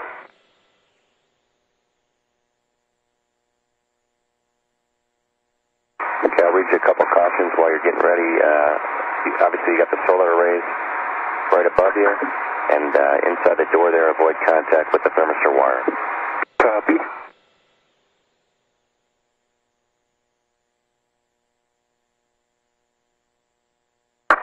There it is. Good afternoon to you too, John. I see you working your way back to the mule. Good afternoon, bueno. Great job on the crib sheet. Yeah, we got a lot of use out of that. I know they put a lot of time into it, so it was all worth it. Yeah.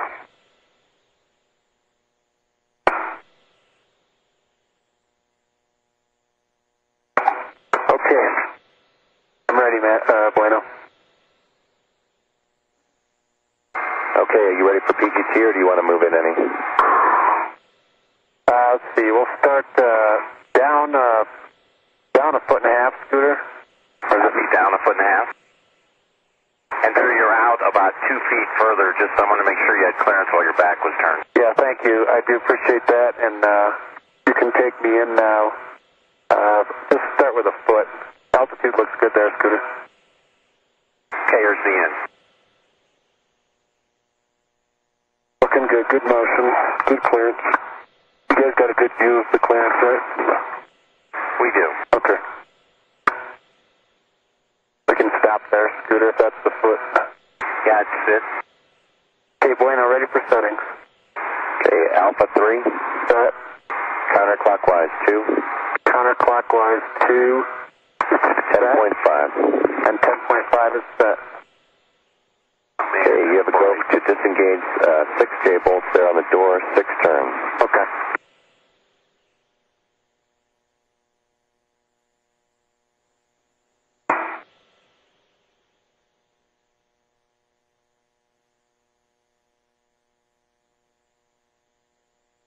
John, it looks like you're working on the camera back at the cope.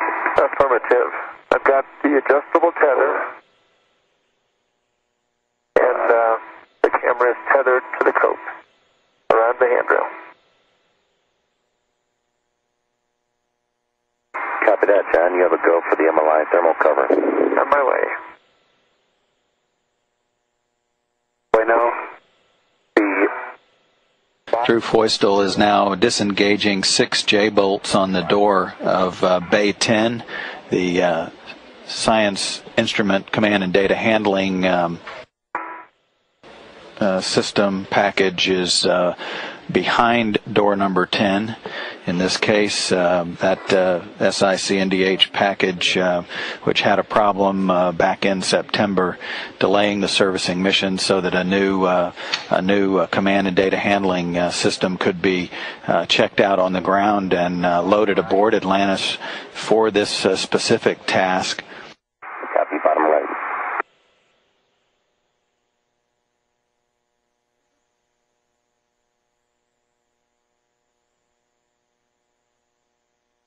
In the meantime, John Grunsfeld, the free-floating astronaut, is down in the bottom of the payload bay retrieving the new SICNDH package, and he will be moving back up to the telescope with that in hand, and he'll The cover open.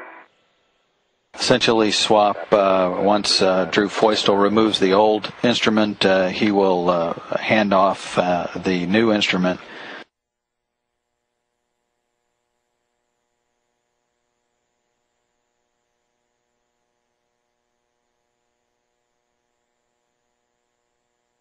Okay, Bueno, the lower right is complete. Scooter up 4 feet. I'm watching my head. Copy up 4. Ensure I copied the lower right bolt. Yep. 2 bottoms and lower. Okay, Bueno, I've got the cover all the way open. Okay, John, you ready for PGT? Let me go ahead and do a count.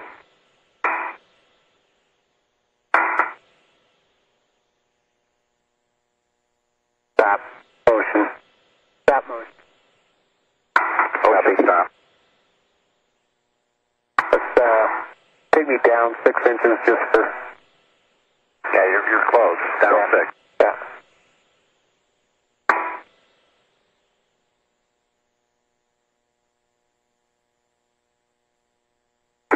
Down 6. Okay, and Scooter, can you take me in 6 inches and aft 6 inches? Copy, in 6, aft 6.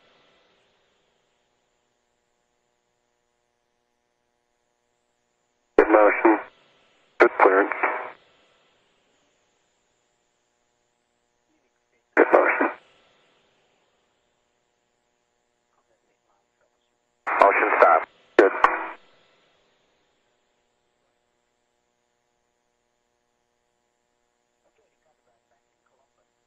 The SICNDH package is basically 6 boxes that are mounted on a mounting plate, so it'll take about there are 8 or 10 bolts that are spring-loaded that hold that plate to the door of Bay 10 of the telescope. Good count, John. And Alpha 3. Alpha 3. Counterclockwise 2. Counterclockwise 2. 10.5. 10.5 is set. The SICNDH module actually provides all of the electronics that command Hubble's science instruments from the ground. It also flows the science and engineering data back to the ground. Up 6 slow and in just up 6 slow. Copy, up 6 slow. Motion.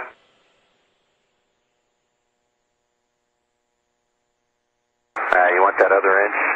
Let me see if I can get it from here. Pretty close.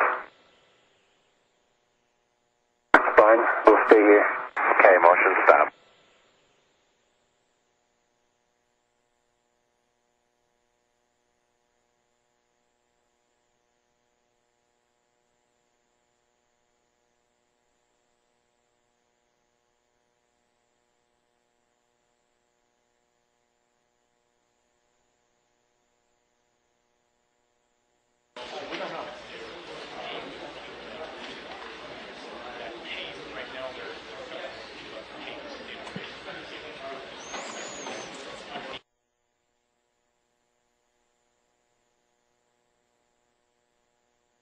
Window, the upper right bolt is out or not?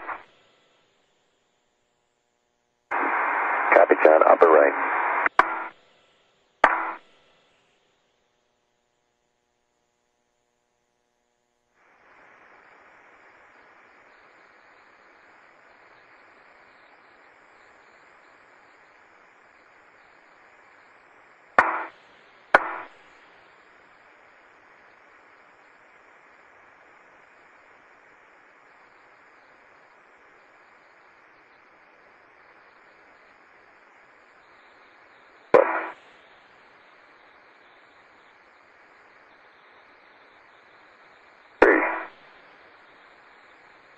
All the bolts, door bolts are released, Bueno.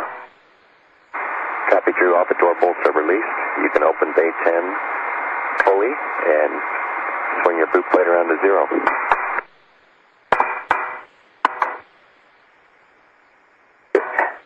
Copy. Not so much for the camera idea.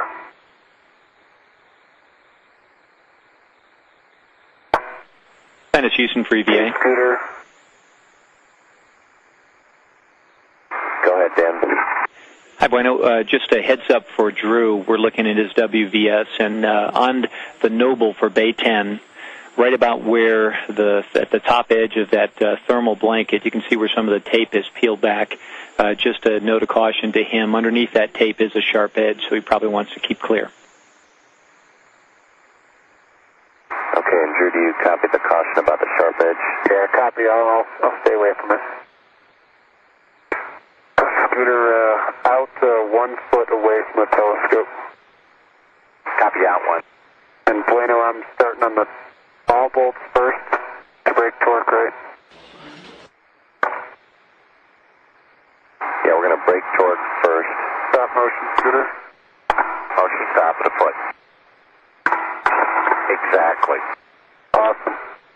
We're going to break torque on all 6 spring-loaded screws so you can start at the bottom and work your way to the top. Bueno, all 4 spring-loaded bolts are out for me. That's the mule. Copy, John. Thanks. You can disengage 3 of the 4 keyway bolts, 6 turns. 6 turns on the keyway bolt. That's correct, and you can leave 1 until he's ready. Okay. Hey, Scooter, I need to come. You want to come into the door a little bit? Well, into the hinge line, so it's 45 degrees port and aft. Just about a foot or so I get that door stay on top. Okay, that's what I thought. And Drew, does it make sense to start at the bottom, and then you'll be at the top for the correct order? That sounds good, Bueno. 4 hours into the EVA, the Bay 10 door now open. You could put a little bit of port in. Good motion. Stop there. On the door of Bay 10, the SIC and DH package that will be swapped, that entire 6-box package mounted on a single plate, bolted to the door with 10 bolts. Again. Yeah. Great.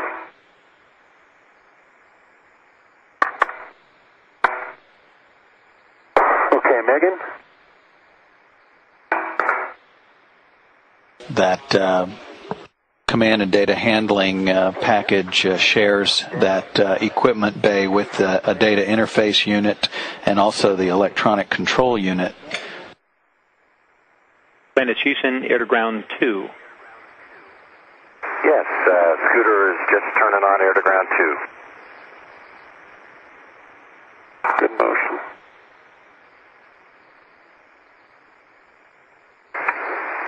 Houston, did you copy me on air to ground 2? Yes, Scooter, sorry about that.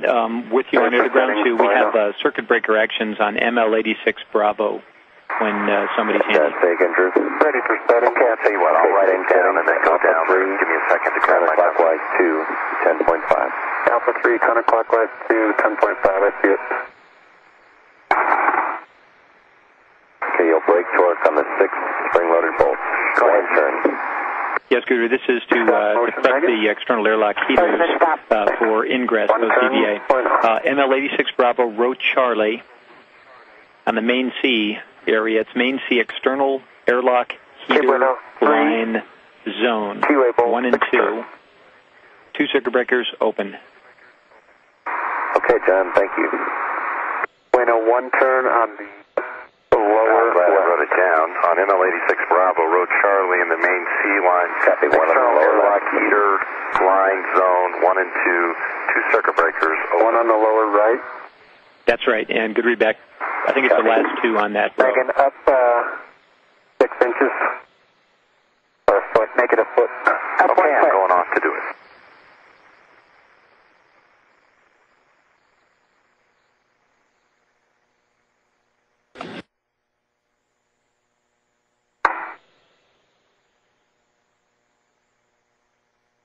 Motion stopped.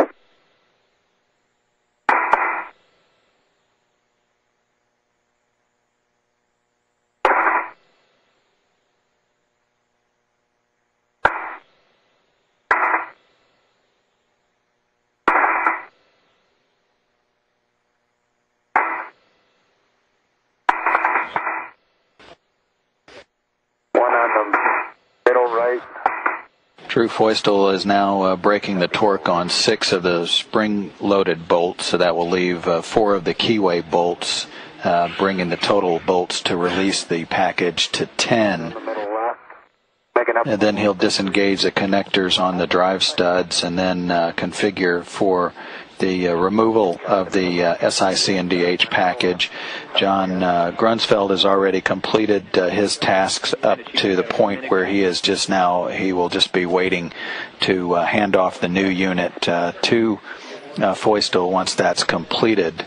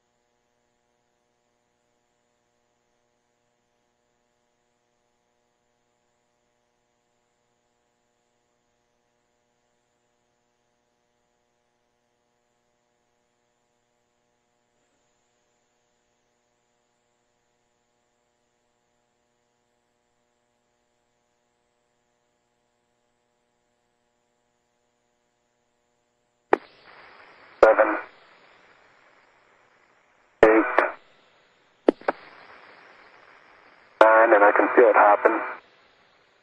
10, 11.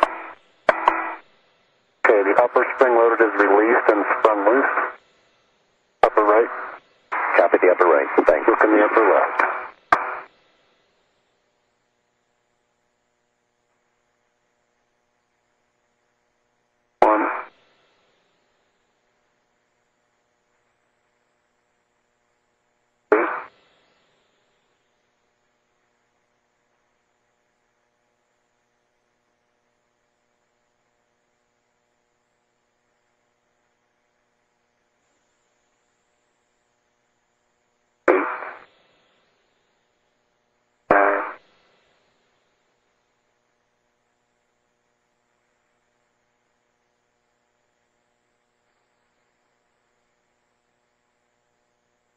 upper left is released and the bolt is sprung open. Copy, Drew. You can scoot down to get the two center spring-loaded bolts. 11 turns. Okay, going for the center.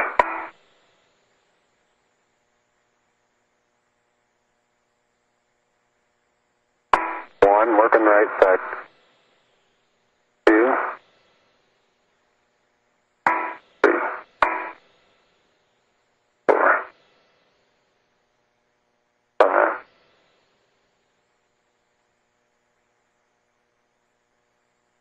Seven.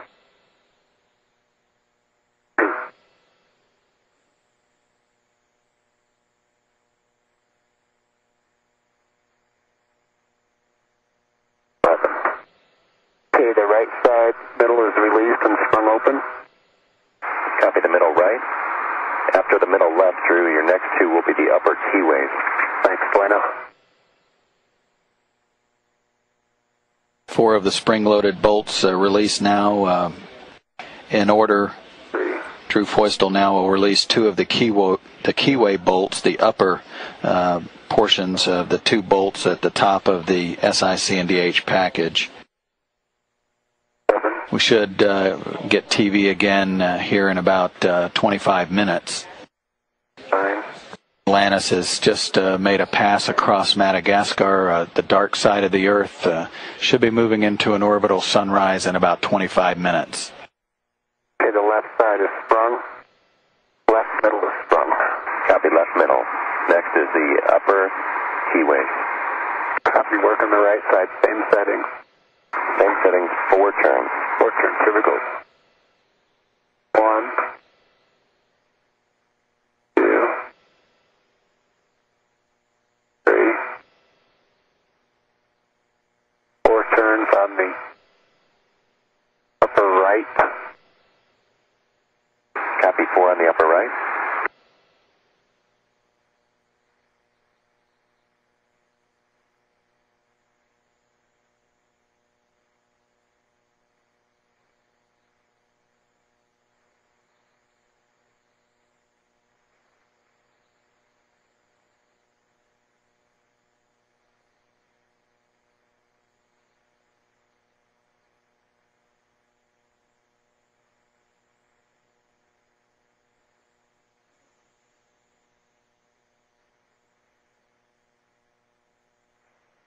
On the upper left, complete. Copy 4 on the upper left. Okay, Megan, down 2 feet, please. Down 2 feet. Bottom springs, Bueno next. Correct. 11 turns. Copy.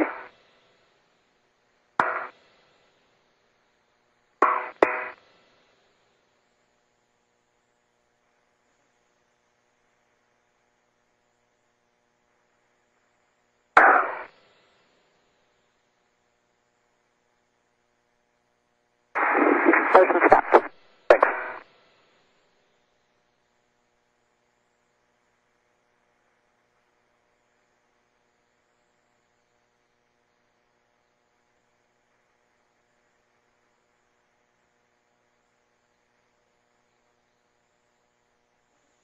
One.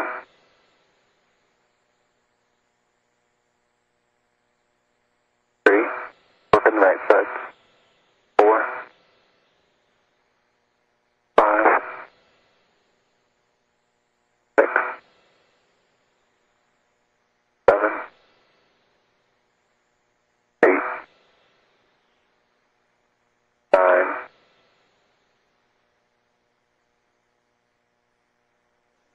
11. Okay, the bottom right is released. Copy 11 on the bottom right.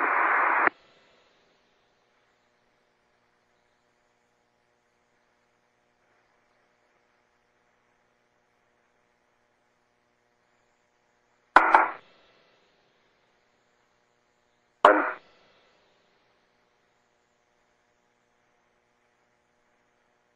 3. 4. 5.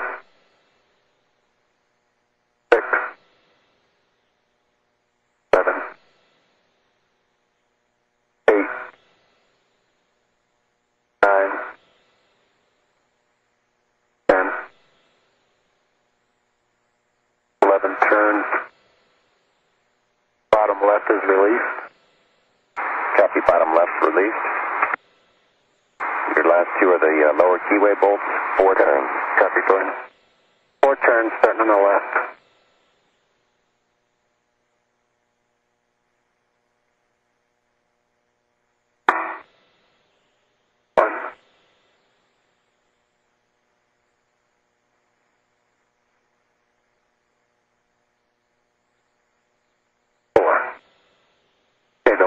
Is released. Copy, the lower left keyway.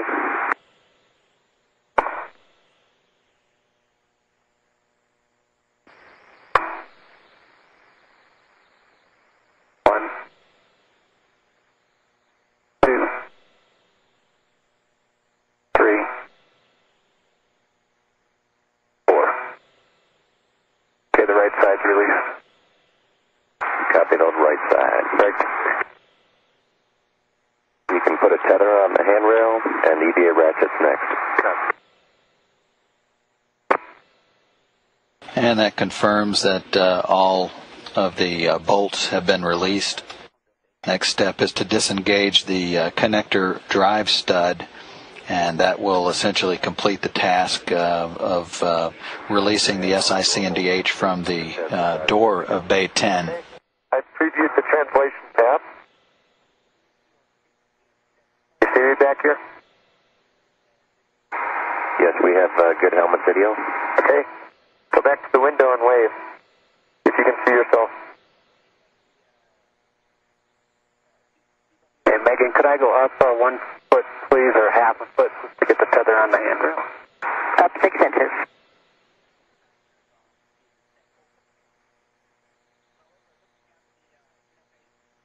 In motion.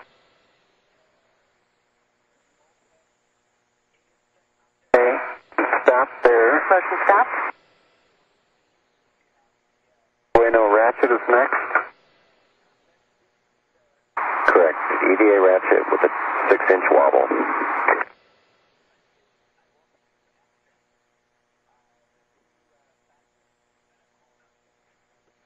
But I'm tethered to the replacement SIC&DH. Copy that, John. Your PGT settings are the same. Alpha 3, counterclockwise 2, 10.5. Okay, I'll check that. Okay, Megan, if we could put in that right roll. Copy, right roll, here it comes.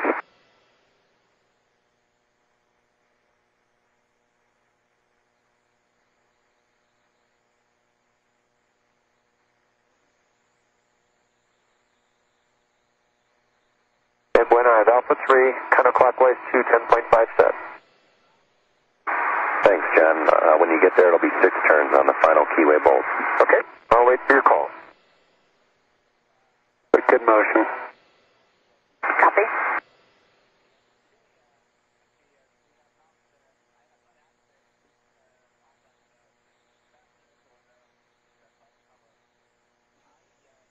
The SIC&DH package, the replacement unit, is in the very back corner of Atlantis' payload bay on the multi-use logistics equipment carrier.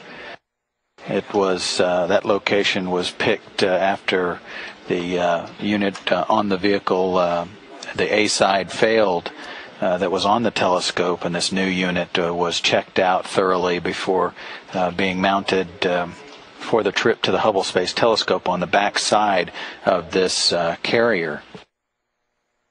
John Grunsfeld is 1 step away from releasing that new unit from the carrier, and he will await word that the old unit is removed from the Bay 10 door. He'll then move up to the work site to join Drew Feustel, where the two will swap SIC&DH packages, and Feustel will then install the new unit on the door in place of the old unit, which will take the new unit's place on the carrier at the back end of the payload bay. Thank you for that. MTL set to 10.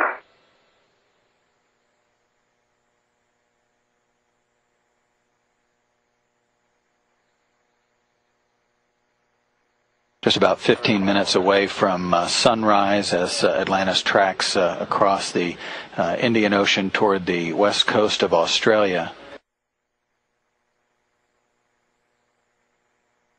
And Drew, you're going to disengage the drive set 6 turns. Copy. Okay, the drive set broke loose easily. I'm spinning the palmer with my hand.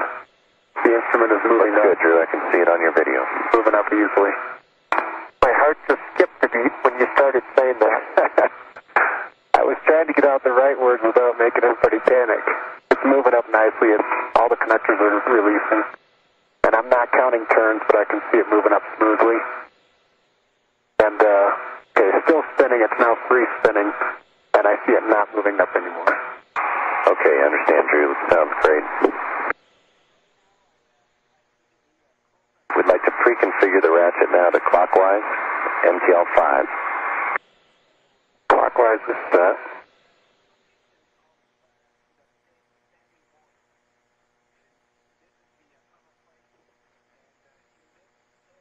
MTL 5 is set. Okay, you can temp stow the ratchet on the MFR handle. Work.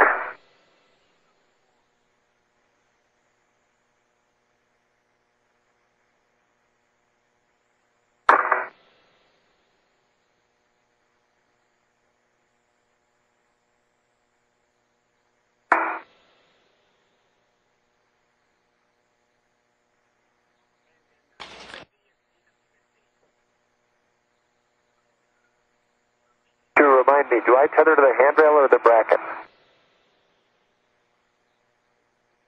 John, the note says tethered to the D-ring. Okay, that's what I've got. Thanks.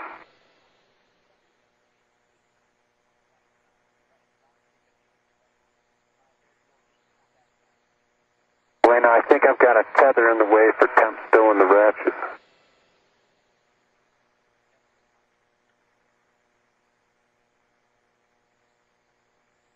I'm just going to roll around a little bit more. We should get television again from Atlantis about 23 minutes after the hour. Here in the flight control room, a shift change is underway. Lead Flight Director Tony Sacacci will remain on consoles through the remainder of the spacewalk. Much of the rest of the team will swap over with the oncoming shift after it's completed its brief handover from the lead team.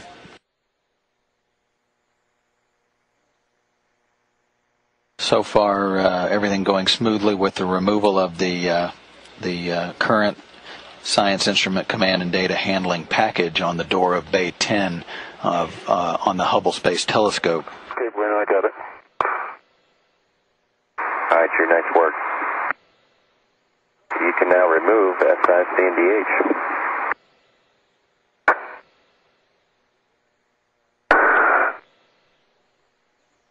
Okay, Megan, if we could come up about 6 inches. About 6 inches, I'm going to take out some of that roll. Okay. And if you guys could watch the stanchion in my head. I think I show about 3 feet over my head for the solar array. You're well clear.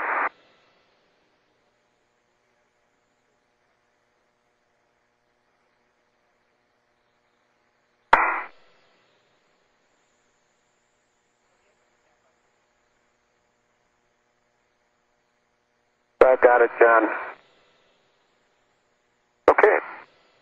Good motion, Megan.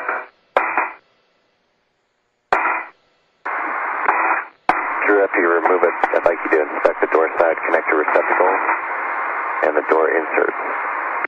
Okay, SICNDH is off the door. Moving it out to my side, keeping it low. At 12:12 p.m., 4 hours 20 minutes into the spacewalk, the old SICNDH unit has now been removed from the Bay 10 door. And the receptacles are clarified. Looks good, ready for the new instrument. Copy that, looks good. Good shot from your helmet. Okay, Megan, I'm ready to move down. Copy, here comes the maneuver. Hey, John, I wasn't really listening. Did you resolve the tether question? Yep, we did, thanks. Okay, I'm on the handle. Okay. Are you on the bracket? At the moment, I'm on the handle, so I can slide it over. Okay. And Megan, you had wanted me to swing the boot plate, maybe? For this maneuver? We'll get down there to our publish, and then if you need some additional and I can't get there with the arm, we might try the boot plate. But let's start with what we practiced. And which way would it end up going, just so I know? Remember, you had a desired rotation. Yeah, you're already 30 right. I think we talked about going one more click to the right. Okay. So we'll see how it looks when we get there. All right, sounds good. Okay, when I've got my last bolt, 6 turns, going up to the gap spanner.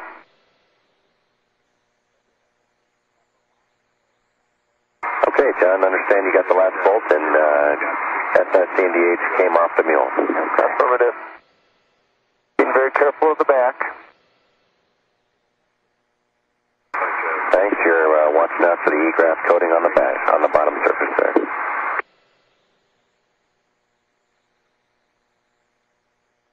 Looks good, John. Coming up on the boom sensor. Keep it low, low. There you go. And pull it towards you, John. Pull it towards you. There you go. I don't have a lot of control here. Okay. Drew, you're going to receive first and then transfer. Okay. The gap spanner was really loose. The new unit now free from its attachment to the side of the multi-use logistics equipment carrier. Peeled up.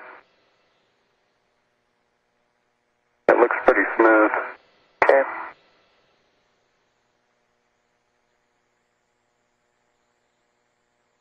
I'm going to transfer this one to my right hand.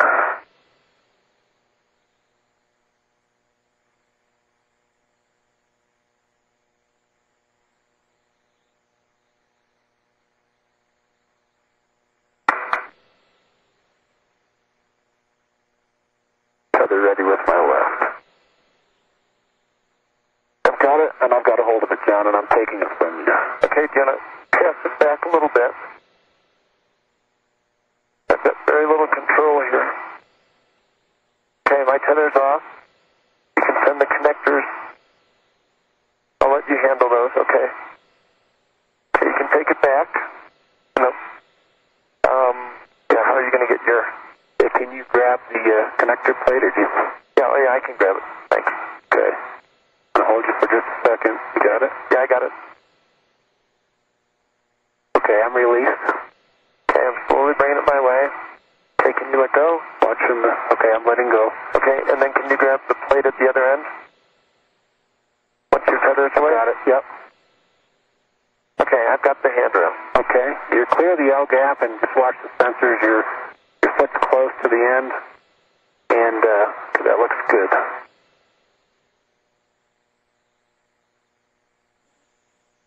Keep it inboard as much as you can. Looking great. That looks great, John. That looks really good. Going down. Looking good. You're clear.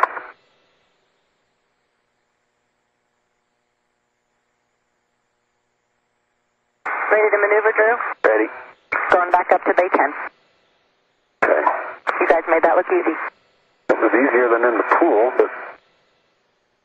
Okay, looking at the E-graph. Graph looks good. Nice and smooth on the back, Bueno. Okay, that sounds good. I'd also like you to remove the connector cap stringer, temp stow it, and inspect the connectors. Does that work?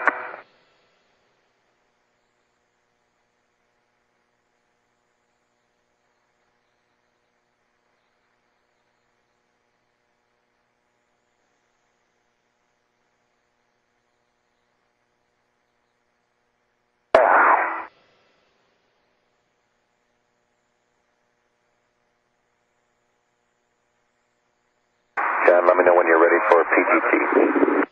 Okay. I will.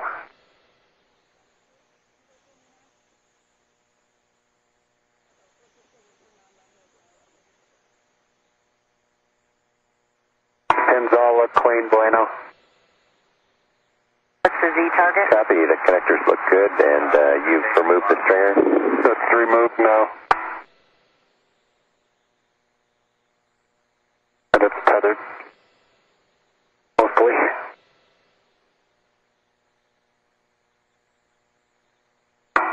Okay, you can install it on the door when you get there, and the ratch will be first. Copy.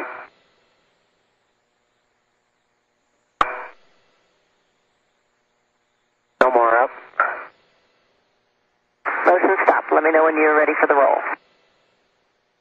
The handoff of the new unit to Drew Feustel is complete. He'll be preparing now to install the new unit on the door. He has completed an inspection of all of the connectors, and he's ready to proceed with the installation of the new unit. Alpha 3. Alpha 3. Clockwise 2. Clockwise 2 is coming in. And 10.5. 10.5. Motion stopped.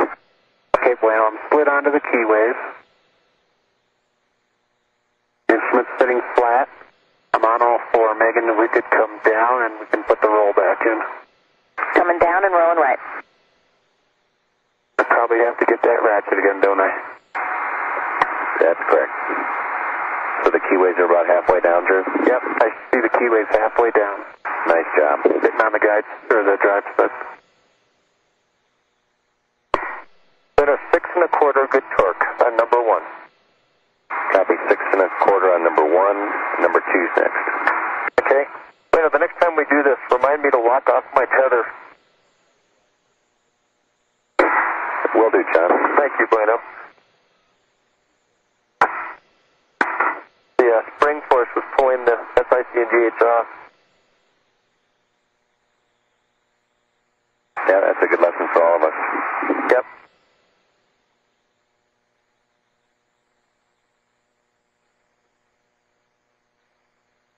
The MTL is set to 5, and we're going to flip the MTL at 5, correct? Clockwise, MTL 5, correct. 4 to 5 turns, MTL flip. Okay. I will do my best to count turns. I'll report progress. Okay, just verify the 4 hours, 28 minutes into the spacewalk, Drew Feustel now engaging the connector drive stud, basically the reverse task that he did in removing the old unit. Could we come towards the door at all, Megan? Towards the door. And if you need to go port, you can, if that helps. Copy, that'll help.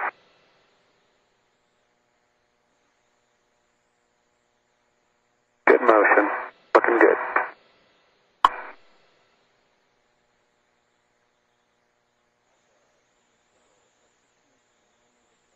We went on number 2, 7 turns, good torque. 7 turns, good torque on number 2. Stop motion. Motion stop. John, I have an order for the remaining bolts. Okay. Number 3 and 4 will be next. The spring bolts nearest the handrail. 6 to 9 turns. Okay, number 3 and 4 spring loader bolts will be next. Bueno, the instrument's moving down by hand easily. All the connectors are engaging evenly. Just about there. That sounds great, Drew. Just like building 9, huh? All palm wheel. And I'm slipping the MTL now. Okay, copy MTL slip. And did you get an approximate turn count? Nope. I did not, but I can tell. If you look, got about a half-inch gap. The left connector, well, the keyways are all the way down, so they look to be in a good engaged position. The leftmost connector has a little bit of a gap left in it, but it looks to be the same as the other side. So I'd say all connectors are evenly engaged. Thanks for that report, Drew. That really helps. And PGT's next. Okay. And that's for the springs and the keyways, right? Megan, we could take the roll back out. Copy. 4 hours, 30 minutes into the spacewalk, Drew Feustel is now attaching engaging the bolts to install the new unit on the door. In the meantime, John Grunsfeld is installing the old unit on the equipment carrier at the back back right corner of Atlantis' payload bay.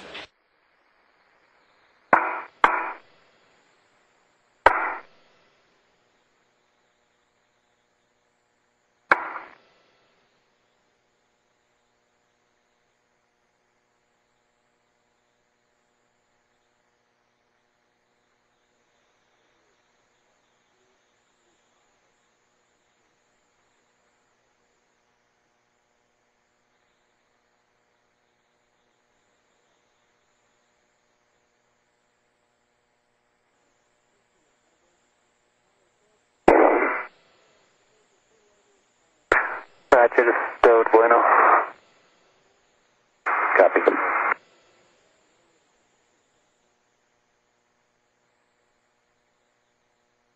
What about 7¾ on number 3?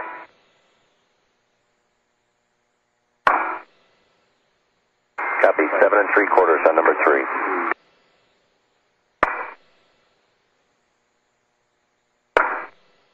What else you need, Drew? Stand by. Okay, bueno, PGT is in hand. Alpha 3. Alpha 3 is set. Clockwise 2. Clockwise 2. 10.5. Clockwise 2 is set. 10.5 is set. Okay, I have a specific order for you. The lower spring, then the center spring. Here comes the sun. 4 to 7 turns on these spring-loaded bolts, Drew. Okay. When a 7¾ good torque on number 4. 7¾ on number 4. Okay, you're back to the remaining 2 keyway bolts, 5 to 7 turns. Okay. 7 turns, bueno. 4 to 7 turns. 4 to 7 to torque.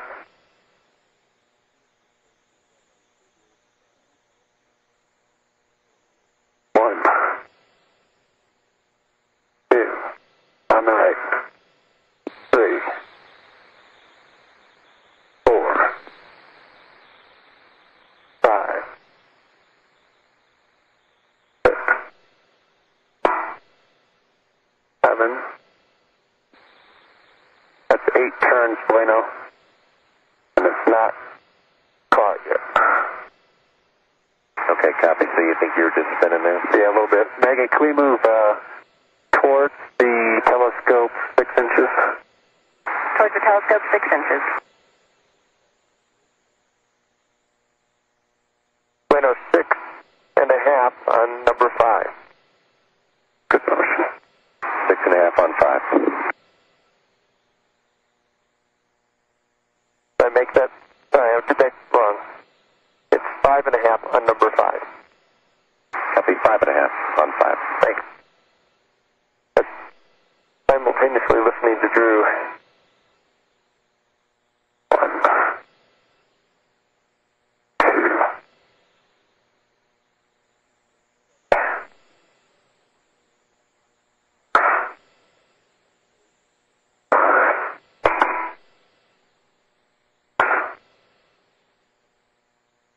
7 turns. No joy on the bottom right.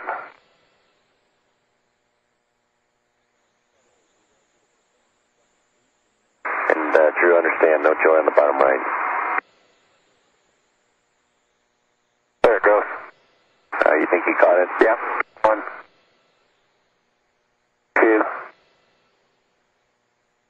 3. Jiggle it. Little jiggle. Okay, we're on bunch number 6. 5. Copy, John. 6. 7. Torqued out at 7 turns. Nice. Bottom right. Megan, left 1 foot. Please. Copy, left 1 foot. And Drew, is that you want to go straight away from the telescope or just straight to your left? Straight away is probably okay. Okay. Whatever's easiest for you, I can take either. 6 turns on number 6, bueno. Good torque. 6 on 6, John. Good torque.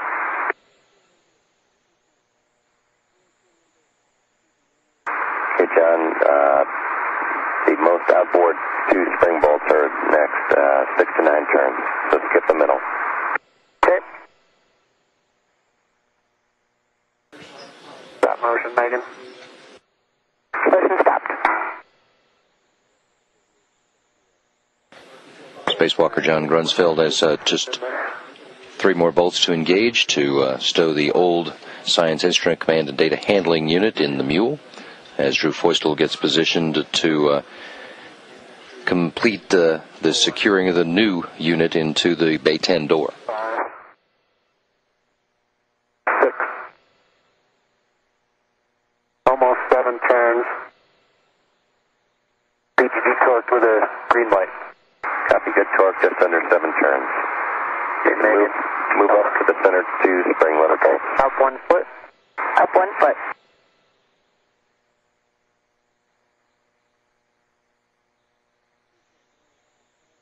Does it matter which side, Bueno? No. Okay, I'll start on the left. Motion stopped. Thank you.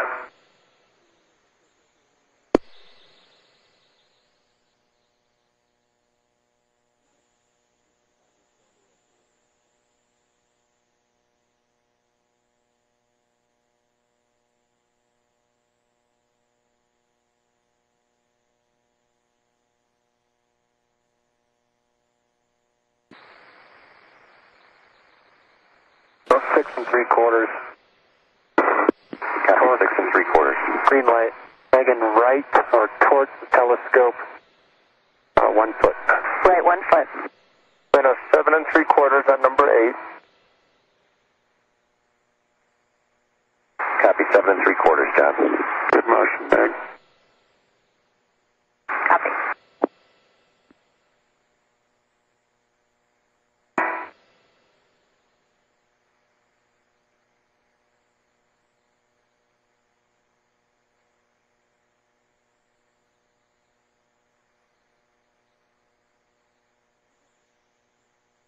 Motion stopped.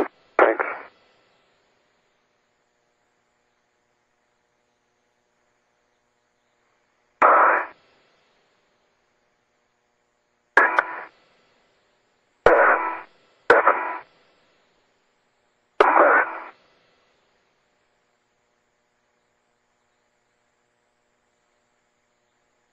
And a 7.5 on number 7. Good torque. 7.5 on 7, John. I'd like you to read torque number 2 keyway. Okay, going down to number 2. 5.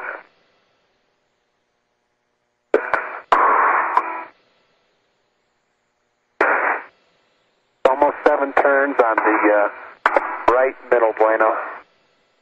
Copy, almost 7 on the right middle. The lower keyway bolts are next, 3 to 5 turns. Copy.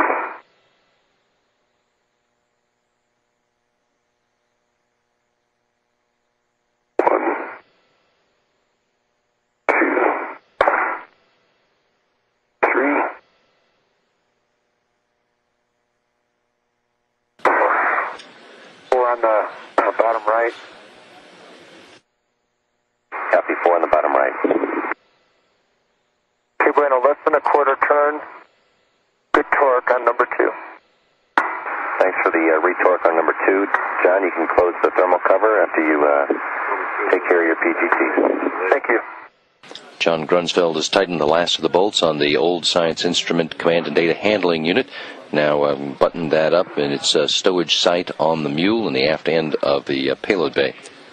Meanwhile, Drew Feustel on the end of the robotic arm in this view is got 4 of the 10 bolts tightened on the new SIC and DH. After that, Drew, you can move up to get the top 2 keyways. 1 foot up, please, Megan. Copy, 1 foot up. If you could move me away from the door to forward in the payload bay about 3 inches. Copy, 3 inches forward and a foot up.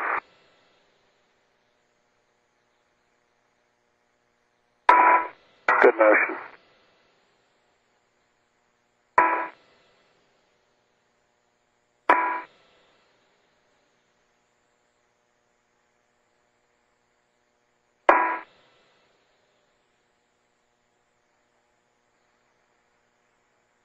Motion stop.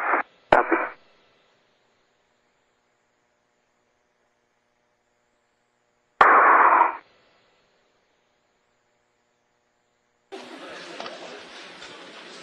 Foystel is now finished tightening all four of the spring-loaded bolts. He has two of the two lower keyway bolts done, moving to the two upper keyway bolts.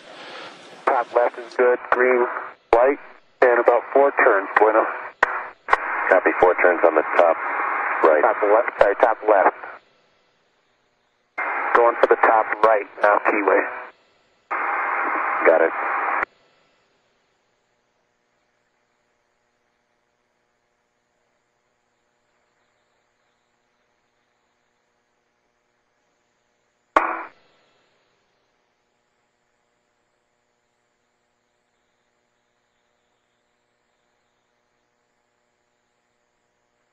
Okay, about 3 3/4 on the top right. Good torque.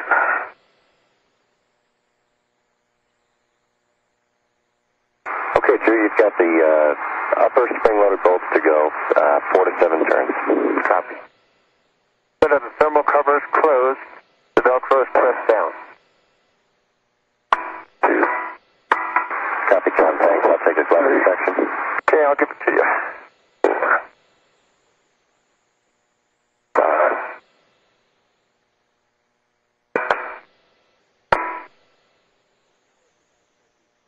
7 1/4 upper right spring loaded. Good torque. Megan, away from the telescope, 1 foot. Away 1 foot.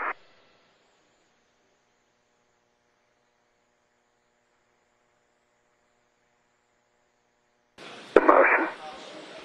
Drew Foystel with one upper spring-loaded bolt yet to torque down, then retorquing the keyway bolts, and he will be done securing the new SIC and DH to the Bay 10 door.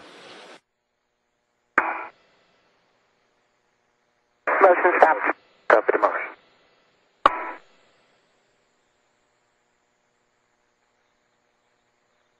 And John, just want to tag up with you to see how you're doing back there, and if you're interested in maybe getting a get-ahead for the soft capture mechanism. I think that'd be a good idea. So Drew is working on his last bolt, and then he's going to close the door. Okay. 6 3/4 top left, good green torque light.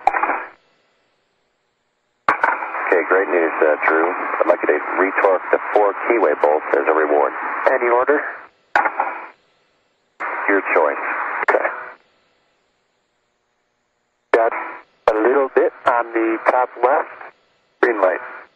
Copy, top left. And Houston, do you copy our plan for get-ahead for John? Megan, down 1 foot. Down 1 foot, Drew. Landis Houston, we did copy.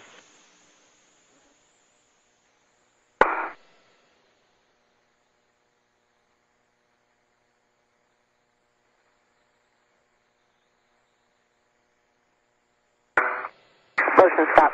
Thanks. All right, John, so you're going to move around to pick up your stuff off the A side? That's affirmative, and I'm going to drop the camera off. Copy that. 1.5 towards the telescope. 1.5 towards the telescope.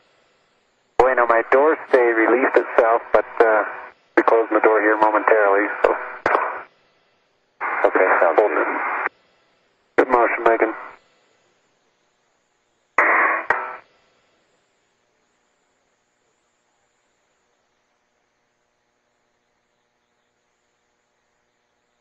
Motion stop.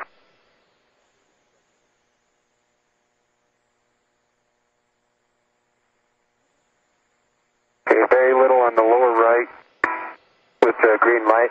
Copy, lower right. Megan, up 1.5 feet. Up 1.5 feet.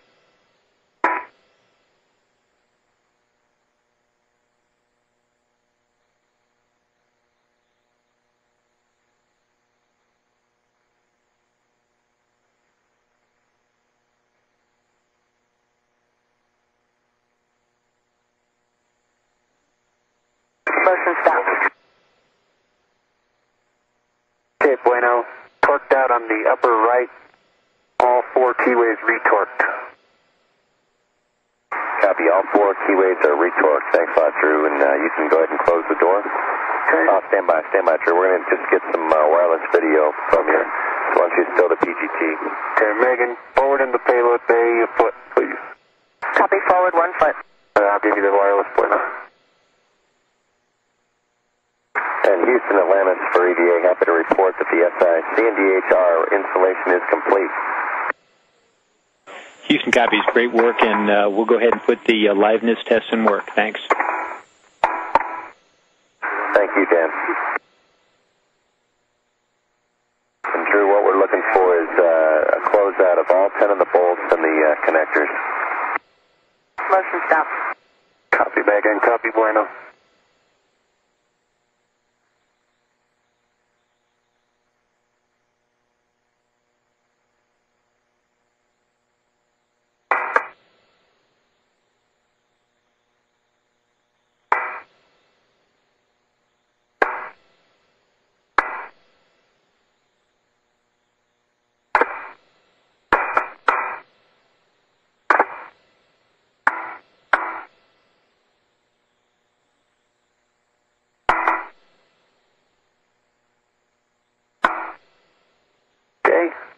Could you see the top of the SICNDH, bueno?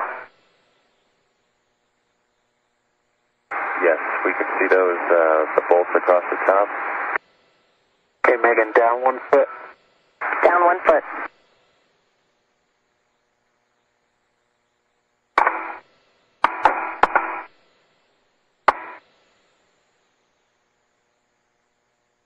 There's the middle right. Okay, we see the middle right, and if you can move your left hand. Okay, got that middle left. Keep going down, Megan, another foot. Copy, a foot down. It's the view from Drew Feustel's helmet camera, looking at the new SICNDH. Feet down.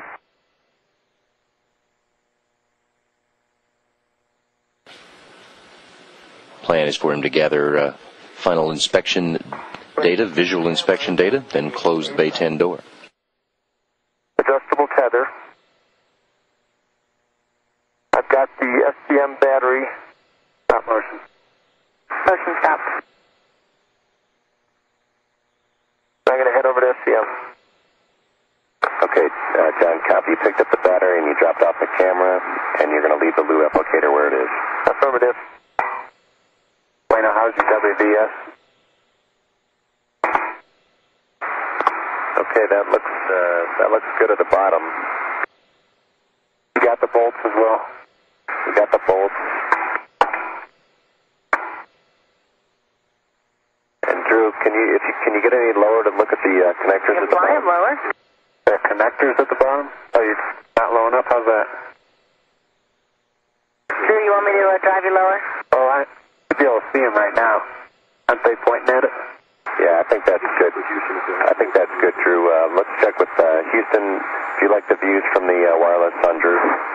Atlantis Houston for EVA. That's a firm bueno. We're real happy with the WVS survey Drew gave us. Excellent. Thanks a lot. Drew, you have a go to close the door. Okay. Thanks a lot for those views. That was really good, Drew. Megan, let's go forward in the payload bay. Forward in the payload bay. And while Feustel gets in position to close the bay door, spacewalker John Grunsfeld, who had already installed the old SICNDH on the Mule, has retrieved the battery for the soft capture mechanism and is now moving to the SCM interface.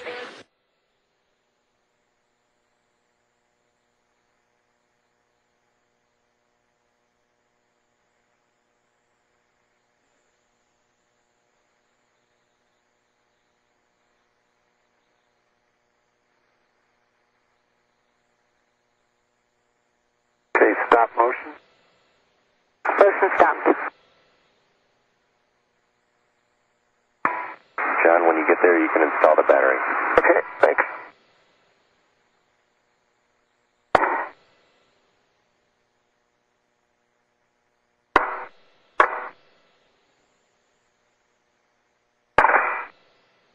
You ready for PGT, Drew? Just about.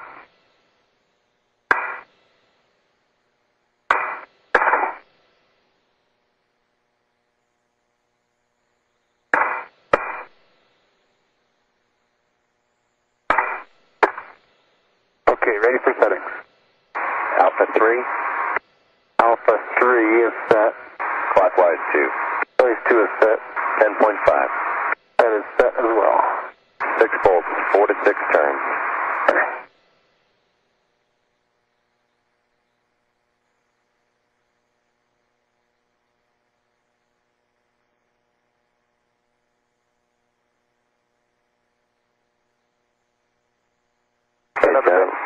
Battery's installed. Looks good. You can take the master switch on. Master's on, LED's on, power. Okay, take the test switch on. All LEDs are on. You can take the test switch off. Master's off, only the power remains on. Copy, and PGT's next. Okay. This is the view from John Grunsfeld's Hubble camera. He's at the soft capture mechanism position. Copy, bottom left. Battery tests are complete, and he's about ready to drive the hex interface to install the SCM. Alpha 3. Clockwise 3. Clockwise 3.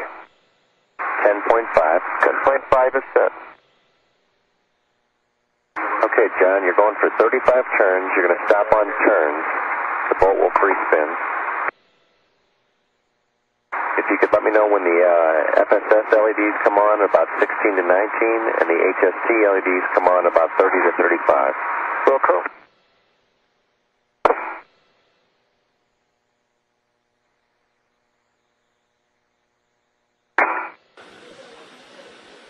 The soft capture mechanism device was launched on the flight support structure. Grunsfeld's task now will engage it to the underside of the Hubble Space Telescope. That will be there so that at some future time after the end of Hubble's mission, 1, 2, 3, 4, 5, 6, 7, 8, 9, 10, 11, 12, 13, 14, 15,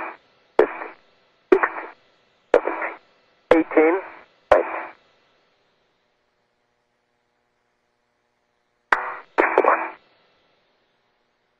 Up 3 feet, Megan. Up 3 feet.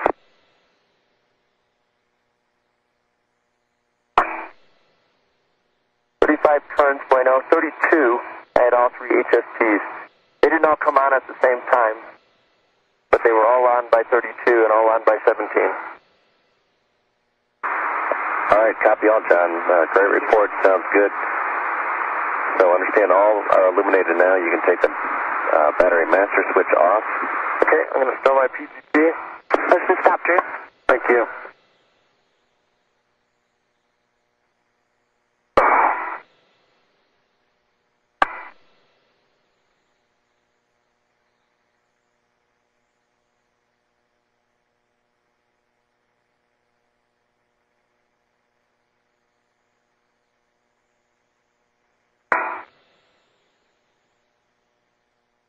Battery master's off. All the lights are off. Copy that, John. You can remove the battery and stow it in the bag.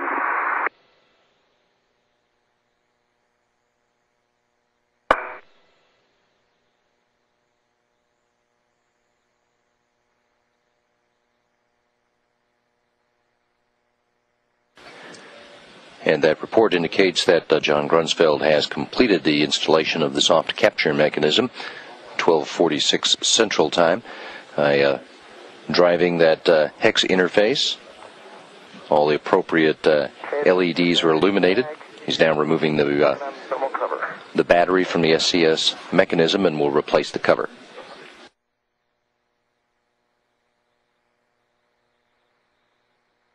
Thermal cover is installed. All right, nice work, John. We've lost your helmet video, so camera configured for I don't know if maybe when we get back together with Drew, we can check that.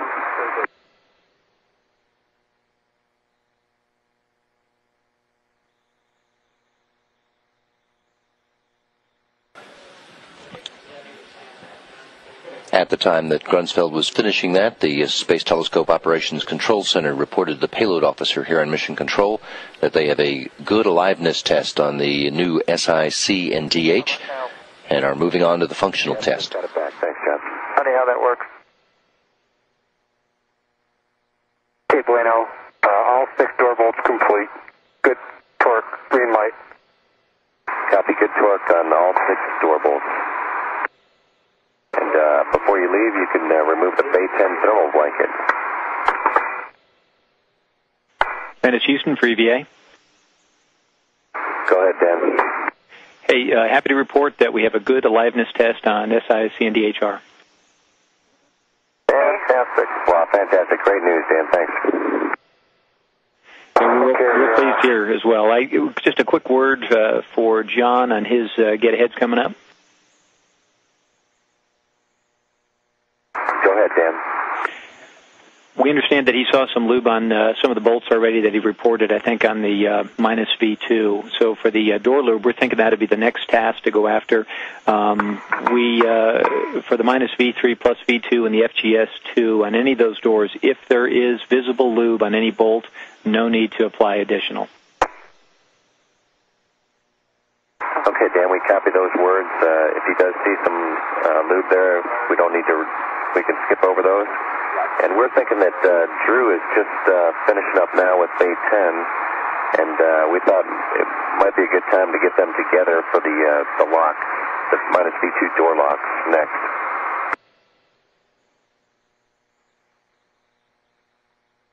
Megan, down 2 feet. Down 2 feet. I like that plan, Bueno. Yeah, Landis, Houston. Lube while Drew's installing.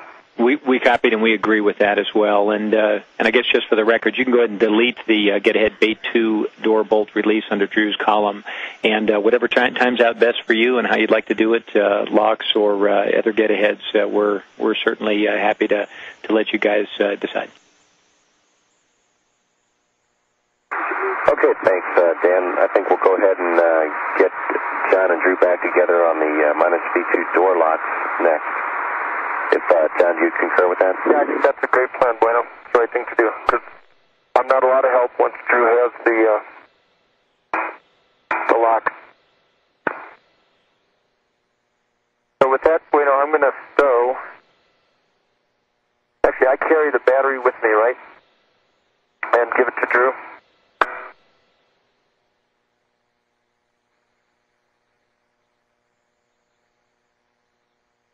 And John, we're checking. Megan, up 2 feet, please. Up 2 feet.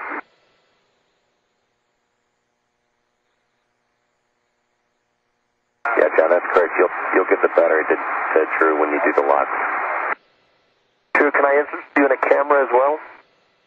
Take whatever you got. I've got a big candle up here to put it all on, so, okay? If you can take some shots on the way in.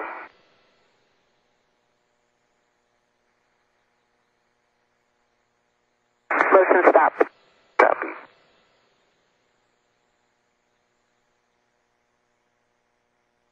Actually, I'll leave it here on the A-type, and I'll try and get some of you as you go by. Okay. Okay, Bueno, I've got the radiator cover removed. Okay, if you can, stow it on the MFR handle. Will do. Megan, I'm ready to move away. And doesn't sound like we have time for your door bolts, huh? No, we don't worry about those, Drew. But please verify the Noble vent plugs, all 4 are fully engaged before you leave. They are. I see all 4 fully engaged. Okay, copy that. Thanks. You are clear to maneuver then to the mule for locks. Okay. And Drew, that maneuver's in work. Thanks, Megan.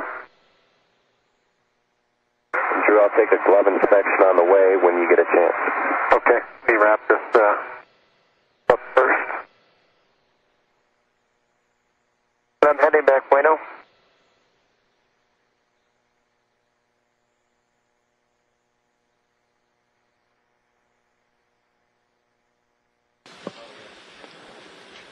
Drew Feustel's helmet camera video.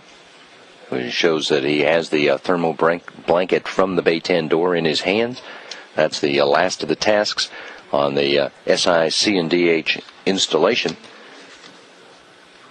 John Grunsfeld has already... With you today. Nice job. You guys are really moving along nicely.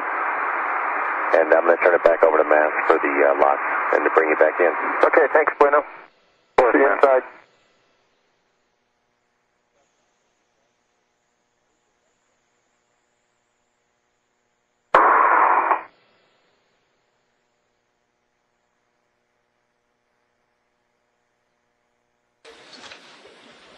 John Grunsfeld's already completed installation of the soft capture mechanism, which is technically was a get-ahead task.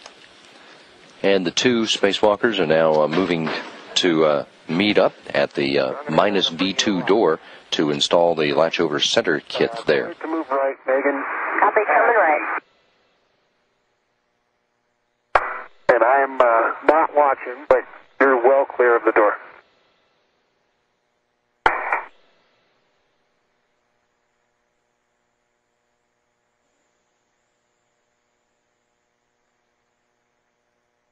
Oh, Drew. Yes, sir. We're going to need a glove inspection from you. Roger. Let me put this blanket up to the MFR handle. And boys, we're flying over Houston. Oh, great. Wave, Drew. Yeah, look at that. The kids are still in school, but they may still see you.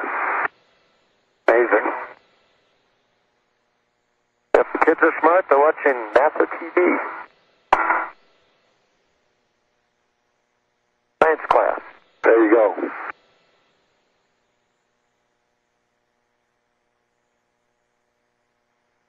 Yes, I'm tethered to the top lock.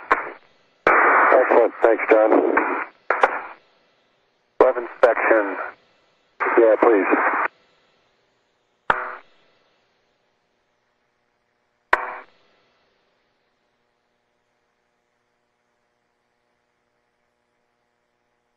No changes from my last report. Copy. No changes. Thanks. Okay, still not watching. I got you. Okay. Okay, Mass, Expansion 180.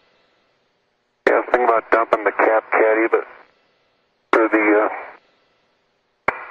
connector covers. Oh, okay. Yeah, you can do that.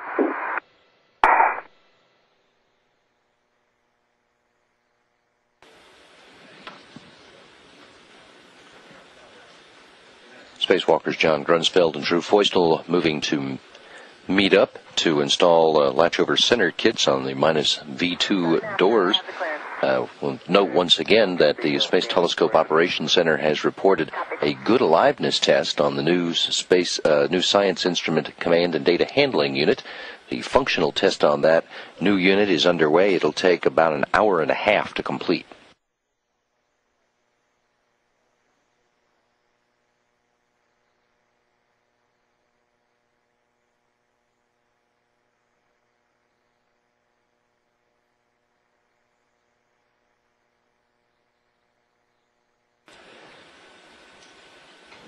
Crew members have also made up some time on the timeline. EVA officer Tomas Gonzalez-Torres had estimated they would be just about 10 minutes behind after the completion of the SIC&DH, which is now done. They're moving on to... Hey, John, looks like you got the first lock. I have the first lock. How heavy is it today, John? Not bad. Not as bad as it has been? Nope.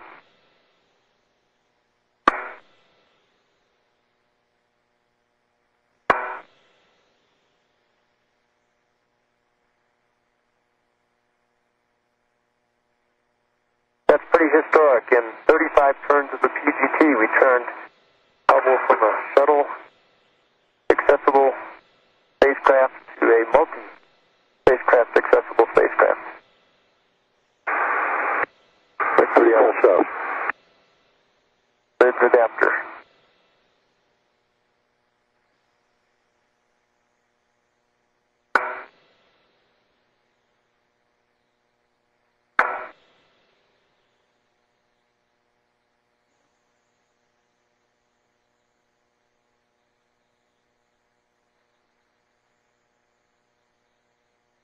Okay, got rid of the connector covers. Okay.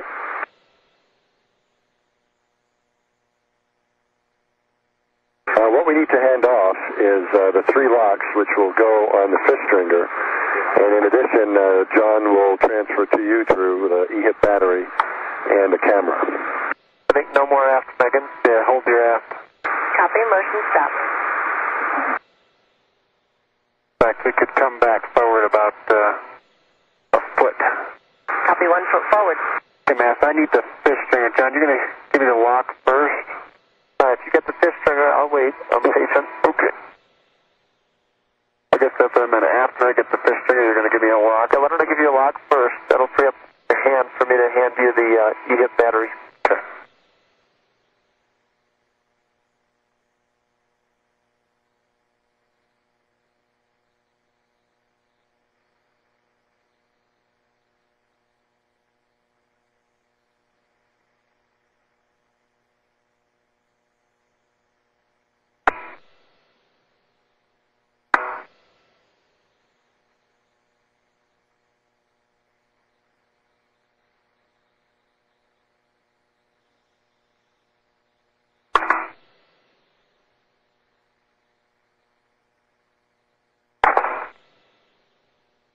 Okay. Ready to continue? Ready. Okay. Sorry for the delay. That's okay. Just a warm-up for ACS and Stiff Day for toolboard management.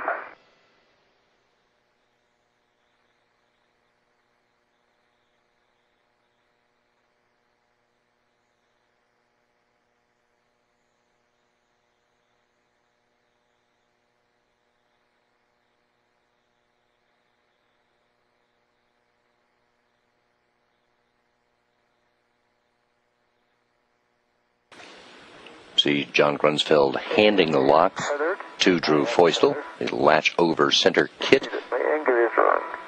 Okay. Okay, I've got this one. Okay.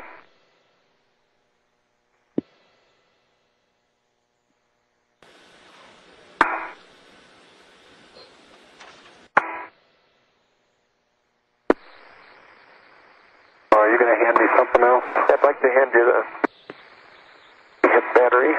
Stand by. Quite ready.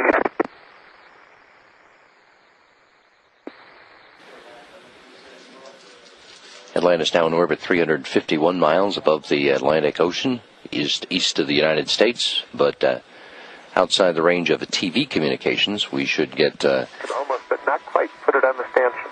should get KU coverage back in about 3 minutes. Megan, let's stop motion.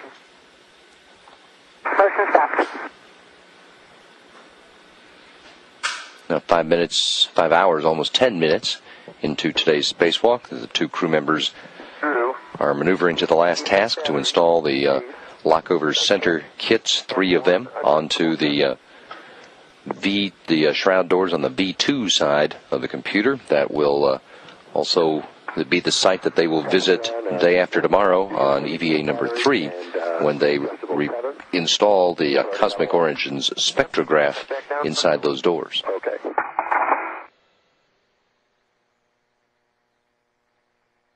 And John, I understand you still have the camera, is that right? The camera is on the A-side lid. A-side lid, okay. Yeah.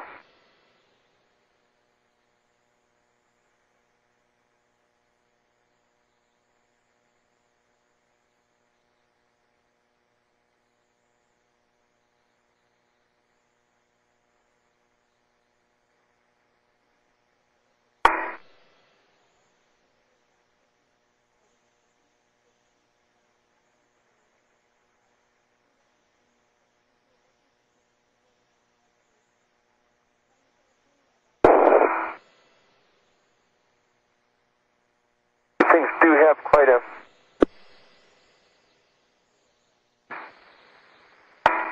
Do they? Yeah. A lot of preload. Next. Lock. Copy. Lock number 2.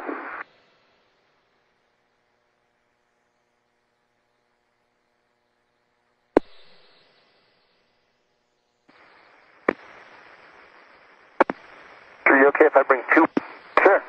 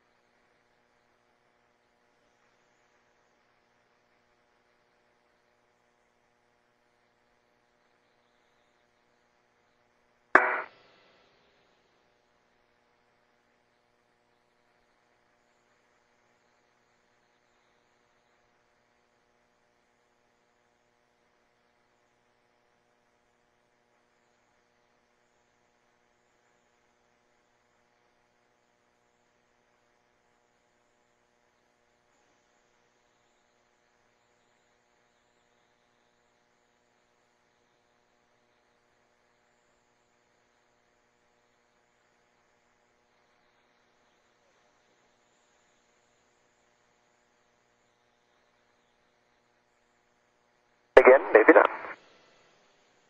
Bottom one doesn't want to come off.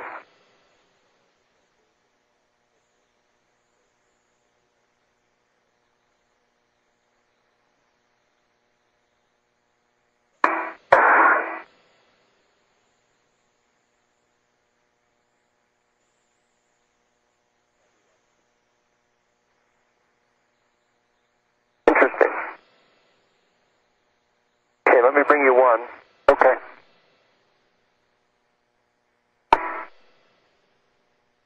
Okay, never mind, I got it.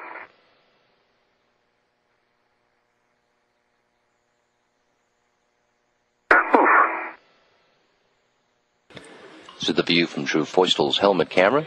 See John Grunsfeld down in the payload bay behind the mule, the multi-use logistics equipment carrier, retrieving the last of the latchover center kits. Once he does, he'll transfer them to Feustel. Megan MacArthur will maneuver the robotic arm to move Feustel into position at the minus V2 shroud doors.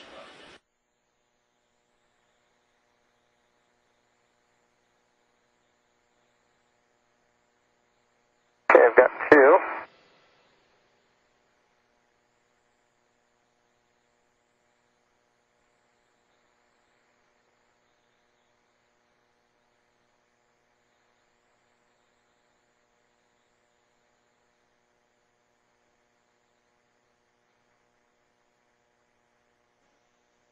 I can get your tether. Okay, if you can get it. Thank you.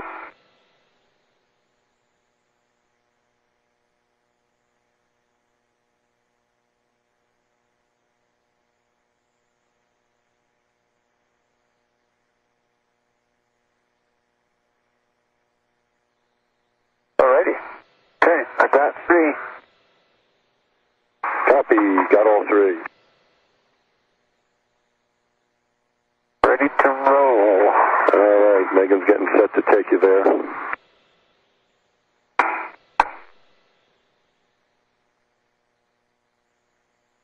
Hey, John, you have a On the plan? other side. Okay, Meg. You have a plan for the camera, John? Just want to leave it on the A side till the end? Yeah, I have to come back by the A site after lubing and pick it up. Okay, we'll do that. Don't let me forget. No problem.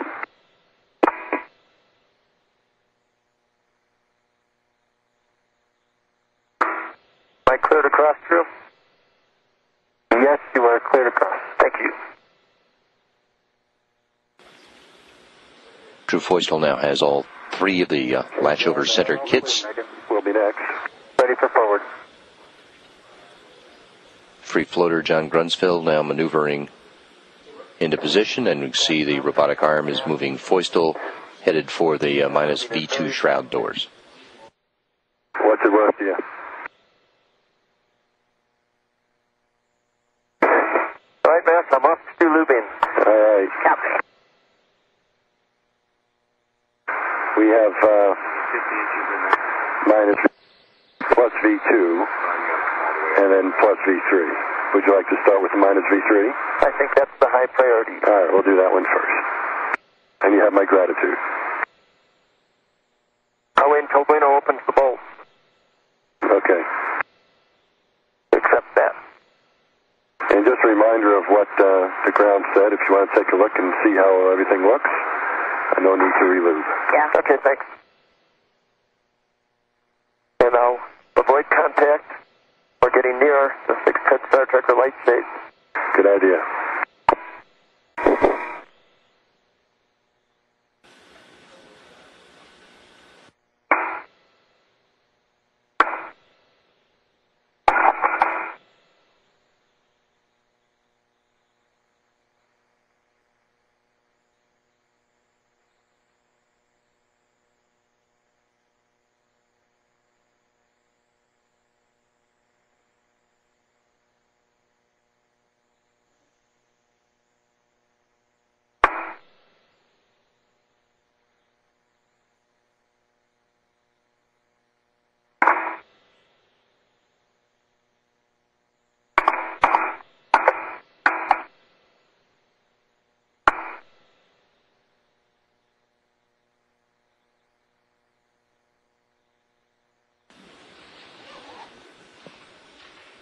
Drew Feustel is being maneuvered into position for the installation of the latch-over center kits.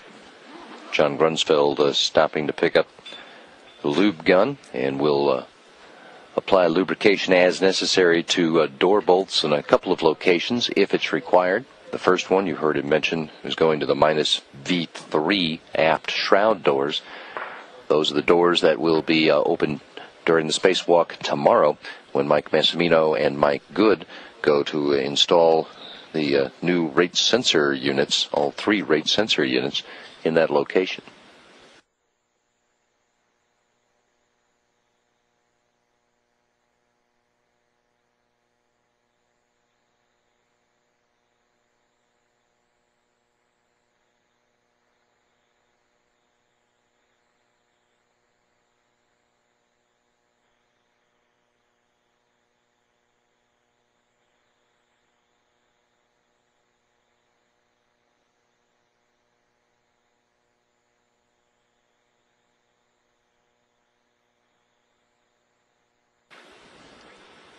This view as we move by now at looking at the minus V3 side of the telescope and directly at the new wide field camera 3, which was installed by the crew members this morning.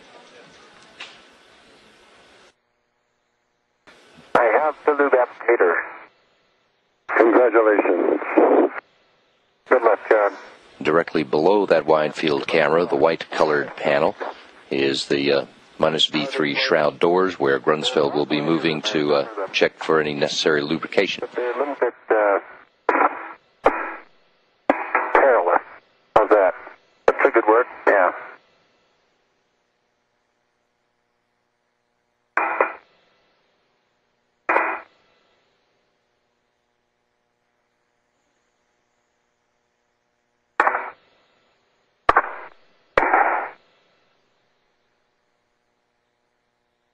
Clear to come back, Megan. Sure. I'll be coming out.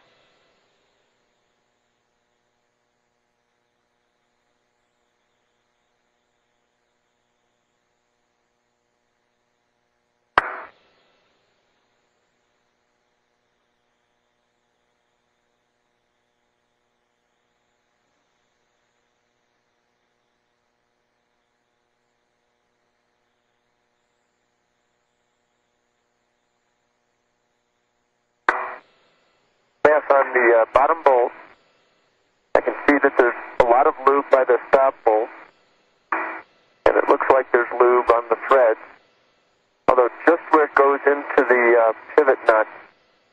it looks dry. What do you think? I think it probably sounds okay. What do you think? Let me go look at the others, and on my way down, if you think we need it, I'll do it. Okay. And Houston, Atlantis, he copies John report. That was for the bottom bolt. Yes, we sure did. We're talking about it right now.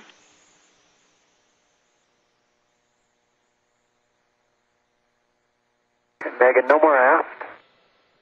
Copy, what do you need? Need to come down a foot. Down 1 foot. And into the telescope 1 foot. Down a foot towards the telescope 1 foot. Actually, if you just roll me at my boot plate, that'd probably help. You bet.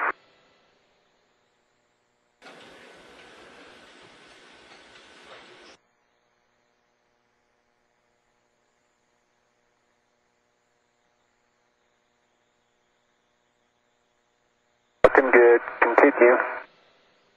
Copy. Continue. The clearance, continue. Copy, continue. Okay, stop the motion. Motion stop.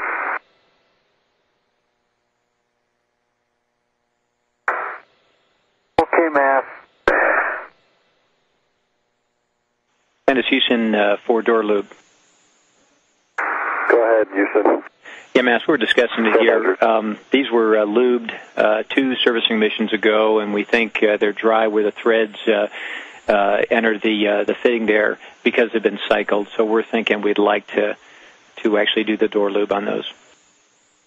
Okay, Houston, we'll have John do that. Thanks.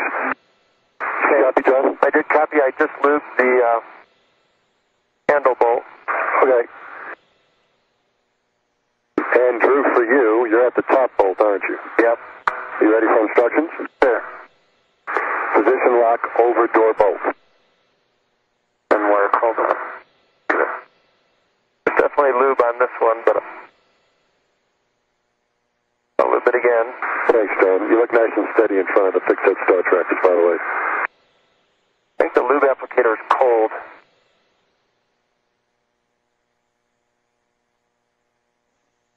Is it not coming out, or? Not coming out. First squeeze came out, but I think the piston's not refilling. I'm afraid I know what the answer is. Get the other one? Yeah. And Matt, there's interference with the shim for the installation. I think we'll need to release the door bolt, as we had talked about, if they're too tight. Okay, how many turns do you think you need, all the way, or just a couple? No, I'd say probably 1 or 2, maybe. Not much. It's almost on, but it's I can't really get it on. It's pretty tight. Okay, I would suggest 1 or 2 turns when you feel necessary. Okay. Houston, Atlantis, if you hear Drew's report on the watch, do you agree with that plan? Atlantis, Houston, Mass, we copied, and we'd like to opt for a full release, 7 turns in that bolt. Okay, thanks, Houston. Drew, you okay with that? Yeah. Okay, 7 turns. I got PGT settings when you're ready. Okay. Yes, I got, after about 4 squeezes, some cakey white gray coat on the bolt. Copy, John. It might add up to a full dose. Okay, I think that sounds good. Houston, you copy John's report on the lube. That is for the upper middle bolt.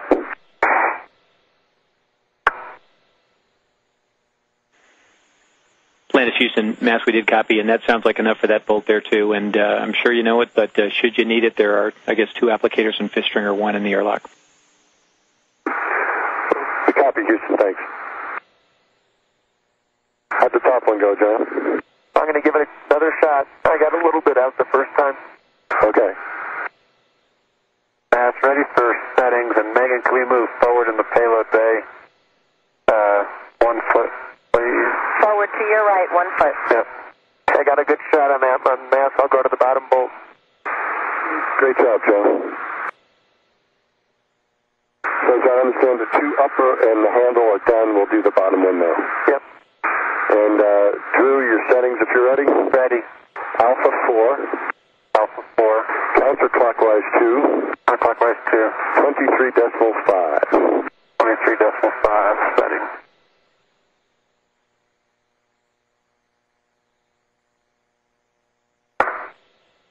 Mass, the minus V3 handrails vertical.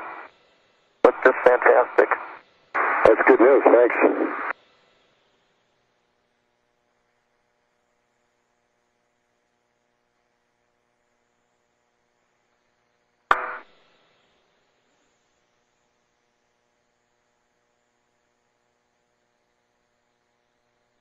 Okay, it's coming out now, Mass. Okay. Bottom one's complete. Copy, John. All 4 on the minus V3 side are done. How do you feel about doing some more? I'll keep going. Okay, how about plus V2? Sounds like a plan.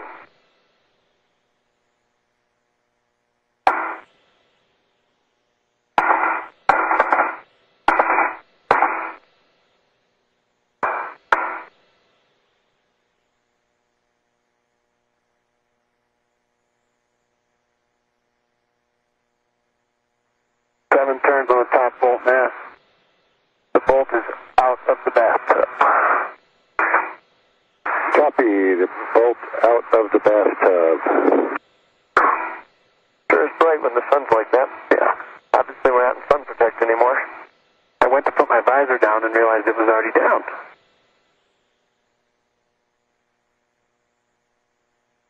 There, you saved a step. Yeah.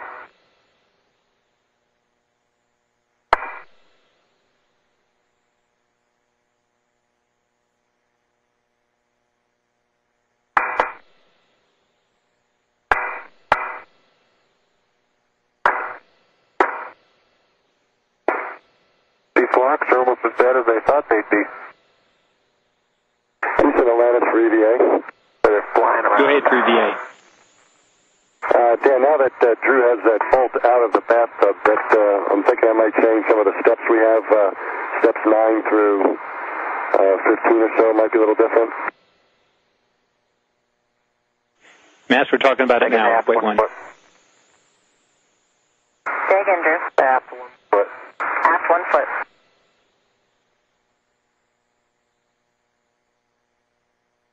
In motion. Copy.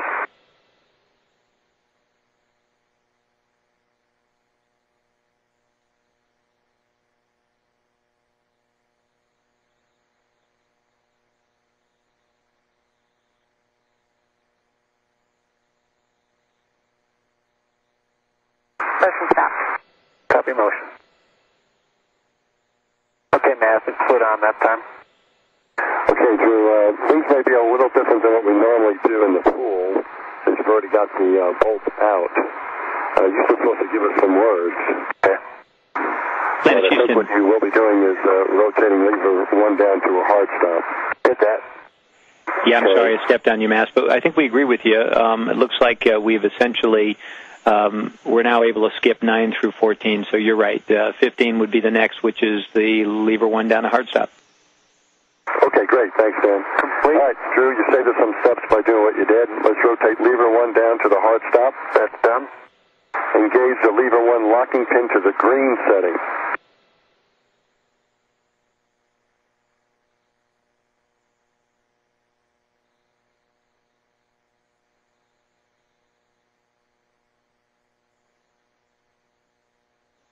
Okay, green is set.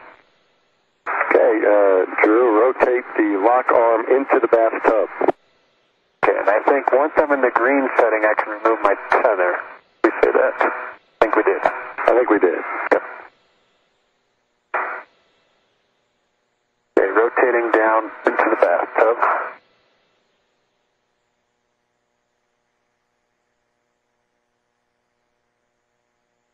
That's complete. Rotate lever 2 to 90 degrees. Lever 2 will interfere with the door handle if I rotate to 90 degrees. It's overshooting it by about 3/4 of an inch. Did you see that in my WVS? Yeah.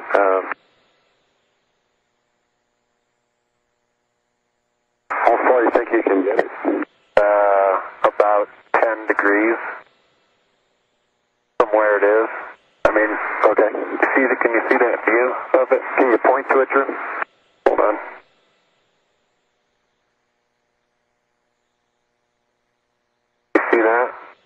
Yeah.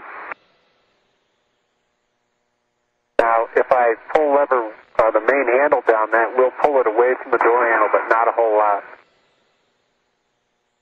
Okay, so you can't get it down any further than what you have there. It looks like it's take it a little past further. 45, yeah? Can take it a little further, but it's not much. I think, if we go to the intermediate on this handle, on the main handle, that gives me a little more clearance, but still it's going to hit. Okay. The alternative mass is I can pull it out of the bathtub, set lever 2 at 90, and put it back in. Because I think it'll clear if I come in with it already set at 90. All right, Drew, I'm going to ask the experts on this one. Houston and Lannis, have you been copying Drew's last few comments on the locks? Landis Houston, yes, we have, and the last words that Drew had, we agree with that plan. Okay, so we'll take it out of the bathtub, put the lever 2 to 90 degrees, and then do it again.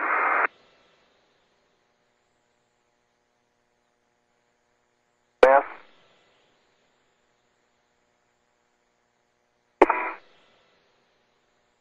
Good work, Drew.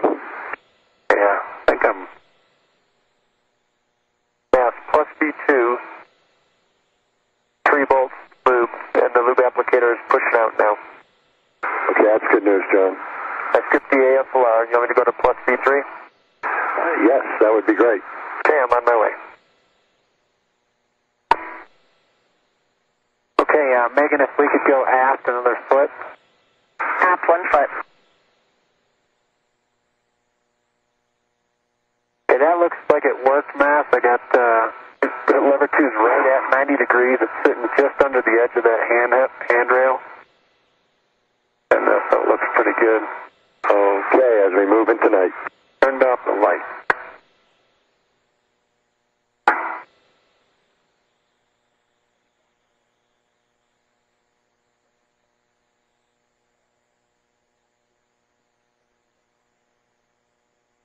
Yes, can you see my camera? Motion stop. Thanks.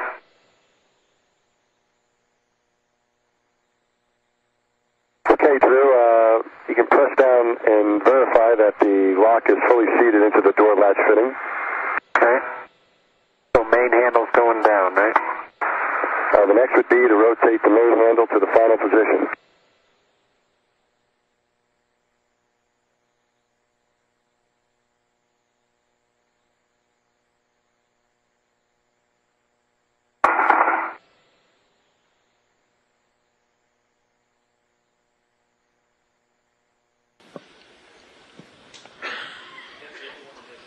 Drew Feustel finishing up the installation of the first latch over center kit.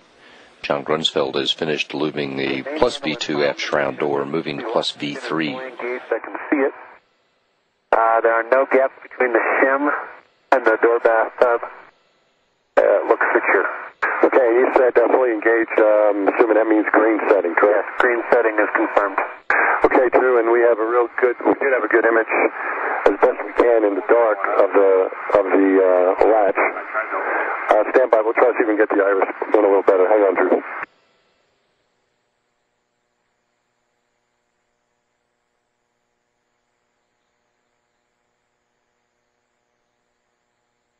Drew, thank you for your patience. We have a real good view of the lock now. Your iris is open, and we can move on if you're ready. Okay. Ready to move down 4 feet, Megan? Down 4 feet. Bueno, are you near wireless? Yes, is Bueno near wireless video? Yes. Can you adjust my center camera?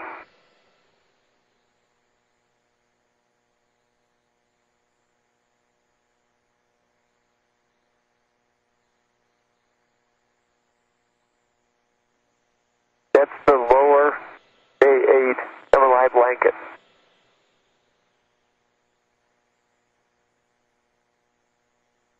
Motion stop. Drew, how's that look? 6 more inches, please, Megan. 6 inches, stand by. Good clearance down below. Copy, thanks.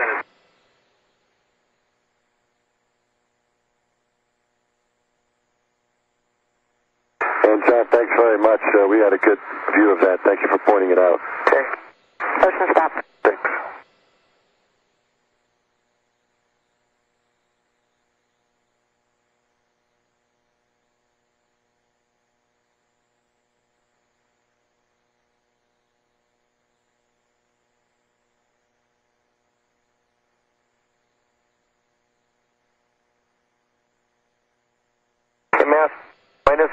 Plus V3 is complete as well. Copy, John. That's all of the door looping we have. Thanks very much. John, the only thing I've left for you before cleanup is picking up the camera on the A site. Or if you wanted to think about those Bay 5 Noble vent plugs, that's another possibility. We can get those another time. I'm right here. How far is Drew from? Drew has got one lock done, and he's got two to go. And he's starting that second one now. So why don't I get the vent plugs then? Okay, thanks, John. Matt, we're going to have to get the door bolt on this one as well, I believe. Okay.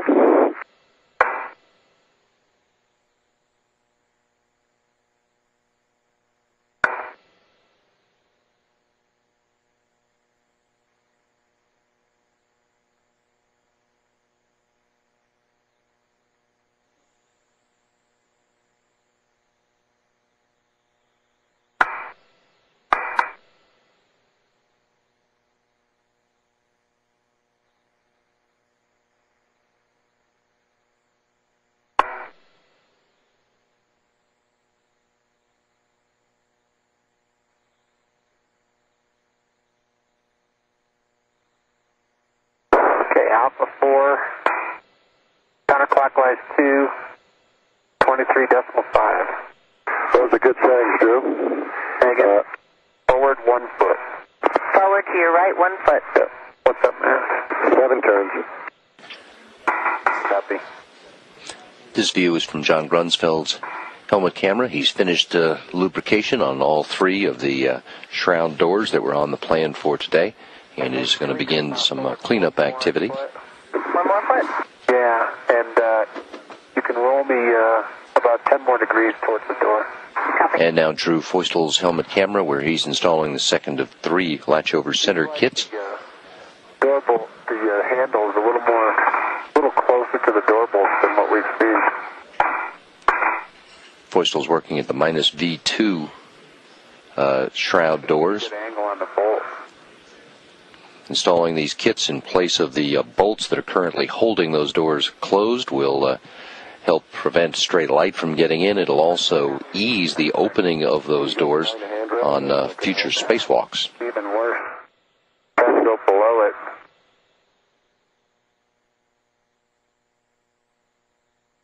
I got it in below. Okay. In spite of what it looks like, I don't think I've actually hit the telescope yet with the lock. Okay, good. We're hanging in there. I may have gotten it once, but hanging in there. All right, here we go. 7 turns.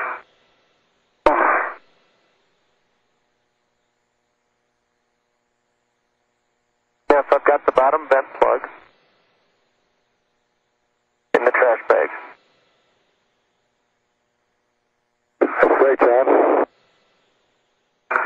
Okay, Matt, interesting. I turned about 1.5 turns. I had a lot of torque build up on this door bolt. The door bolt is out of the bathtub now, but I don't think it's going to turn anymore. I don't think it's an impact because we're putting a lock on, but kind of strange the way that happened. Sounds interesting. Yeah. But as long as you can get the lock on, I think we'll be fine. Yeah, I think it'll be fine for putting the lock on. Let's see if it pivots up or not. Okay, Houston, you concur with that plan? Yeah, Atlantis Houston, we copy Drew's words, and we see a good view in this WVS, and we agree with that. If it's out of the bathtub, then the lock install, we think, should be fine. Okay, Dan, and just like we did last time, we'll only do steps 15 through 20 to finish up. Okay, we copy, and we concur with that.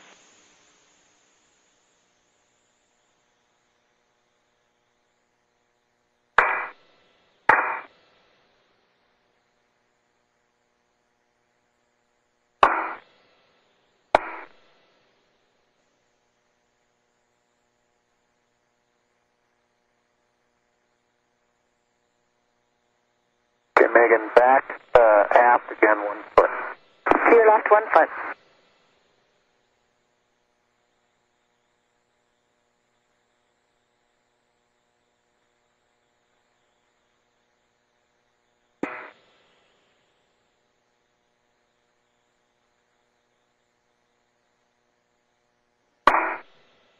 Motion stopped. Copy. Now, the MOI that I saw peeling up between bays 4 and 5 is just a tiny bit of peeling, not much at all. Now that I'm here. Copy, John. That's good news. And so far, all the handrails have been good. All the way up and down the telescope. Thanks, John. That was excellent news.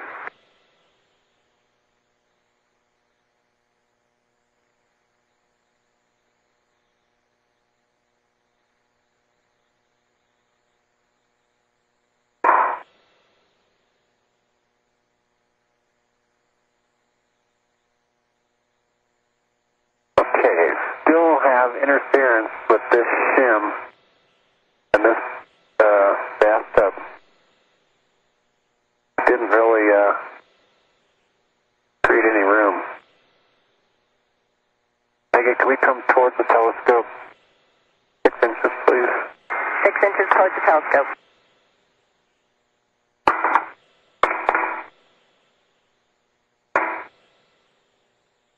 John? Mass? You've got the items in the trash bag now? I'm working on it. Yes, I have both vent plugs in the EVA trash bag. Okay, I was just wondering if maybe if you're interested, you can head over to the other side of the telescope, see what's going on with these blocks with screws. Excellent idea. Motion stopped. Thanks.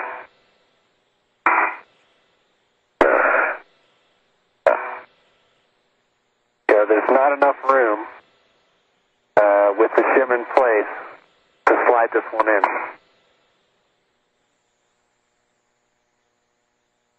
And I don't think the door bolt released any tension. I mean, because it slid out at like, half to one turn. It came right out of the bathtub. I see. Okay. Maybe if we release the bottom bolt, think that might help, then we can come back? That's what I'm thinking.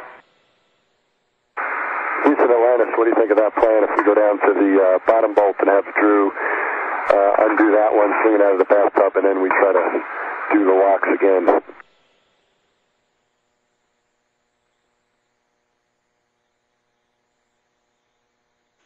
Mass, we're talking about it. Wait one.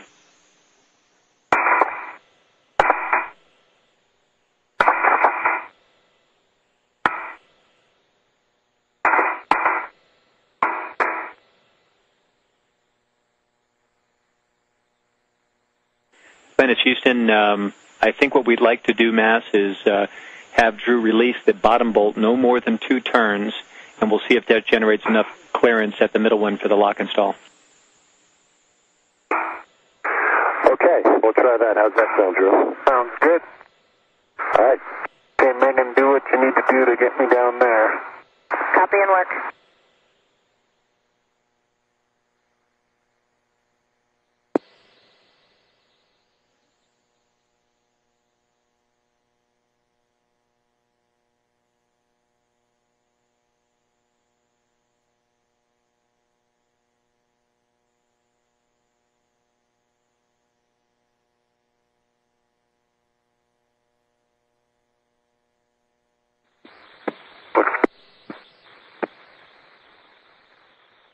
And no more forward, and What else do you need?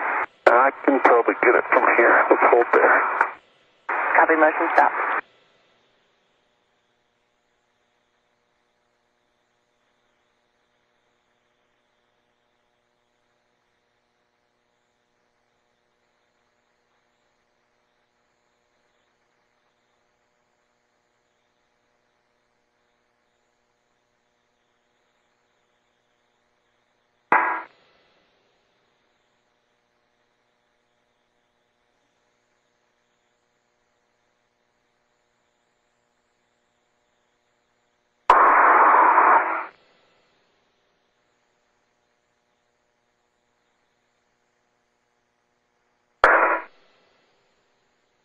Okay, so 2 turns on this bolt.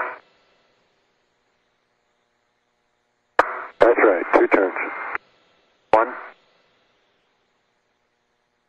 2. let's see if that helped at the one right above there. Okay, Megan, back up, please. Back up.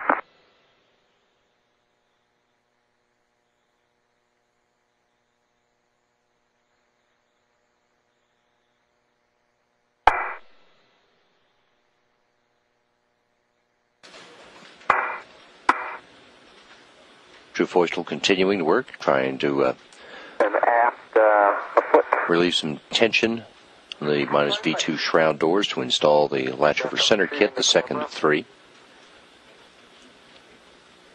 Copy, John.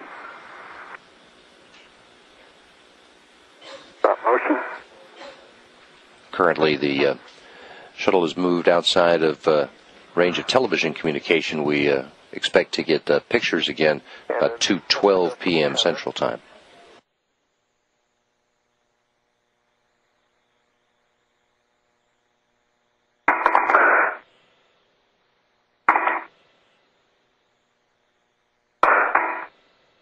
Copy.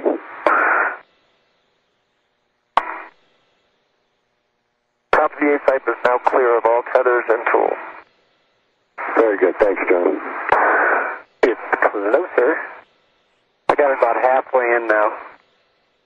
So the loosening helped at the bottom, but didn't do all the way. It did help. Houston, Atlanta, did you copy Drew's last? You get a couple more turns on the bottom bolt, you think?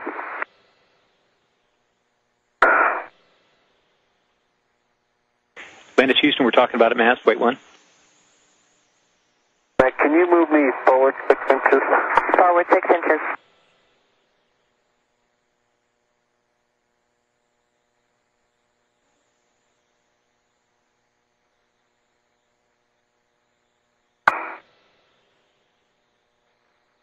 Motion stopped. Thanks.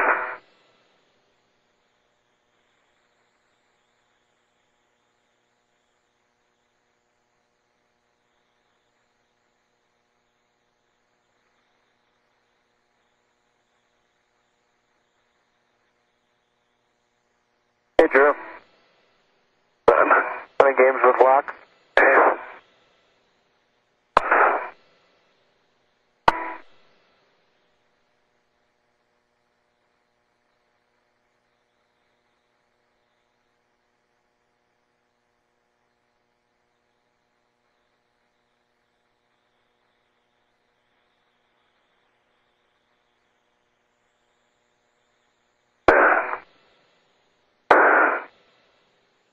It's in pretty far, but not as far as it needs to be, Mass. I can kind of keep wiggling it in there, but What do you think about another couple turns on the bottom, Drew? You think that might do it? I would say yes, except that I can see that the collar on the bolt at the bottom has a gap between it and the bathtub. Doesn't mean it's loose, it's all the way loose, but it's a little bit loose.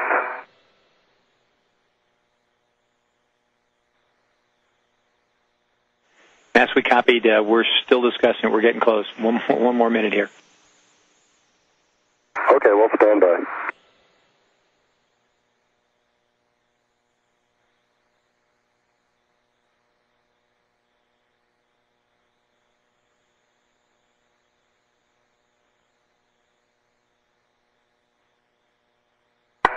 And near the button? Yeah, you're near the button. Can you feel it clicking? Looking for the green light. Oh, I just saw the shutter go. There it goes. There you go. Got that one. Yeah.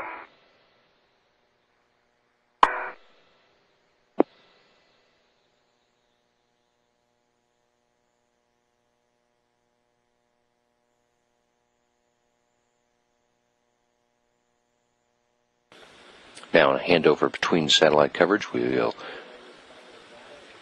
resume communications with the crew and their spacewalk momentarily. Now, 5 hours, 51 minutes into today's EVA. Pulling the door handle a little bit, but John, can you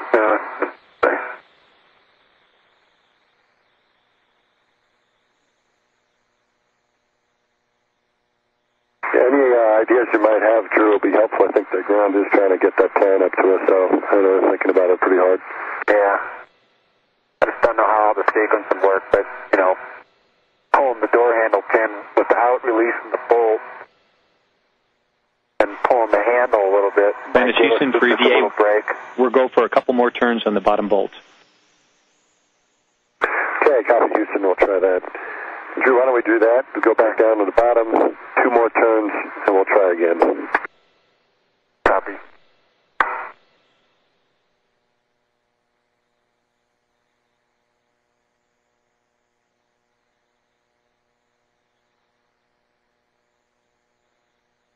Okay, Megan. I'll ride with you and observe. Sure. Back down and forward a little bit. Copy, coming down and forward.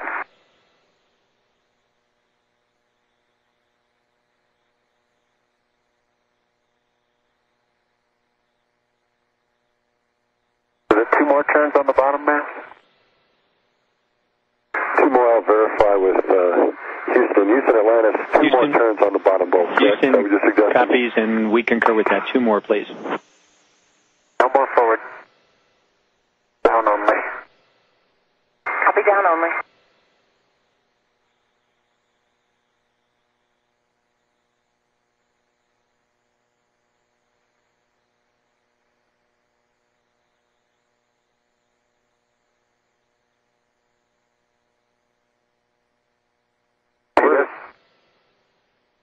See that's what's loose? Yeah. Is 2 turns going to do anything? I don't think so. Yeah, Matt, the bottom door bolt is loose. I can wiggle it in the bathtub. I think it's my opinion that, I mean, I can turn it, but I don't think it's going to release any tension, any additional tension. It's loose in the bathtub. You think the handle bolt may be better? Well, I don't know. You still have to decide, but I mean, it's loose at the bottom. Would you agree, Ken? It's loose at the bottom. Atlantis Houston, we copy that the bottom bolt is loose in the bathtub. Just the 2 turns? No, I don't think so, Matt. Atlantis Houston for EVA. Mass, we copy that the bottom bolt is loose in the bathtub. We understand that. Your go for 2 turns on the handle bolt. Okie dokie. Thanks, Houston. Up to the top, please, Megan, or Coming back up to the middle. handle bolt. We'll go 1 pass. About 3 steps, and we'll have to go aft so I can get that bolt. Up and aft. And no more up. Aft only.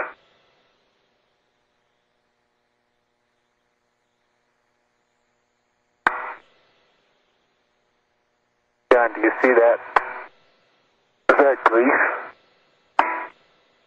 That mark? Oh, that big glom. That big black. I think that's from when they sealed the telescope for light leaks. Huh. What else do you need, Drew? Stand by 1.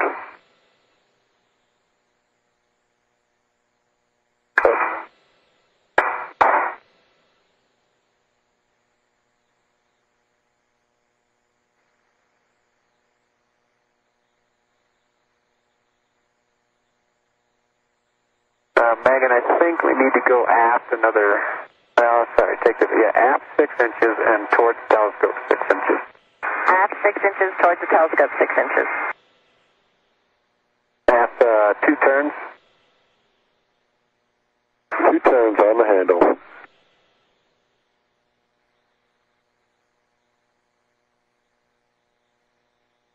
Good motion.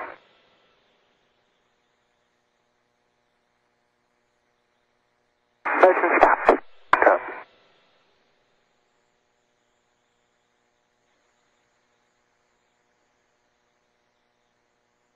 Over the top. Yeah, better. Yep, that one's over the top. Got it.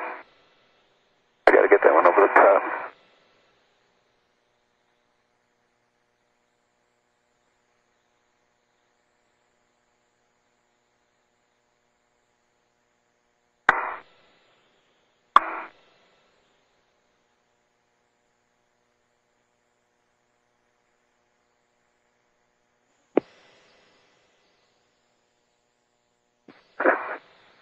I think some of these we just got to get from outside of the handle. So go ahead and go in there. Go in there again from behind. I tried it. I think the hybrid worked better. I like that better. Okay, you're only going 2 turns. Yep.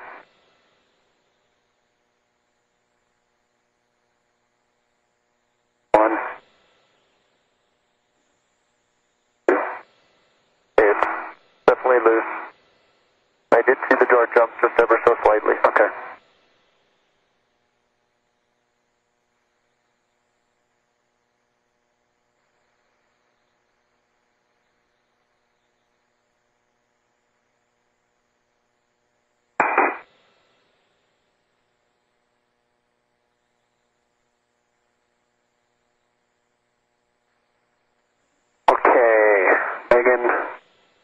Forward in the payload bay. How far, Drew? Take 2 feet and 1 foot down. 2 feet forward, 1 foot down.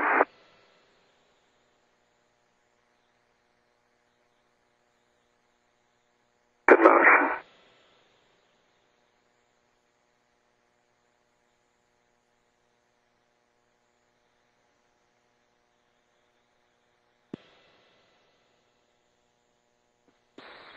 Motion stopped.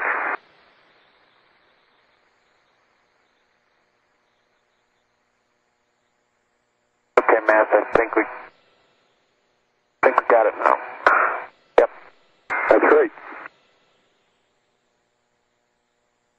Okay, Drew, can you get 11-1 down to the hard stop?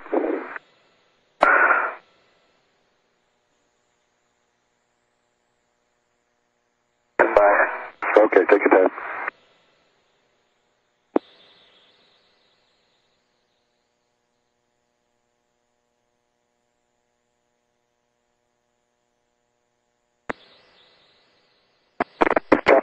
Camera on the stanchion, upper left with the tether. The integral and the extra adjustable. Copy.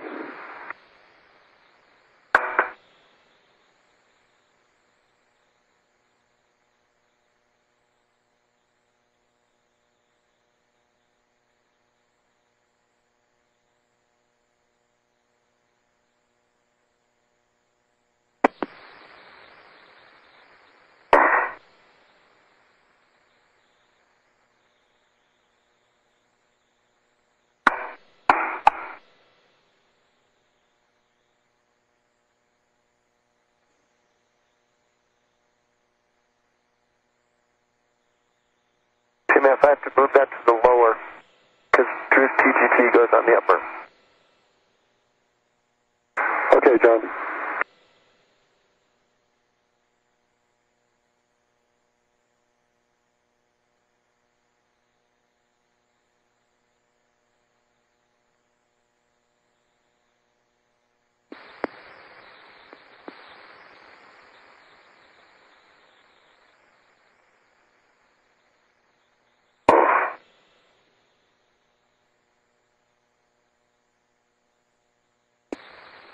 Mass, I think the way this door bolt is still engaged, the fact that it's not all the way out to the end of the washer, the tool doesn't want to engage the lever 1. How many?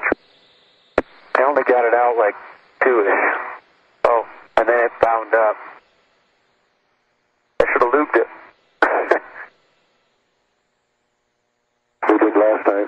Can try it again with it sticking out here and see if we can just keep it going. Wire torque or something. You don't think you can get more turns with your present settings on that, or? I can try it. But I think the lever 1 to engage that washer, the washer that's holding the stop bolt in the back is getting in the way. Oh, won't rotate out enough. Yeah, I agree. Right. Won't rotate out enough. Yep. True statement. All right, so if we loosen it a little more, yeah, sounds like it'd rotate more? I think that would help. Okay, another couple turns or so, Drew? If I can get it to go, yeah. Houston, Atlantis, do you like that plan? We'd like to do 2 more turns on the lower middle bolt. Atlantis, Houston, Mass, we copy and we agree with that plan. We're looking at potentially ramping up the torque settings on it, but just use the nominal ones for now. We'll have words in a moment. Okay, we'll try to get 2 more turns. Okay, Drew, give it a shot. Atlantis, Houston, if you need it, you can go up to A6, Alpha 6. It's going. It's turning. It's turning now, Houston. Thank you. 1, 2, 3. Stop. Yeah, I got 3 more turns out of it. So we have a total of 5. Yeah. Looks like it may be out enough. Yeah, see if it'll fit. That might be good enough. Yeah. Okay, that'll do it. We hope. Been doing a lot of that.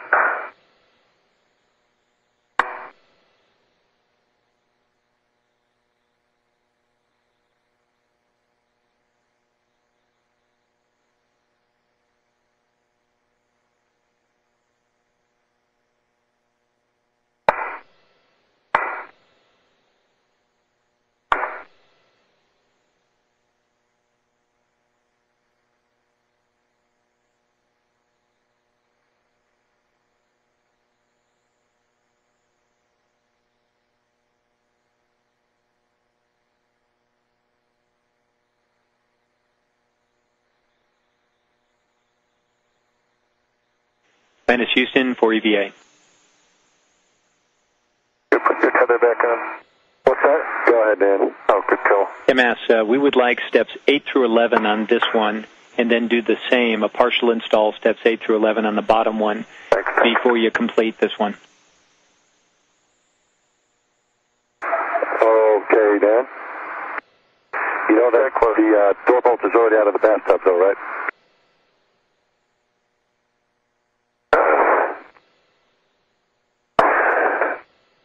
Yeah, that's affirmed. We understand that. We just don't want to throw the main handle over on this one until we get the other one partially installed.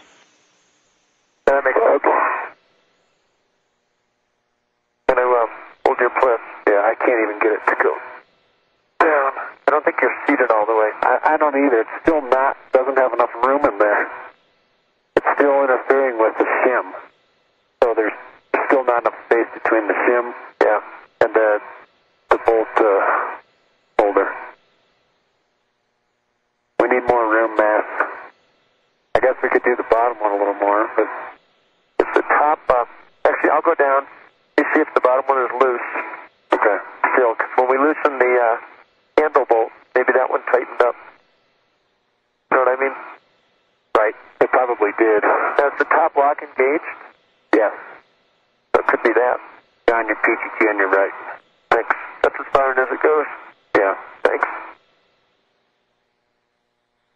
Appreciate it. Okay, I'm going low. You watch my head? Yep. Looking good.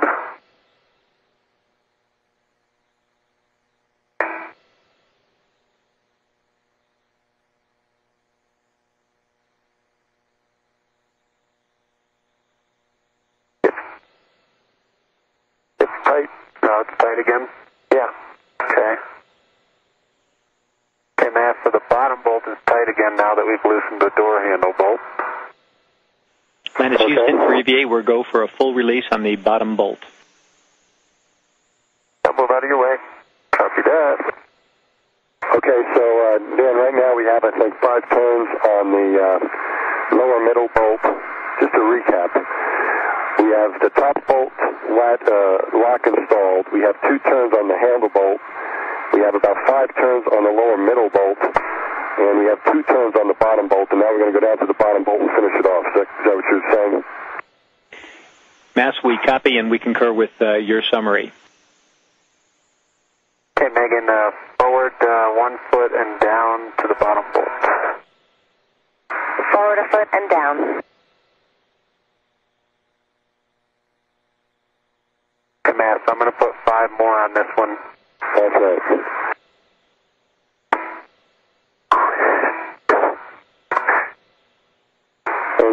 Atlantis with a question. Go ahead. Dan, you might have said this, but after we do these 7 turns, you want us to try to put the lock on the bottom bolt, or you have something else for us?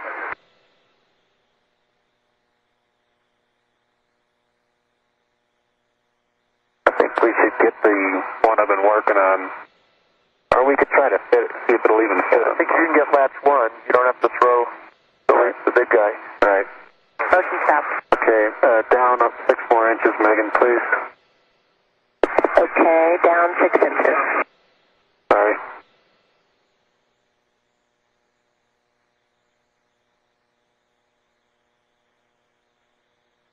Megan, I see good clearance on the boom.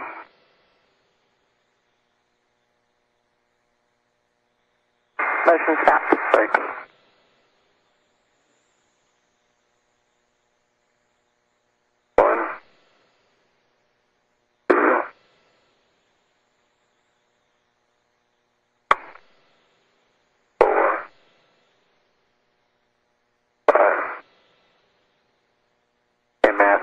Bolt is released and out of the bathtub. Copy. And Houston, Atlantis for EVA. Atlantis, Houston for EVA, Mass. Sorry about the delay on the answer. We'll take a lock install, partial install on the lower bolt right now. So I guess that would be steps 8 through 11, we believe. 8 through 11. You said lower. We mean the bottom bolt, right, Dan? The one that exactly, the bottom bolt, the one he just released. Full install now on that bolt. I don't think that's a good idea, unless we're not going to put the one on the middle or the next one up. Okay, the lower middle first is what you're thinking, Drew? Yes. Houston, Atlantis for EVA, just to clarify, we have a bottom bolt that Drew just undid. We have a lower middle bolt that has about 5 turns on it. I think the guys outside are thinking the lower middle bolt might be the better one to try now with the lock. And we could do a partial install on the bottom, but I don't want to throw the main handle and close the door back up again.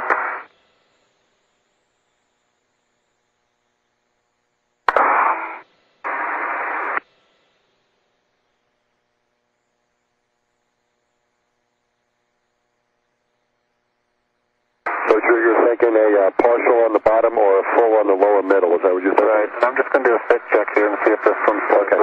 Okay, partial on the bottom is what do you think? Yeah, slides on the bottom, no problem now. Excellent. Okay, so Houston, Atlantis for EVA, we're thinking partial on the bottom. I think you might have said that at one point, but we might have heard something else too. So we go for a partial on the bottom, which would be steps 8 through 11. Atlantis, Houston, okay, we've discussed it some more. We'll take a partial install on the bottom, and we're going to give this another 10 minutes before we're going to move into payload bay cleanup. Okay, Dan, and it's going to be steps 8 through 11, is that correct?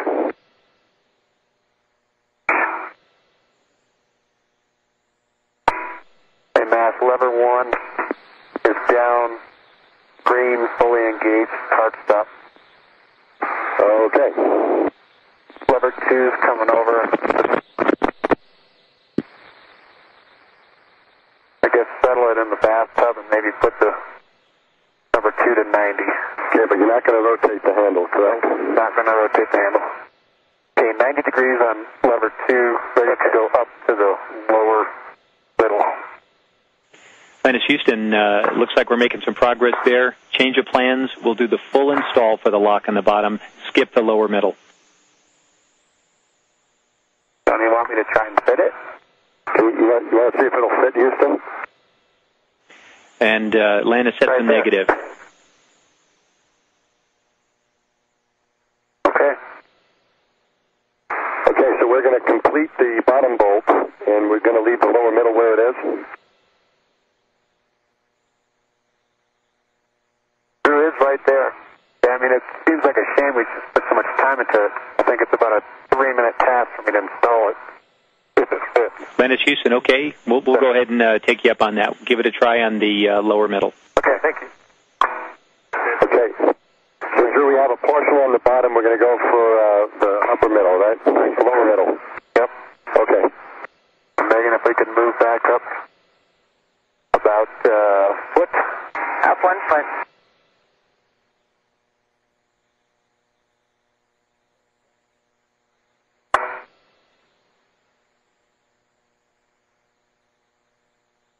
And Matt, if you could ask, just looking ahead, let's assume Drew is successful with this lock, and we have 3 locks installed, closed down. Hi, Megan. If you could ask the ground if we need to retighten the handle bolt or not. It's a good question, John. Houston Atlantis for EVA. Did you copy? John's looking for an answer on the what we need to do with the handle bolt. Also, if you can be really clear, after if we're successful with this lower middle, what you want us to do with the handle, and also the bottom bolt as well, which is not fully installed. And Megan, into the telescope, 1 foot. Copy, into the telescope, 1 foot. Atlantis Houston, the requirement is 4 of 4, either locks or bolts. So we'll see how this goes. Okay, that's what I thought. Copy. Thanks, man.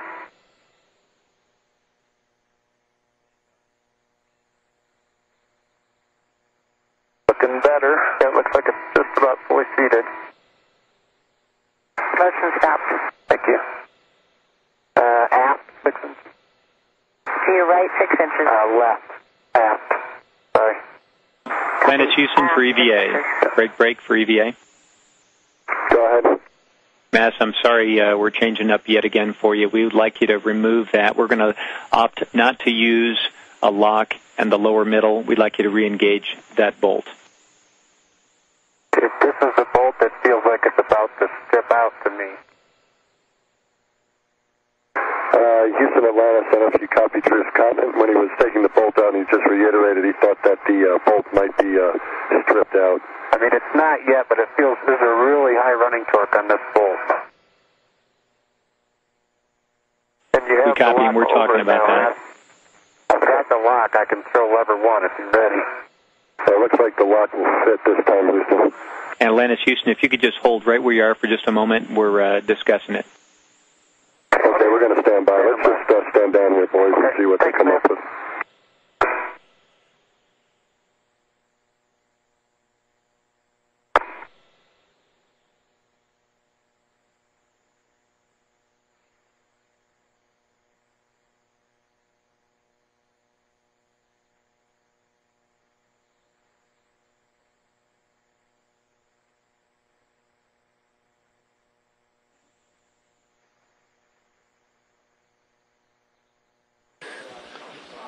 The discussion in Mission Control involving discussion from the Hubble Space Telescope program as to getting the proper setup of the latch-over center kits and bolts installed in order to not do any damage to the telescope doors and to maintain a good seal to keep light out of the aft shroud area. Better than it did, yeah. It looks like it's right on.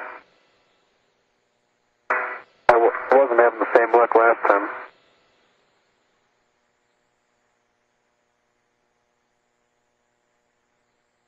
Atlantis Houston, we copied Drew's last words.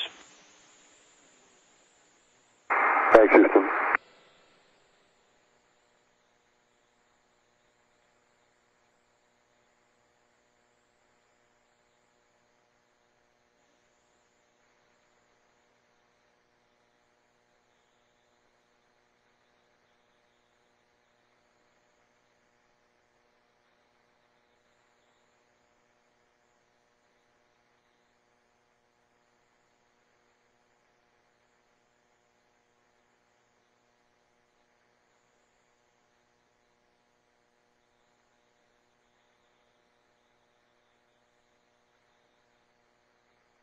Atlantis Houston for EVA. Go ahead, Dan. Matt, and Drew, and John, all of you, thanks very much for being patient with us. The concern here is that we think the clearances on that lock are such that we may induce a gap that we don't want to have between those 2 door panels if we install it. So upon further consideration and reconsideration, we do not want to install that.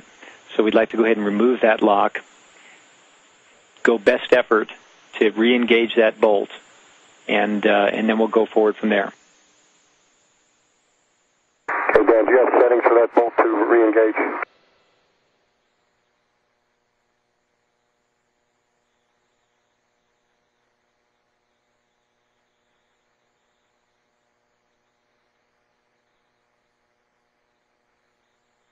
And Houston, thanks for the explanation. That sounds good to me, and we'll do what we can with the bolt.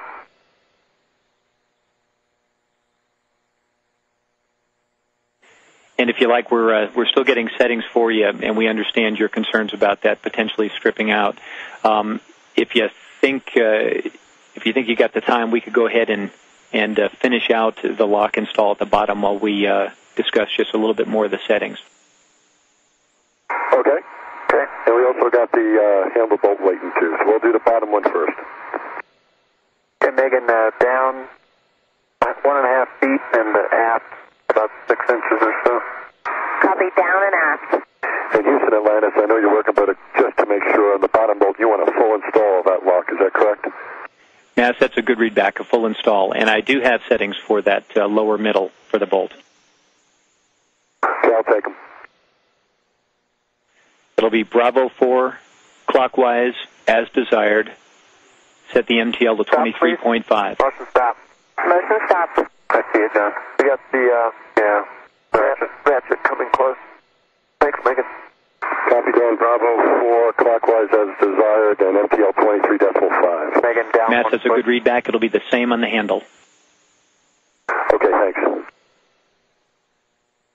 Down is good. Down 1 foot, please. Drew, I heard you call for down 1 foot. I'm going to have to bring you away from the telescope first. Okay.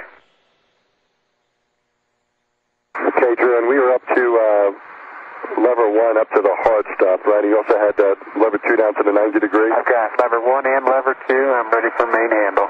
Okay.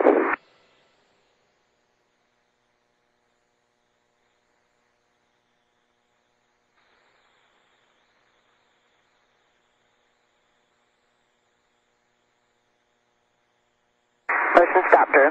Thanks, Mike. Drew, press down firmly and rotate the main handle to the final position. That's complete. I see the pin fully engaged and locking the main handle in place. Okay, you see a locking pin in the green and no gaps. You see no gap. Okay, we have a good WVS image. Let's go up to the lower middle bolt and tighten it, and then we'll get the handle bolt and tighten that, and then we'll get out of town. Sounds good. John, you ready for us to move up? Yes. Now, I have one more suggestion. Copy, coming up, Drew. Okay, John. You're not going to believe it. What? After Drew tightens that lower middle down, I should put a dab of brake coat on the thread. Sounds good to me. Houston, you agree with that? No more up, Megan. That is Houston. We copy and we agree with that. Thanks, Houston. Okay, John, go for more lubing. Okay, I'll wait until Drew's done. Let's go right, or forward in the payload bay, a foot. Forward 1 foot.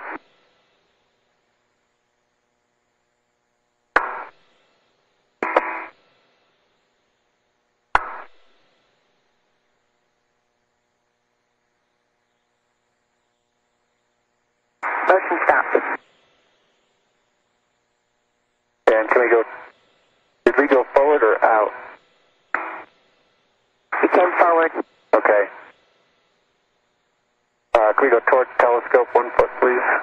Towards the telescope 1 foot. And John, you're in my line of sight, so you'll have to be clearance to that ratchet. Okay, that's what I'm staring at. Copy. Does that help at all? Yes, thank you. Okay. And Megan, we could probably come forward in the payload bay another 6 inches. Forward 6 inches. Yep.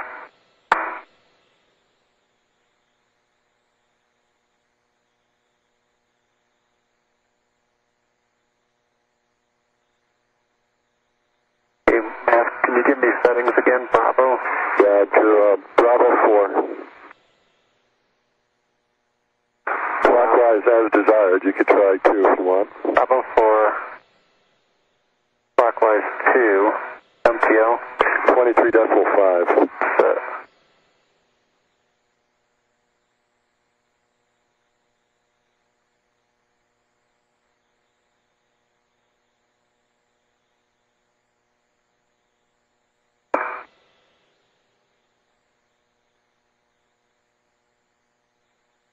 don't remember these being so tight like this to get the socket on.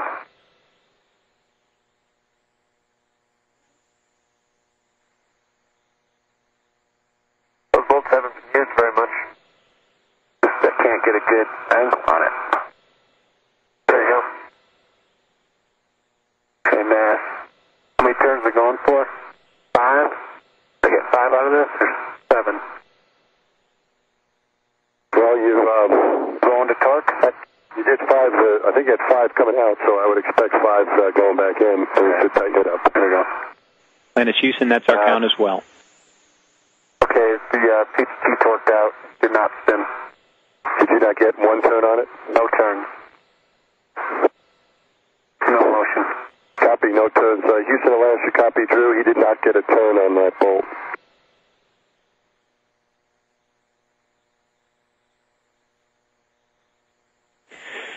Atlantis Houston, we copy. You can change the torque on the PGT to alpha 4. Copy, Houston, Drew. Let's try alpha 4. Same MTL, same speed. Am I at Bravo 4 right now? You're at Bravo 4. You go into alpha 4. Okay, alpha 4 is set.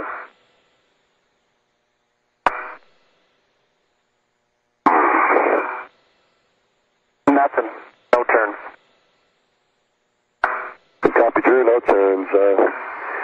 Houston, Atlantis, no turns with alpha 4.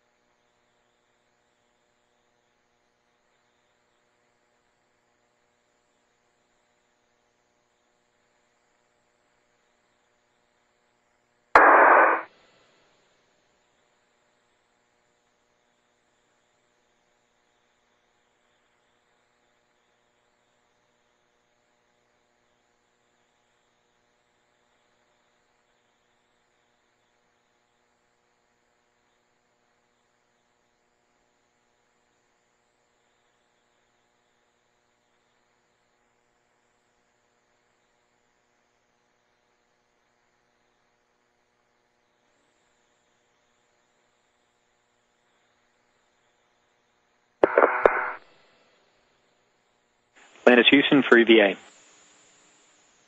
Go ahead, Dan. New settings for the PGT for 1 turn, alpha 6, MTL 30.5, just 1 turn.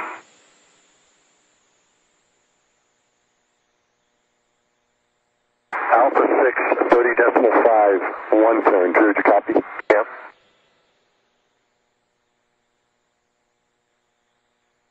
Alpha 6, 30.5 set. Give it a shot, 1 turn.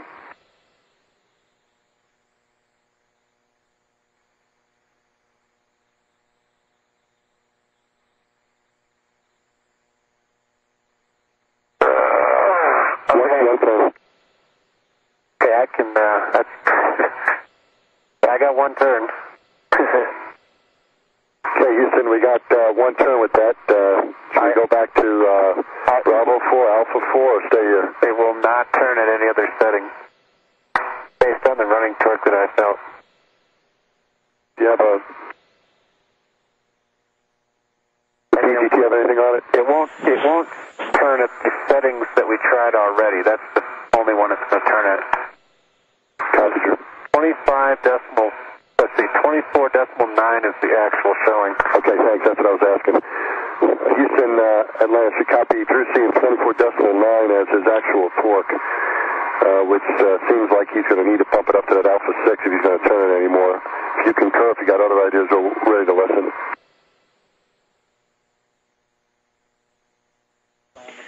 Atlantis Houston, we copy. I think we're done with this bolt. We're now looking at the ASLR install procedure, crib 16-67, Mass. Yes, I'm on my way. Copy 16-7. What about the handle? Can Drew finish that off?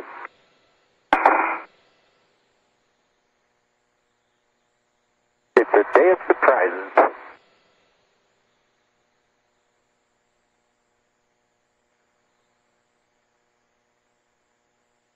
Maybe you want to wait on the handle till after the ASLR, I guess you're thinking.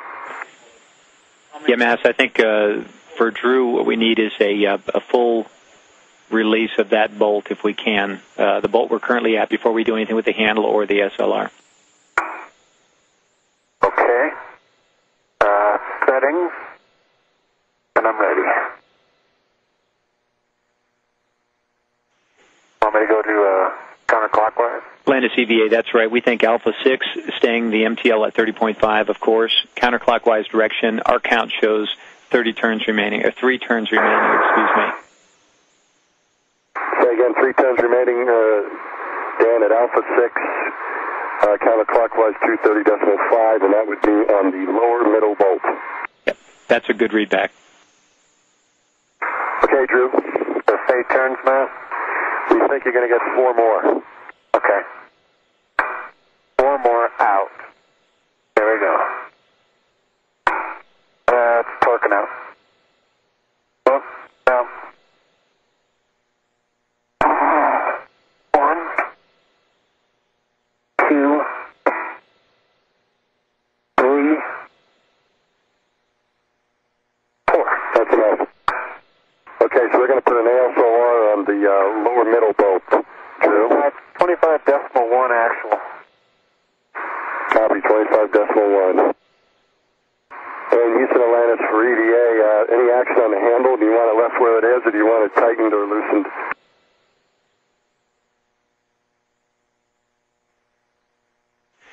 Landis Houston, we'll take a retorque on the handle bolt. Bravo 4, 23.5 on the MTL.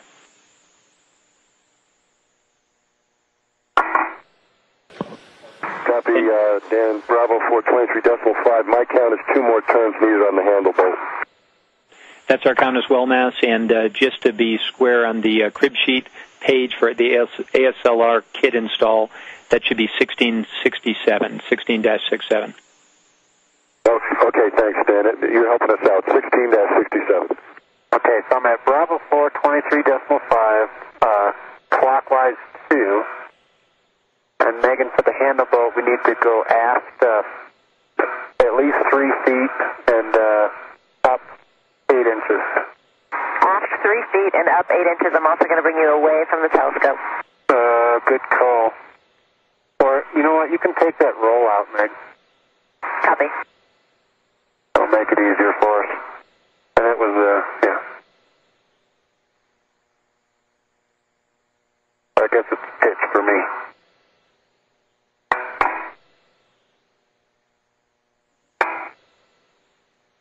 Yes, I've got the ASLR. I'm heading back up to Drew.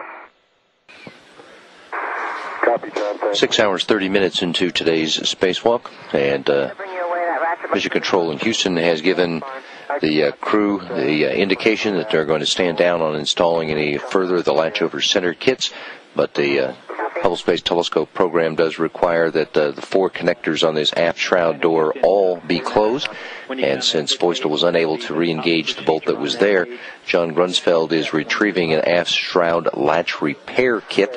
They will be installing that on the lower middle bolt. ASLRS installation steps 1 through 5. Good readback. The aft looks pretty good. Copy. Do you need to come back towards the telescope?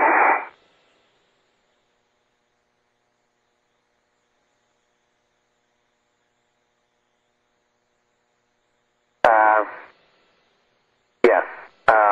1.5 towards the telescope, and if we could just go up 6 more inches, that'd be great. Up 6 inches and 1.5 feet towards the telescope. I'm making a foot towards the telescope. 6 up, 1 foot in. 6 up, 1 foot in.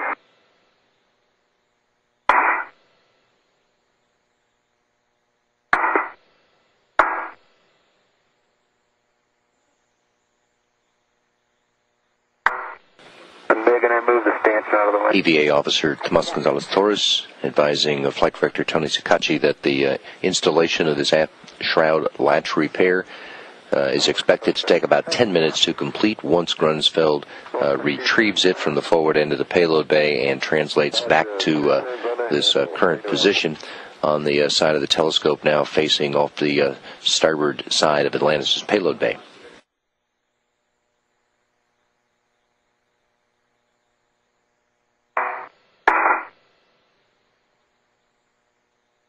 Okay, got about 1 7/8 turns with a green torque light.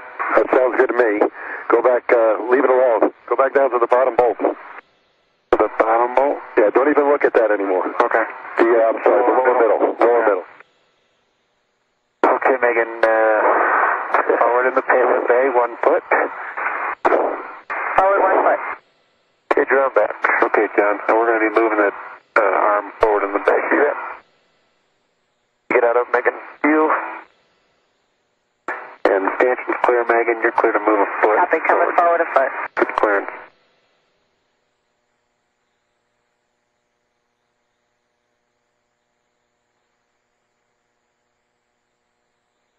John, you can head in. Okay.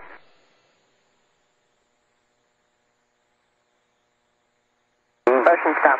Thanks. Okay, I'm going to come over and try and get up on the stanchion. Okay. Grunsfeld now visible in the lower right-hand portion of this helmet camera view from Drew Feustel. I think I am. Returning with the aft shroud latch repair to install on that lower middle bolt. Can you grab, yeah. Yeah, it may not come out. I think I have to just hold on to my mini workstation. Okay. I think I can get it, John. Okay, if you can get it, just wiggle it a little bit. There we go. Okay, great. Let me just stay tethered to it? Yeah. You don't mind? Okay. I have instructions. Okay, I'm ready. Okay. First, pivot the latch bolt greater than 35 degrees. Yeah, it is. Install the ASOR, and I have PGT settings when you're ready. Can I tighten it by hand a little bit? Yeah. If you'd like. Doesn't seem to want to take. Nope. Pretty loose on there. Okay.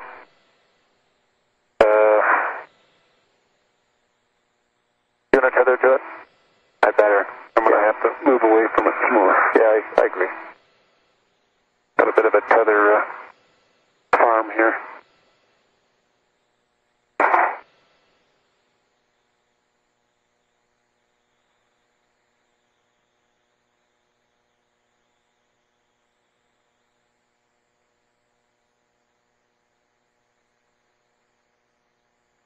I've got the tether. Thanks, John. Thank you.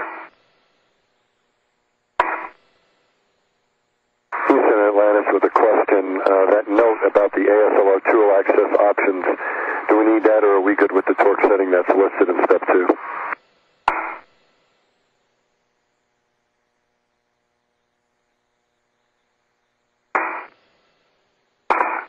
Checking mass.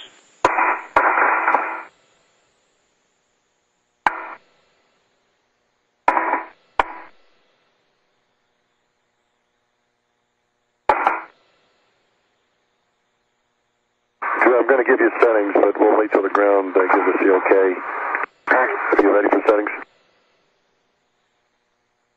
Yep, I'm ready for settings. Atlantis, Houston. Mass, we're good with the settings as listed in those subsequent steps. Disregard the note. Thanks, man. So it's Alpha 4. That's set. Clockwise 2. That's set. 23.5. That's set. Engage the mounting bolt. 2.5 plus turns. Okay. Obviously, that's the one on the right. Yep. So Megan will have to move forward in the payload bay. 2 feet, please. Copy, forward 2 feet. You're well clear of Hubble. Thanks, John.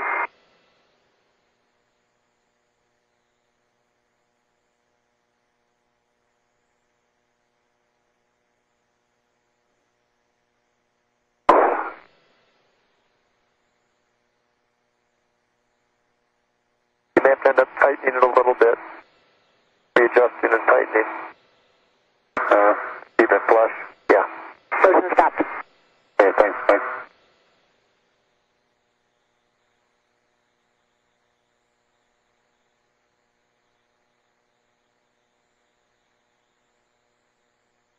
Okay, how many turns, Mass?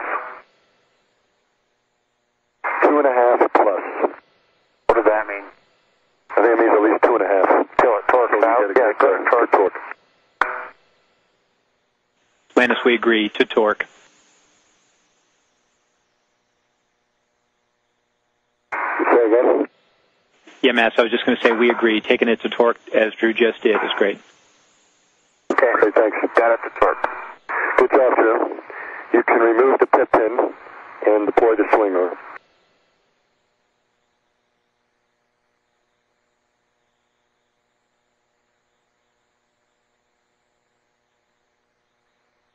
I think you'll have to move right. Yeah, probably now. I mean left. Sorry, left. Pit pin back in, right? Remove pit pin, deploy the swing arm, and reinstall the pit pin because you're going to be tightening. Tightening against it. You got it. Feathers off. Okay, Megan, back to my left. Aft. Aft 2 feet. Megan 3. I have new settings for you. Okay, ready. Let's try Bravo 4. Okay. Clockwise 2. Got it. 23.5. Is set. Engage the activation bolt 10 to 14 turns until the latch body is preloaded against the pit pin. Okay, until torque? That's correct. Okay.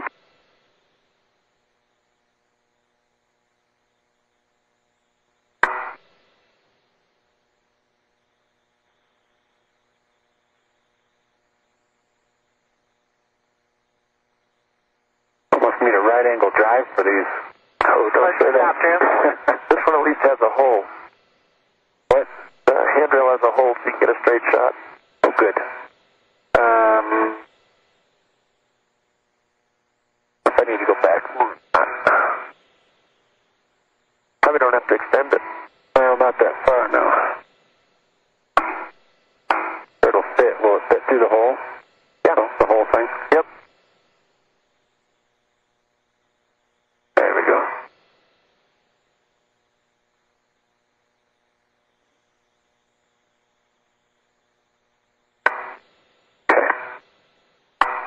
What's the minimum? 11 mass? We're looking for 10 to 14 turns. Okay, here we go. And John, you can stay there if you'd like, or we can get you going on closeout. I'll stay here just until he's done and then head down. Copy. 3, 4,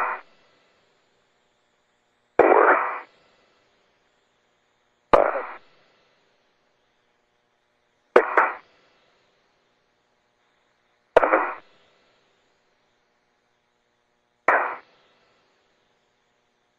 9, 10, 11, 12, 13 turns, man. Copy. 13, and looks like it's preloaded. Is that right? Yep. Yep. Okay, I think you're done with the door. Houston, you concur we're done with this door, and we're going to go into cleanup? Landis, Houston, we copy and concur. Great job, and we show you in cleanup. We're with you on 7-43. Copy. Okay. I'll meet you at the Drew, you're headed to the airlock? What's that, John? I'll meet you at the airlock. Okay. Okay, Drew, you're headed... Drew, I'm going to move you away from the telescope to give John room to maneuver, and then we'll bring you forward. Sounds good. Thank you, Megan. Away is good. And we would like glove inspections from each of you. John, you're headed to the main umbilical. On my way. Tell me when I'm clear, Drew. You are clear, John. Okay. Megan, you are clear. Copy, thanks. And Drew, you've got the camera. I do? Yep, it's on the stand. So.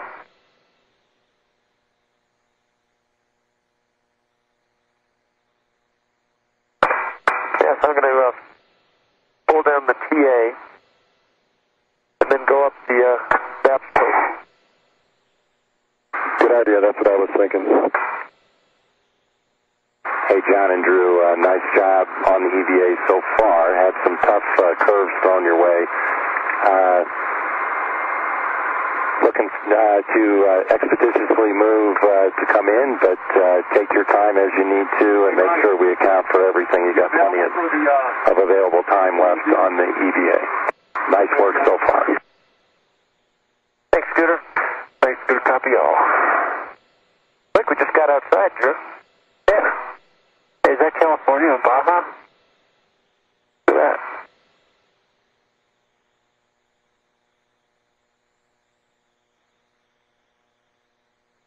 Cool. TA complete. The handle is locked. Copy, TA complete. Yeah.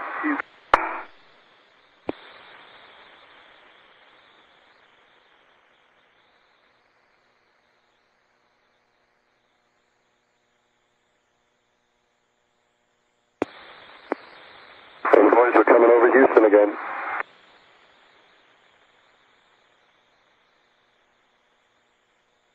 Now that's a good view. Oh, wow. How come that always happens when I'm under the telescope? I don't know, but I'm staring right at it. It's awesome.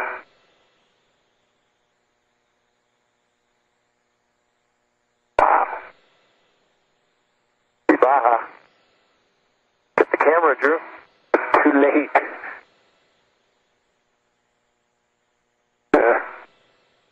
Okay, Matt, I'm coming up. Now 6 hours, 44 minutes into today's spacewalk by John Grunsfeld and Drew Feustel, and they have moved on to payload bay cleanup, and they'll be heading for the airlock to wrap up today's spacewalk. They successfully completed the installation of the new wide-field camera, as well as a replacement science instrument command and data handling unit. In the process of the afternoon, John Grunsfeld also completed lubricating 3 of the shroud doors. Roger.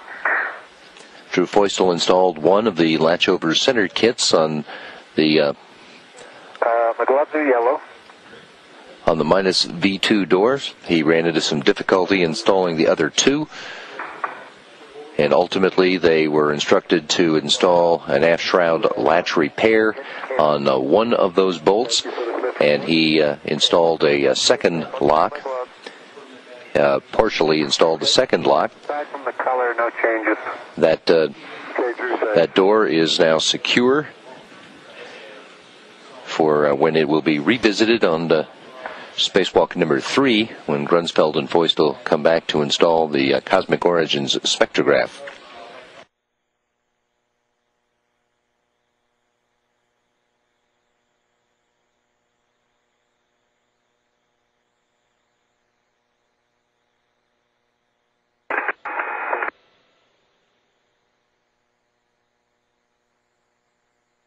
Aft gloves still look the same as egress, except for the yellow. Thanks.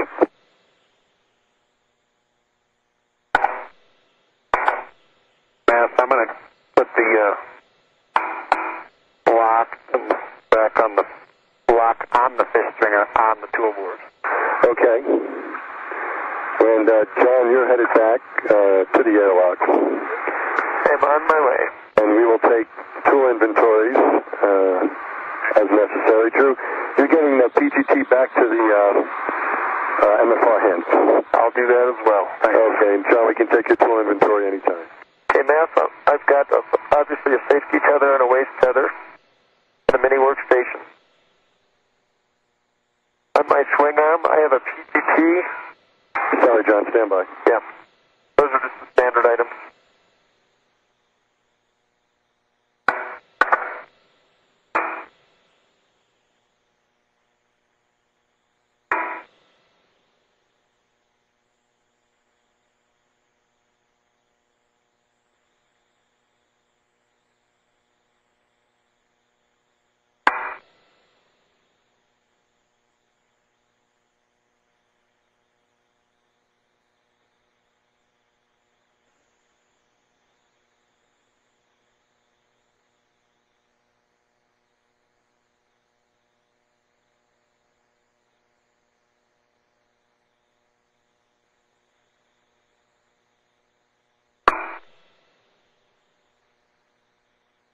Okay, John, we've got Bueno on board here with the pen. Okay, thanks. And we're ready to hear your inventory. You can start from the beginning. Okay. So I still have a mini workstation, a waist tether, and a safety tether. On my swing arm, my right swing arm, I have a PGT with a small push button. I also have a EVA trash bag. I believe it has 3 items in it still. And it's tethered to my mini Stand by one, John. Sure.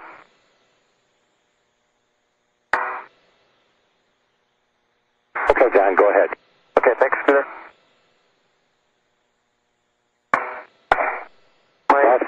On my right swing arm is a trash bag, tethered to my mini workstation with an adjustable.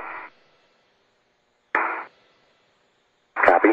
I have a large, small paddle. Copy, large, small paddle. I have a lube applicator. Lube applicator. With an adjustable tether on it. Adjustable tether. And I have a small paddle with a tip pin. Small paddle with tip pin. That is all. Copy. John, do you have the vent plugs?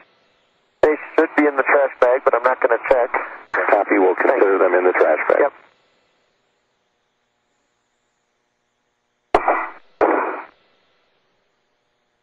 Okay, Drew, ready? Okay, Scooter, on me, I have 2 large, small rets. 2 large, small reds.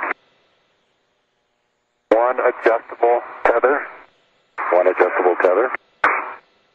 1 small equipment ret with a pit pin. Right, 1 small equipment red with the pin. brakes are on. I have my waist tether. Waist tether. And my safety tether. Safety tether. I'm looking at the back side of the board. I see the fish stringer with the lock. Fish stringer. With the lock. With lock. I see 2 hybrid extensions. 2 hybrid extensions. I see the E-hip battery bag. Hold on one. The E-hip battery bag. Stand by. Okay.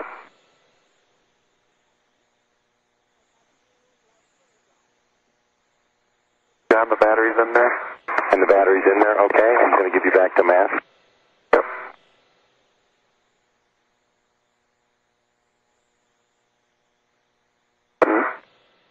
Mask on the E-hip bag is the adjustable tether. Copy, the adjustable tether on the E-hip bag.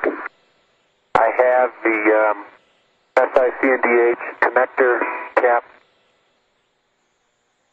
Okay, we got that. And they are on a large, small ret. Copy, on a large, small. And I see one, a spare, small ret. Spare, small, we got it. Okay. On the sides, bayonets. Okay. I have the EVA ratchet with the MTL and a palm wheel. Copy, and what else? And on that is a 6-inch wobble. Great. And the right side, that's tethered with, did I call that a large or small? Looks like a small paddle. Small paddle, yeah, that's tethered with a small paddle. Okay. On the right side is the PGT. Okay. With the long extension. Yeah, okay, that's the long, not the hybrid, but right, that's the long. That's tethered with a large, small paddle. Right. And large, then small. I have the EVA camera. Copy. That's on its own rat. It has an adjustable tether on it as well. Right out. Now John can see the front. Okay. I'm just going to get parallel to it. Okay, On C front is the door stay. Copy. On an integral tether. You called Bay 10? No, I did not. Okay. The Bay 10 MOI cover. Got it. With the integral ret. Right. On C front is an O tether on an integral. Okay. EVA trash bag on an integral.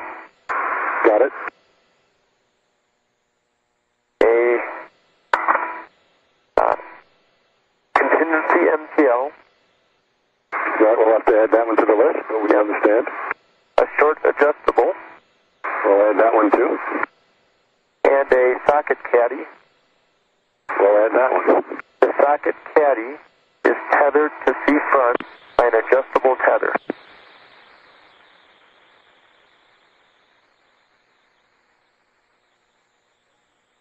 Matt, add one more small equipment ret. Copy. Is that everything? That is everything, boys. Thanks very much. Okay, Joe, I'm going to get off again. Okay.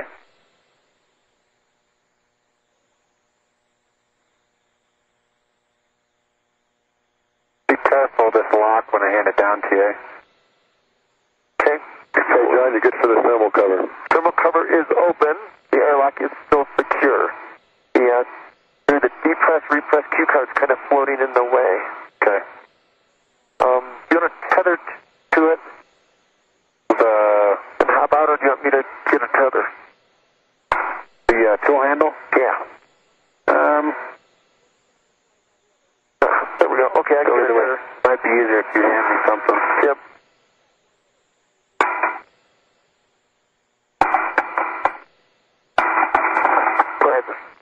Replicator makes it hard. That's my hand up above you. Okay, I gotta release it. Okay, thanks. All yours.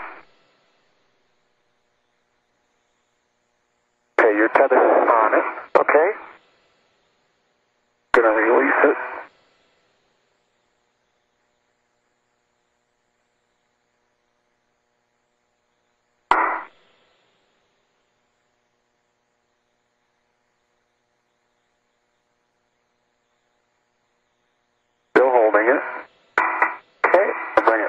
For you, and okay, I've got it.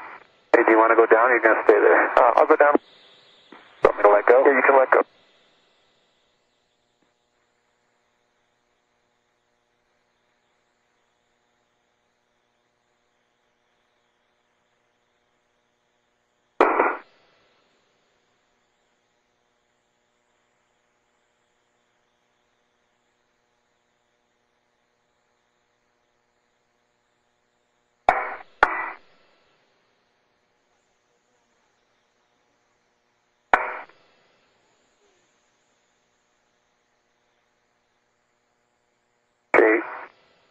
And bueno, is my tether behind me? Your safety tether is just off to the left. Coming side is a straight shot to the orange. Okay, copy that. I'm trying to get clear of the EVA translation aid. You're doing good.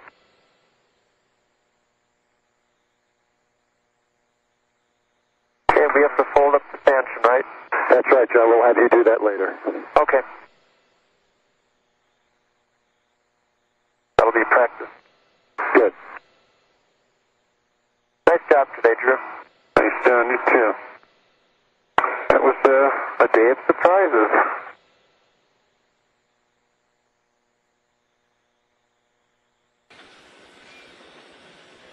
Video from Drew Feustel's camera as he translates down toward the shuttle airlock. Okay, I've got a tether on it. Okay. Both spacewalkers completed their tool inventory and are now stowing the last of their other equipment that stays outside in the payload bay and that comes back inside with them before they ingress the airlock. Close the hatch and repress to officially conclude today's spacewalk. Off to the right. There's off to the right.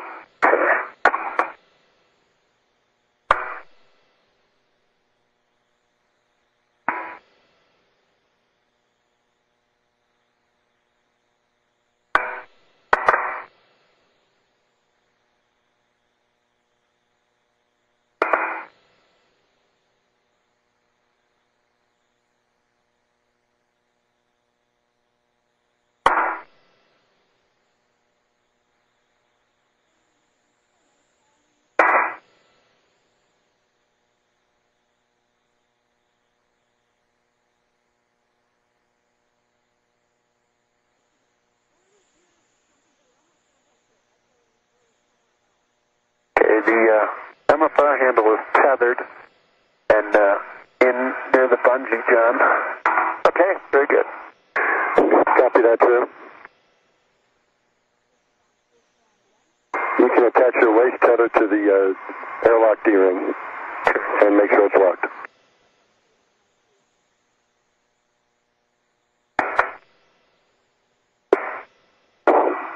Hey, John, is Drew's safety tether going to cause a problem for you with the fin stowed? Or, I'm going to have to move it around. Okay. Okay, going for my waist tether. Okay. Copy, Drew. Okay, I'm attached to the D-ring extender. Gate is closed, lock is locked. I'm secure in the airlock. Nice job, Drew. Excellent.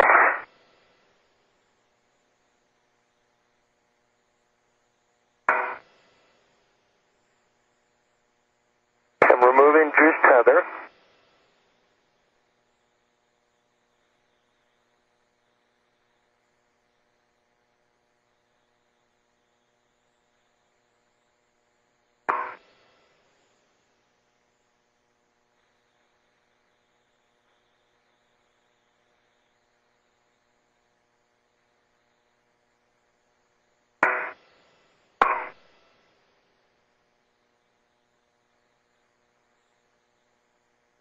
Hey, John, just check the position of the boot plate controller when you get a chance at the bottom if it's not causing any interference with the handle. Okay.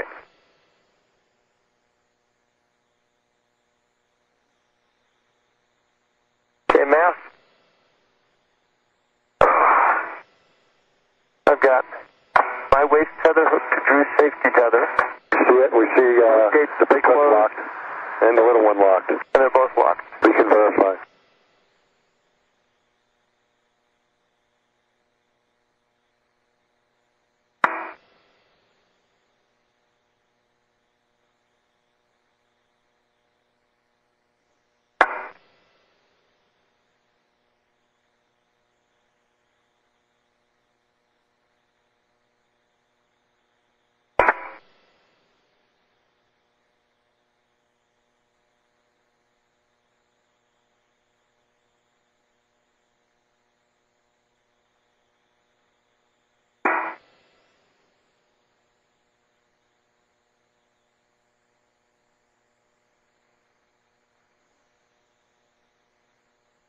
Okay, the stanchion is locked. No red showing. Looks good to us, John.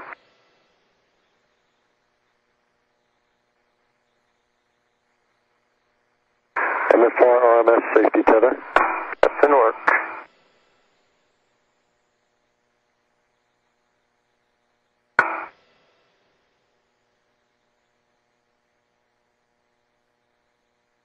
That's stowed. Very good. Port still. On my way.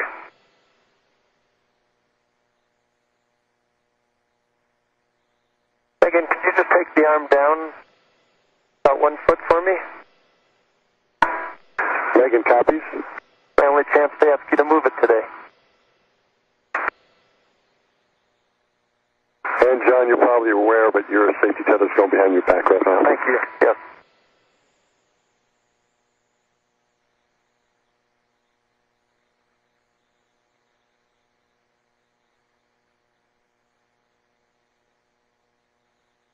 Stop there. Thank you very much. I think we're done with the arm.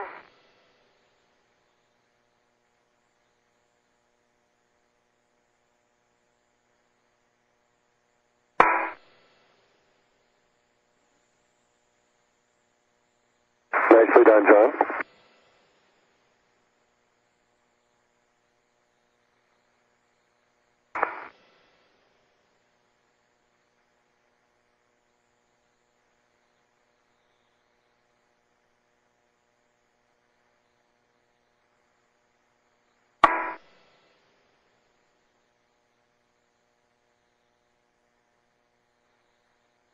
Houston Atlantis for PDRS. I'm ready to fly to Extended Park if you agree. Megan, we copy. We're ready for you to fly to Extended Park.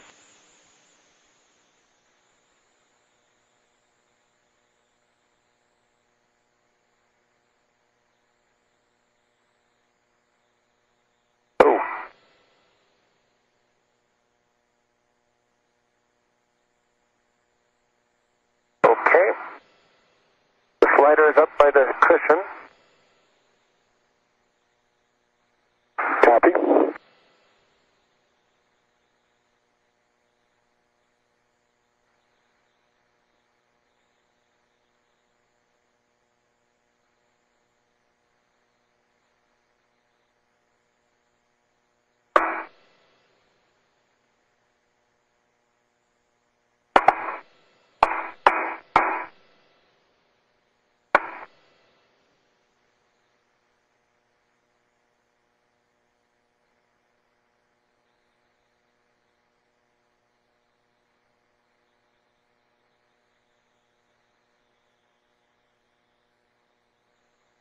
Slider is in the cushion.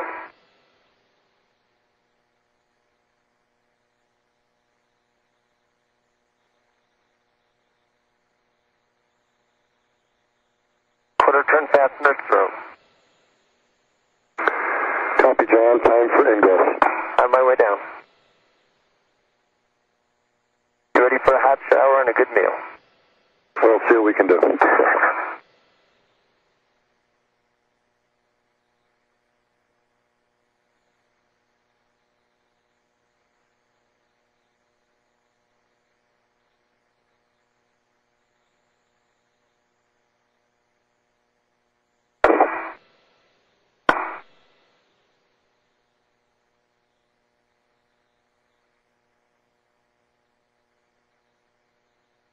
Ready for me, Drew? Come on in, John. Okay, I've got a PGT with the trash bag, so it sticks out a little far. I'll watch it.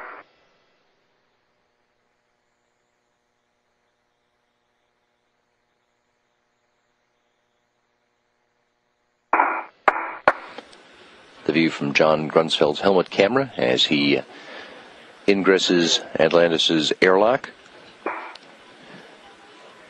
Remaining for the crew is to close the Velcro cover, close the thermal cover on the hatch. Yeah, that's where the PGT's caught up. I'm going to come up a little. Okay. Should be out of your way. Okay. Alrighty, ma'am. Okay, John, you can, for both of you, open your DCM cover and Velcro to itself. Okay.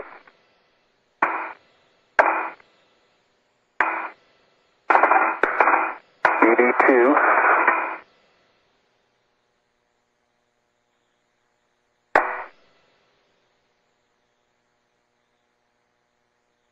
And that's complete EV1 as well. Okay, connect the SCU and check that they're locked. Okay, if you'd be so kind, I'll do that.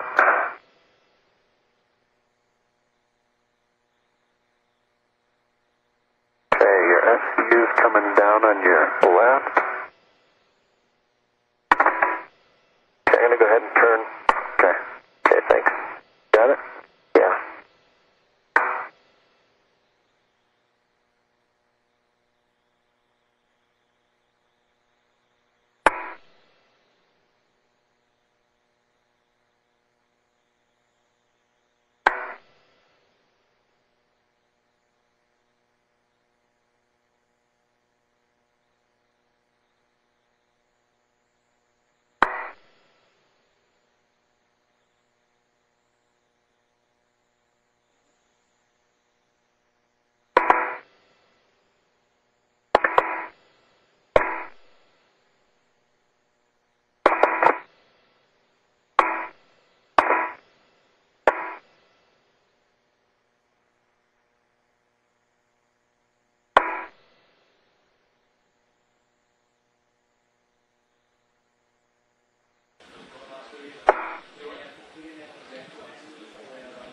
Both crew members now back in Atlantis' airlock.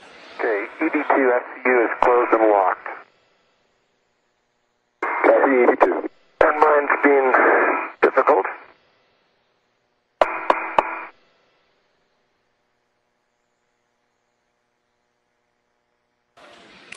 Next step will be for both to turn off the water to their spacesuits. Then there'll be a 2-minute wait.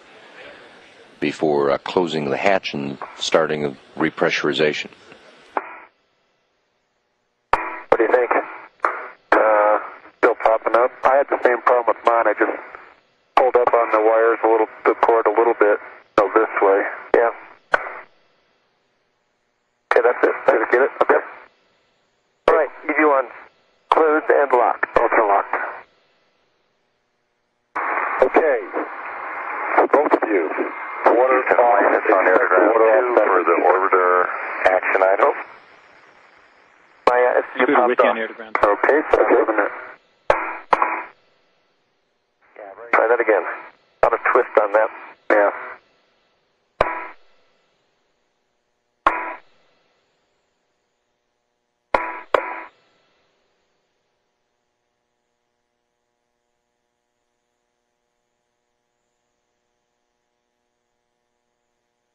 Oh, okay, hold on. Pull out. Yeah, it's not quite. You can pull out on the cable and there it goes. Yep, it was locked. I got it that I saw it.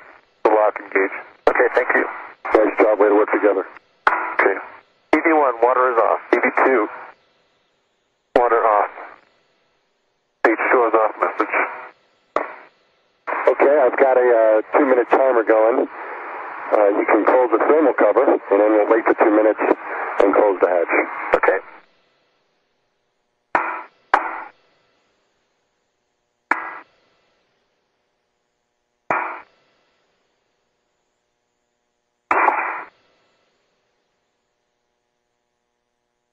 Come back for the thermal cover. Let me know how that reaches. That's not reaching. That's about it. Let me look. It caught over the... No, that's it. That's all you got. Okay.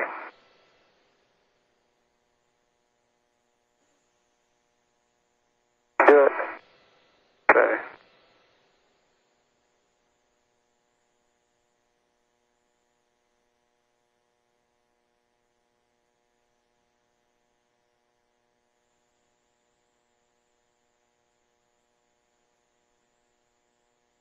The thermal cover was going to be stiffer than that. Yeah. How's that look, Jeff? That looks mostly level. Yeah. Pretty good. Look the other side. Looks good, don't you think? Yeah, I think it's fine. Okay. It's not going anywhere. Okay, thermal cover's closed, mass. Copy, we got about 30 seconds left. So if you want, you can verify that hardware is clear of the hatch. That looks so down here. How about above me? Yep, I don't see anything in the way. Okay, great. Go ahead and unlatch it.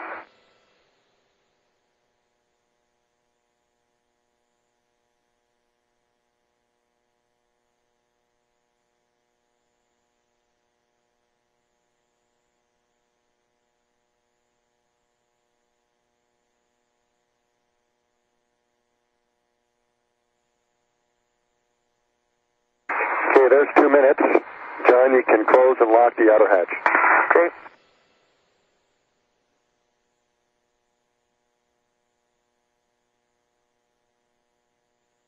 Can I pull up on you a little bit? Okay. I can't reach you just yet.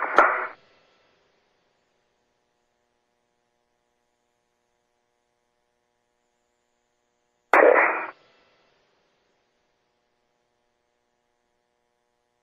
Okay, I'm gonna push. Pushing you. Okay, push me down a little bit. Okay, that's great. Okay, I see the dogs are engaged. Hatch is closed and locked. Great job, John and Drew today. I'm going to head downstairs and I'll meet you with the pre-repress cue card. Okay. Stand by.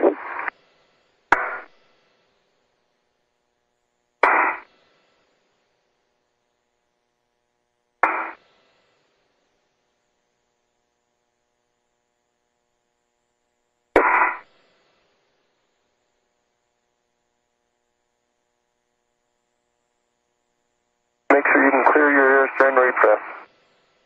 I'll be working it.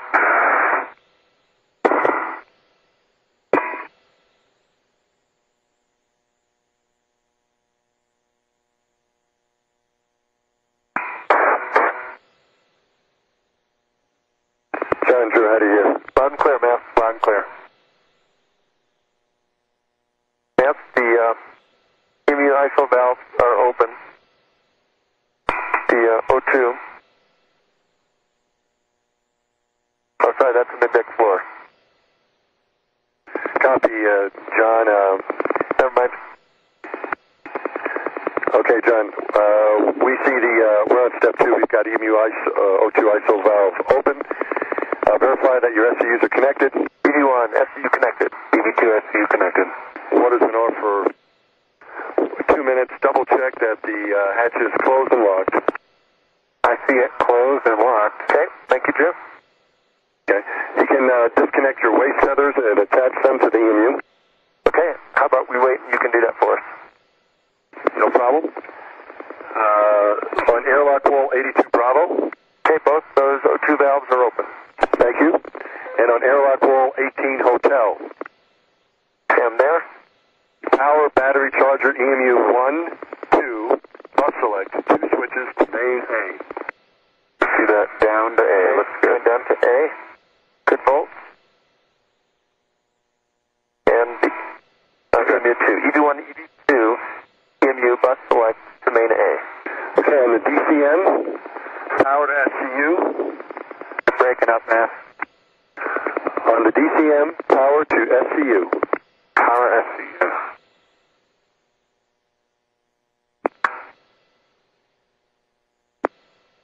EV1, power to SCU. EV2, power SCU.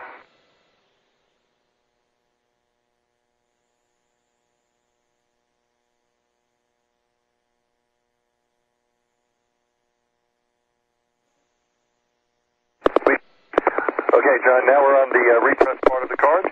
Okay. Both of you on your DCM O2 actuators suppress. Okay. In work.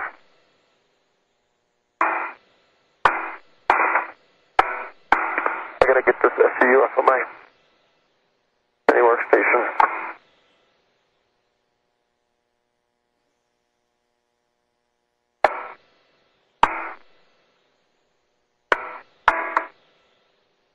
Can you see where it goes? Yeah. There we go, there we go. EV2 is in press, Matt. Okay, and the Conda. Yeah.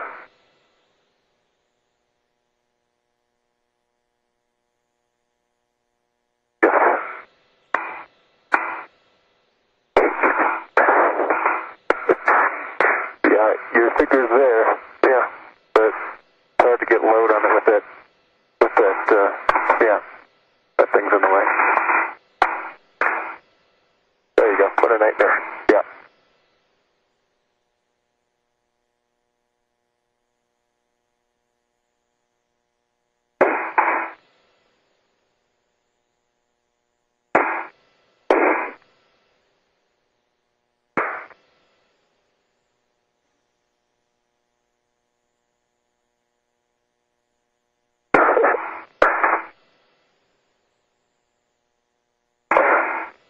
You're on it. There you go. Okay, EV1, O2 actuator to press. Okay, just to verify, Drew and John, both of you, O2 actuators are pressed. Affirmative. Affirmative. Okay, next will be com mode to hardline. Anything you want to say? Well, we got the Hubble and gave Hubble a hug, but in traditional Hubble fashion, Hubble threw us a few curves, and I think it's really a testament to the whole team on board here, on board Atlantis, and of course on the ground, Tomas, Christie, and everybody else, the Goddard team, that we were able to overcome them, and that we have a Light Field Camera 3 in the telescope, which will help to unlock the secrets of the universe, and a new scientific instrument command and data handling. Thanks to everybody for all the hard work. Nice work, John. Thanks. EV1 going to hardline. Copy. EV2 going to hardline. Just want to say thanks to everybody. I had a great time, and I'm glad we got that work done. You guys did great.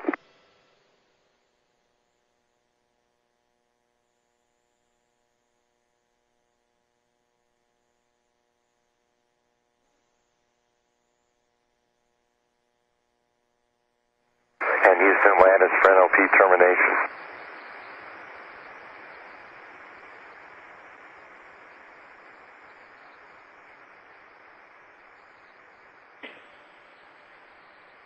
Landis, Houston, go ahead for NLP term. Do you need a half-hour heads-up notice on that? We're ready to do it whenever you give us the go. Scooter, you can do that now. Okay, and work now.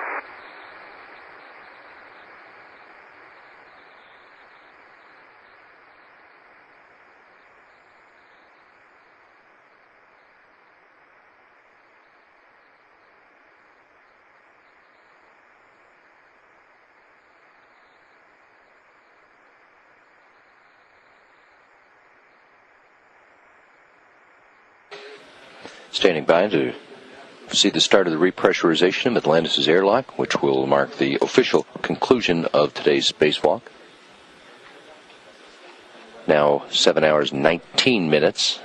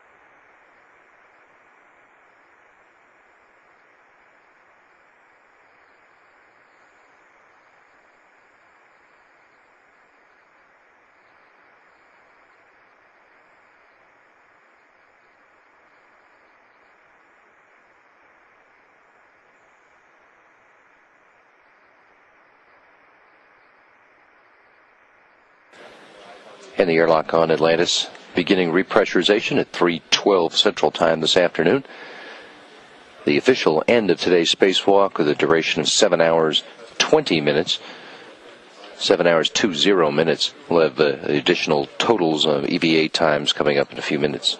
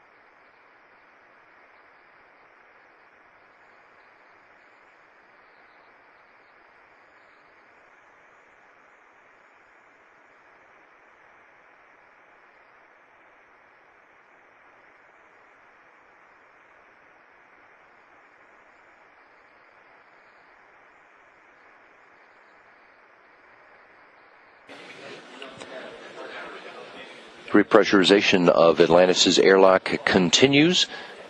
About halfway to the 10.2 pounds per square inch that the rest of the orbiter is pressurized to. Then when they get there, the hatch will be opened. John Grunsfeld and Drew Feustel can rejoin their colleagues after a 7-hour, 20-minute-long spacewalk that began at 7:52 Central Time this morning and concluded at 3:12 p.m. For Drew Feustel, his first spacewalk of his career. For John Grunsfeld, today is the 6th spacewalk of his career. He now has a total time EVA of 44 hours and 52 minutes. That puts him at number 8 in terms of a spacewalk duration all time. Today's was also the 19th spacewalk conducted to service the Hubble Space Telescope. Total duration time on Hubble servicing EVAs now at 136 hours and 30 minutes. In addition, a programming note, we were looking forward to a mission status briefing at the conclusion of today's spacewalk. We are now targeting today's mission status briefing for no earlier than 4:15 Houston time, 4:15 Central this afternoon.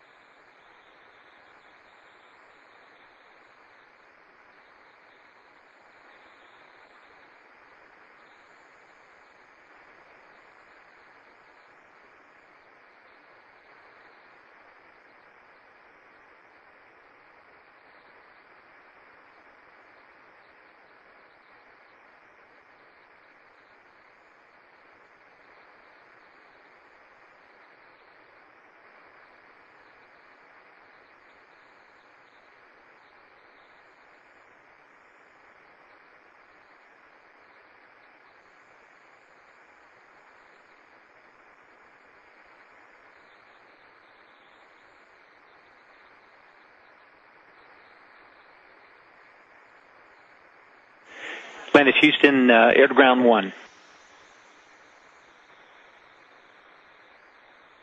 Go ahead for air to ground 1, Houston. Yeah, I just want to say one more time on behalf of the Orbit 1 team, terrific job today. Sorry about all the wrinkles we ran into, but you guys did a terrific job working through those. It was a joy to watch. We know it's been a long day. We know that the post-EVA time is pretty busy for you as well. And wish you the best for the rest of today and that you get some good rest, and we'll be looking forward to talking to you tomorrow.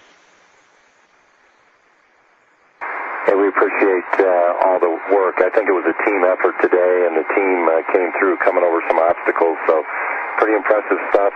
We appreciate it, and we'll look forward to doing it tomorrow with Mass and Bueno. Okay, sounds great. And with that, Orbit 2 is now on shift. You've got Rick LeBrode, and Dex will be talking to you.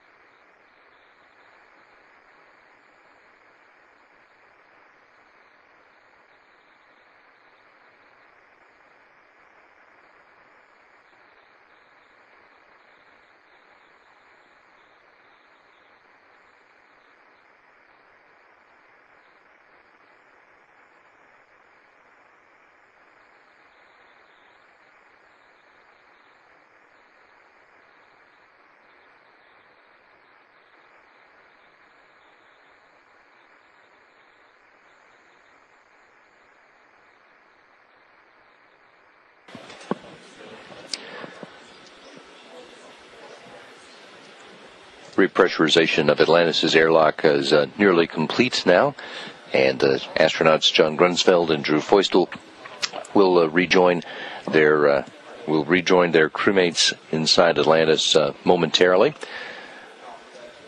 Lead Flight Director Tony Sakachi and spacecraft communicator Dan Burbank have just signed off. Sakachi and Burbank stayed for the entire length of today's spacewalk. Although most of the rest of the handover from the Orbit 1 to Orbit 2 teams took place several hours ago. Flight Director Rick LeBrode now taking the seat in the Flight Director's chair.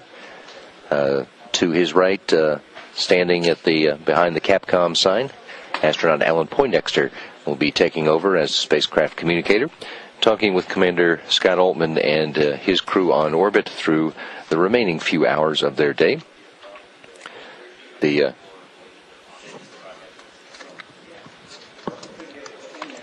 shuttle crew now moving into the post-EVA activities.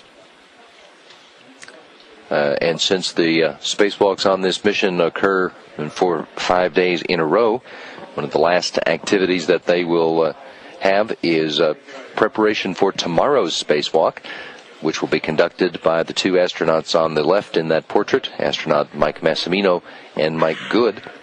The entire Massimino and Feustel scheduled to do the tool configuration later this afternoon, and then tomorrow's spacewalkers, the Mikes, as you will hear them referred to, will join all of their crew members for a procedure review to go over the plan for tomorrow's spacewalk before they get some off-duty time, so to speak, in their pre-sleep period. As they get ready, they schedule beginning of the sleep period tonight at 7:31 Central Time. Spacewalk ran longer than planned. It ended up at 7 hours 20 minutes and was largely successful. Grunsfeld and Feustel removed the wide-field planetary camera number 2 from the Hubble Space Telescope and installed its replacement, the wide-field camera 3, a new generation instrument that is designed to advance the survey and discovery capability of Hubble by combining a broad wavelength coverage with a wide field of view and high sensitivity. The aliveness test of the new wide field camera was conducted by the Space Telescope Operations Center at the Goddard Space Flight Center, and that was successful. today's spacewalk. The crew members also replaced the Science Instrument Command and Data Handling Unit, the apparatus which suffered a failure back in September and was in fact the driving force behind the postponement of the launch of this mission. Good afternoon from Orbit 2. If Scooter's available, I'd like to talk to you for a few minutes on Nerdy Ground 2.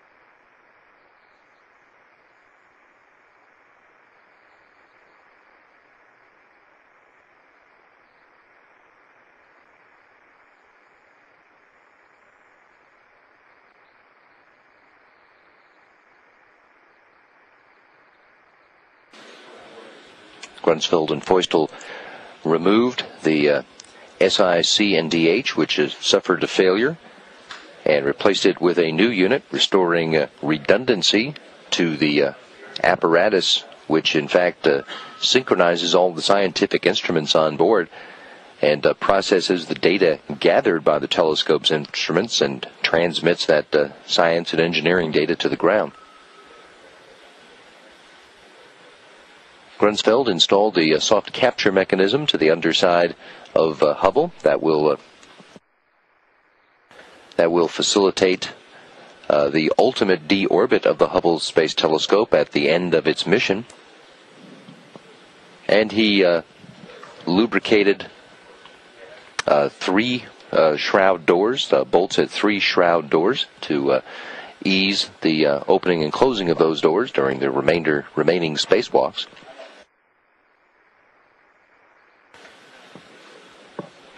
The spacewalkers ran into some difficulty installing the latch-over center kits on the minus V2 aft shroud doors. Those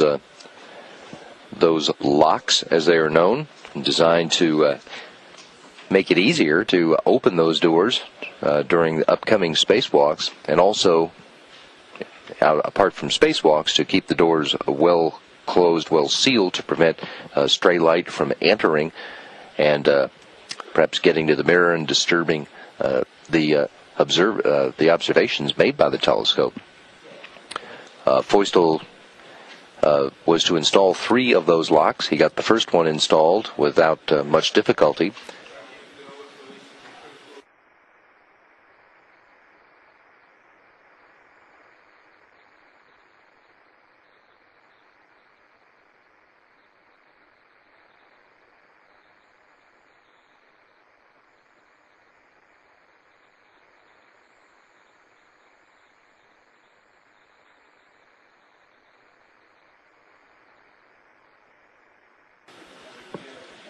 As Feustel moved on to install the second of those latch-over center kits, had some difficulty getting it properly seated on the area between the 2 doors.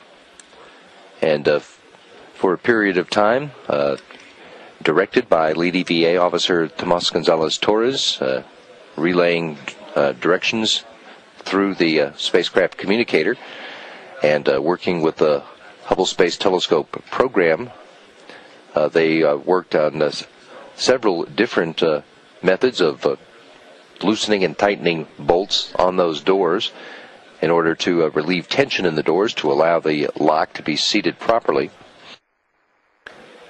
Ultimately, they were unsuccessful, and because of the length of the spacewalk to that point, the decision was made to install a second lock across the bottom of those 2 doors, and to install an aft shroud latch repair on one of the bolts in the middle. So we've left it with 2 locks installed, but all 4 of the attachment points between those 2 doors are secure as is required.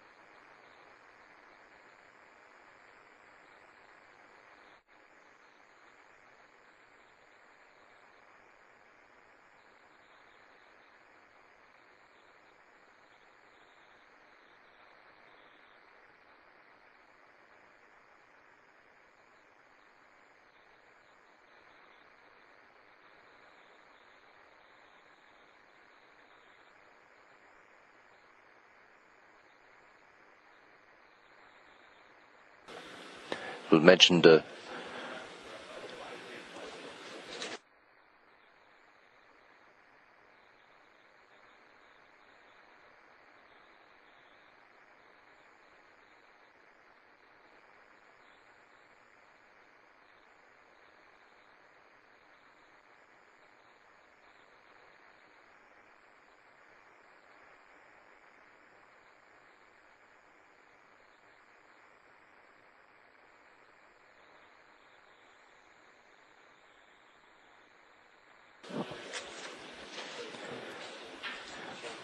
After installation of the new wide-field camera early in today's spacewalk, the aliveness test was conducted by the Space Telescope Operations Control Center, and that was successful. Likewise, the aliveness test on the new Science Instrument Command and Data Handling Unit also was a success. Functional testing of the new SIC and DH was reported to be by the stock to be successful, pending the analysis of science data, and the arrival of that, the analysis of that science data is due to be completed within the next hour. And per the schedule, the functional testing of the new wide field camera is scheduled to be coming up within about a 3-hour test, and that's scheduled to be starting here this afternoon as well. Atlantis Houston on air to ground 1 for the 10-2 PSI maintenance.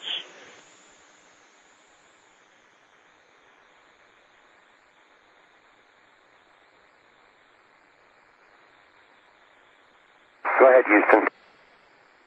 Good afternoon, Scooter. Really enjoyed watching EVA today. It was a real pleasure watching John and Drew outside. ECOM tells us that if you target 10.48, vice 10.4 on your 10-2 maintenance, we can skip the 1 in pre-sleep. That sounds great to me. Target 10.48, and we'll start off with some direct O2 up to 2.7. Sounds like a great plan, Scooter. Thanks.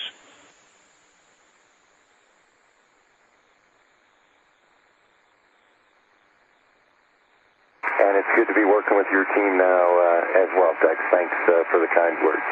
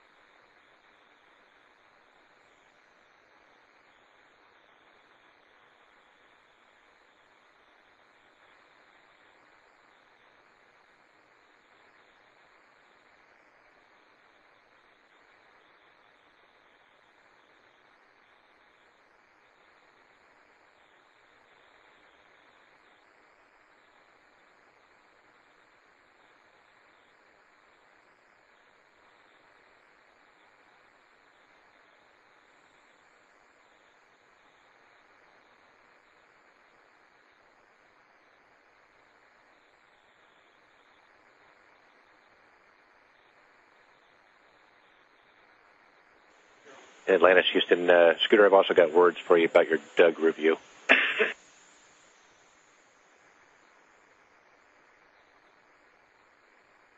Houston, ready to copy. Scooter, message 24 and 25 are on board. 24 discusses the RSAT and Doug survey instructions. The Doug targets are on board, so you can just follow those to get those loaded and take a look at Doug. Message 25 is the Chine survey procedure. And I wanted to let you know that when we discussed it last night, we had told you it was 16 tiles that we were missing imagery on. Actually, that number has grown a little bit. It's up to 40 tiles now. However, we're still going to get it done in one sweep by just changing the zoom settings. Okay, copy. It's 40 tiles now, but we will be able to do it in the same maneuver. I actually have message 25 up on world map right now, looking at it. So that looks relatively straightforward. Thanks to the team for putting together a procedure to get it done what looks like pretty expeditiously, but Megan and I will review that tonight and we'll be ready to execute.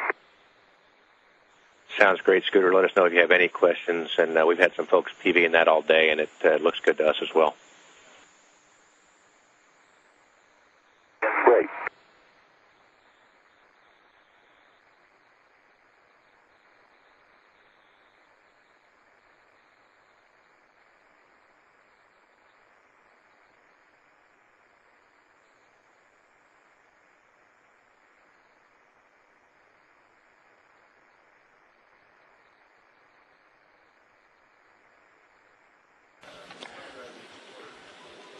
Spacecraft communicator Alan Poindexter updating Commander Scott Altman about part of the revised plan for tomorrow, which includes an additional inspection of some.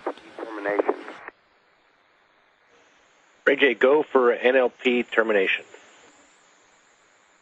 Yeah, Dex, it started at 0216, ended at 0231, gaps 1 through 14, and no leakage in any of the bottles.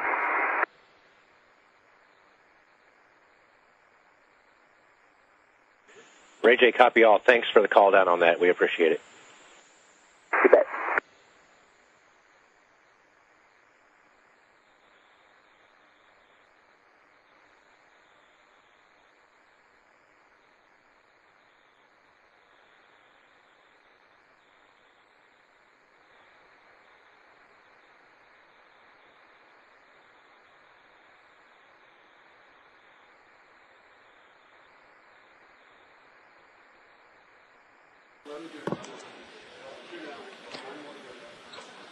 Mission Control in Houston updating the shuttle commander on part of the updated plan for tomorrow for the re-inspection of an area of tiles on the forward port side of Atlantis' nose. Was determined